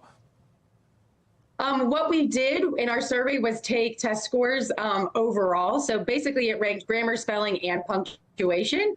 So all of those scores, if you didn't do so well in one or the other, it kind of impacted the score. So 81.8 isn't terrible, but when you're looking at the scope of people who scored in the higher, 90s, that kind of the 10-point difference there made you guys a little lower. Yeah, I guess so. Why do you think that people need so much grammar training? I mean, a lot of stuff that we learn about in school, we brain dump it, right? We get older and we don't think about it anymore. But why do you think they still need that grammar training? Right. I think brain dump has a big part of it, but then also, using our technology with autocorrect, even things like Grammarly, when you're typing on your computer for work, it tells you, hey, you should word it this way or spell it this way. So we're kind of on autopilot in many ways because our computers are telling us what's right. Well, it's almost a lot of times those smartphones make us dumber, because we think, oh, we just have all the stuff right here. And, oh, yeah, this is how to spell it. Sure. What are some of the best ways actually people that they can practice grammar? I know it's summertime. Kids don't want to think. We don't want to think. It's summer, but maybe practicing grammar, is that something that people can do? Yes. I mean, I think reading is the number one thing that helps people practice their grammar, is reading other people's words. And obviously, when you're reading novels and different books, that helps. But then also there's a lot of resources online that help you be able to test yourself, or, just little games here or there that you can test yourself and actually have some fun with it. And where can people get more info and maybe tools to help them practice their grammar? There are a bunch of different websites. If you're interested in learning different languages or even just better English language, Preply does have some tools on their website, and they are the people who did the study in just order to learn language better. We're having some of the answers up on screen. I wish my son would lie down and go to sleep, or instead of lay down, and those semicolons, accommodate. There's so many C's and M's. I can't figure it out with the spelling. But thank you very much, Melissa Stevenson, for being with us here this morning, talking grammar and having a good time with that as well. And we appreciate your time. Thank you. I didn't do well on the test. I thought I aced it, and I did not do well. And I blame this job because the way we write and speak for this is very different than how you would write if you were writing a formal something. So, all right, well. It's a work hazard. Trending now. ... Right, exactly. Everything is ellipsis. The Powerball jackpot is climbing up to nearly $1 billion. We could afford a tutor. Yeah, you can spell that any way you want. It's estimated for $875 million for Saturday's drawing. This will be the 6th largest prize ever. Whoever is the lucky winner will have a cash value option of $441.9 million. I know how to spell yes, please. Yes, thank you. Let's bring meteorologist Justin Chambers back into this. Yeah, by the way, I think we have a little graphic of how we all did. Do we have that scoreboard somewhere? Because I hope not. What? Right. I don't think I reported my score to anyone. Oh, it's just the quiz is up. Yeah. Oh, I see. I thought we had a scoreboard. Yeah, this is the quiz that we were talking about. Why you want to call us out like that, Justin? I do. I want to know what you guys got. I got an 85. So actually, what was the answer? I said, I wish my son would lie down. That's correct. Okay. That's correct. That is correct. Lie down. Lie down is correct. Yeah. Yay. Do we have another one? Can we play one more? Correct spelling. I see. Oh, I did 2 M's. Is yes, that correct? all the C's and all the M's. That's what I said. Accommodate with all the C's and all the M's. There it is. You want everyone to be involved. That's how to remember. I like that. She said, come to the park. She said, come to the park. Oh, I did the semicolon for that Me too. one. And I think I got that one right, but one of the other semicolon ones I got But another thing, real quickly, guys, a lot of them said, select the incorrect sentence. Right. And you're thinking, what's the correct sentence? No, you have to pick the incorrect one. Tricky. I got an 85. Tom got a 90. So I'm just saying. I mean, I think Tom guessed a lot, but whatever. So. I got 100. They came back and said, they reviewed it. I got a 98. Get out of here, you two. Take their mics down. All right, our Towson Cam, good morning to all of you. All right, well, we're talking numbers, and we're talking about numbers going up with our dew point trends in the mid-60s today, back to that uncomfortable category. And then we'll get into that miserable category because we'll have dew points that will be consistently in the low to mid-70s Friday, Saturday, and Sunday. That's what we had last week, where we had all of that mugginess, that heat and humidity. It's July. This is what we see. But when you get those storms building up and you have all that heat and humidity, that really helps to get those storms to fire. And that's the cold front that is to the west of us right now that brought all of that severe weather to the Chicago region, the Midwest yesterday and last night. More rain on the way for Vermont and the Northeast. They don't need to see that, and we're already seeing those storms develop in Memphis. So as that line moves in, you can see that slight risk for severe weather. All of that yellow right there is just to the west of us, and we're going to be in that slight risk. But it does clip parts of Frederick and Carroll County this afternoon, and all of the rest of us under that marginal risk. Let's pop up that future scan. You can see right here, 2, 3 o'clock this afternoon. Notice we start to get those storms that will fire. We're talking 4 or 5 p.m. right along the I-95 and 83 corridor, and then a few more of those showers and storms developing into the late afternoon and evening time tonight. So just be aware that some of those storms will be with us, and then we have that chance of storms each afternoon, Friday, Saturday, and Sunday. Numbers go back down to the upper 80s and lower 90s, but again, with that humidity, it's going to feel a lot hotter than that. 10-day forecast, we'll do that in a few. 9:51 now. With the 17th overall pick in the MLB draft, the O's took Vanderbilt outfielder Enrique Bradford Jr., known for his speed and his glove. Bradfield will join a talented O's farm system, and he says playing college ball in the SEC helped him prepare for a pro career. I definitely think the experiences of playing under the Friday night lights, there's nothing like playing the SEC on a Friday night on the road. You know, if you can play in that, you can play through pretty much anything. So I feel like that's where my experience is going to help lead. That's exciting. Now, from baseball to football, injuries have rocked the Ravens the last few years, with key players unable to finish the season and then unable to participate in training camp the following year. But in 2023, it is sounding like the majority of the big names on the roster will be good to go on that first day. I don't have any issue with J.K. He should be ready. Tyus should be ready. Ricard won't be ready to start. He'll be on PUP to start, but he should be ready shortly thereafter. He had hip surgery. And Jalen Armour-Davis should be ready to roll. That's the ones I can think of off the top of my head. This summer, Sinclair is partnering with the National Diaper Bank for Sinclair Care's Summer Diaper Drive. Scan the QR code on your screen to help local diaper banks provide diapers to children and families in need. You can donate today for a healthier future for our little ones. And if your family is struggling with basic needs for your baby, go to sinclaircares.com. Highs will be in the mid to upper 90s. Meteorologist Justin Chambers tracking how long this heat, my goodness, the heat, how long it's going to last in that exclusive 10-day forecast.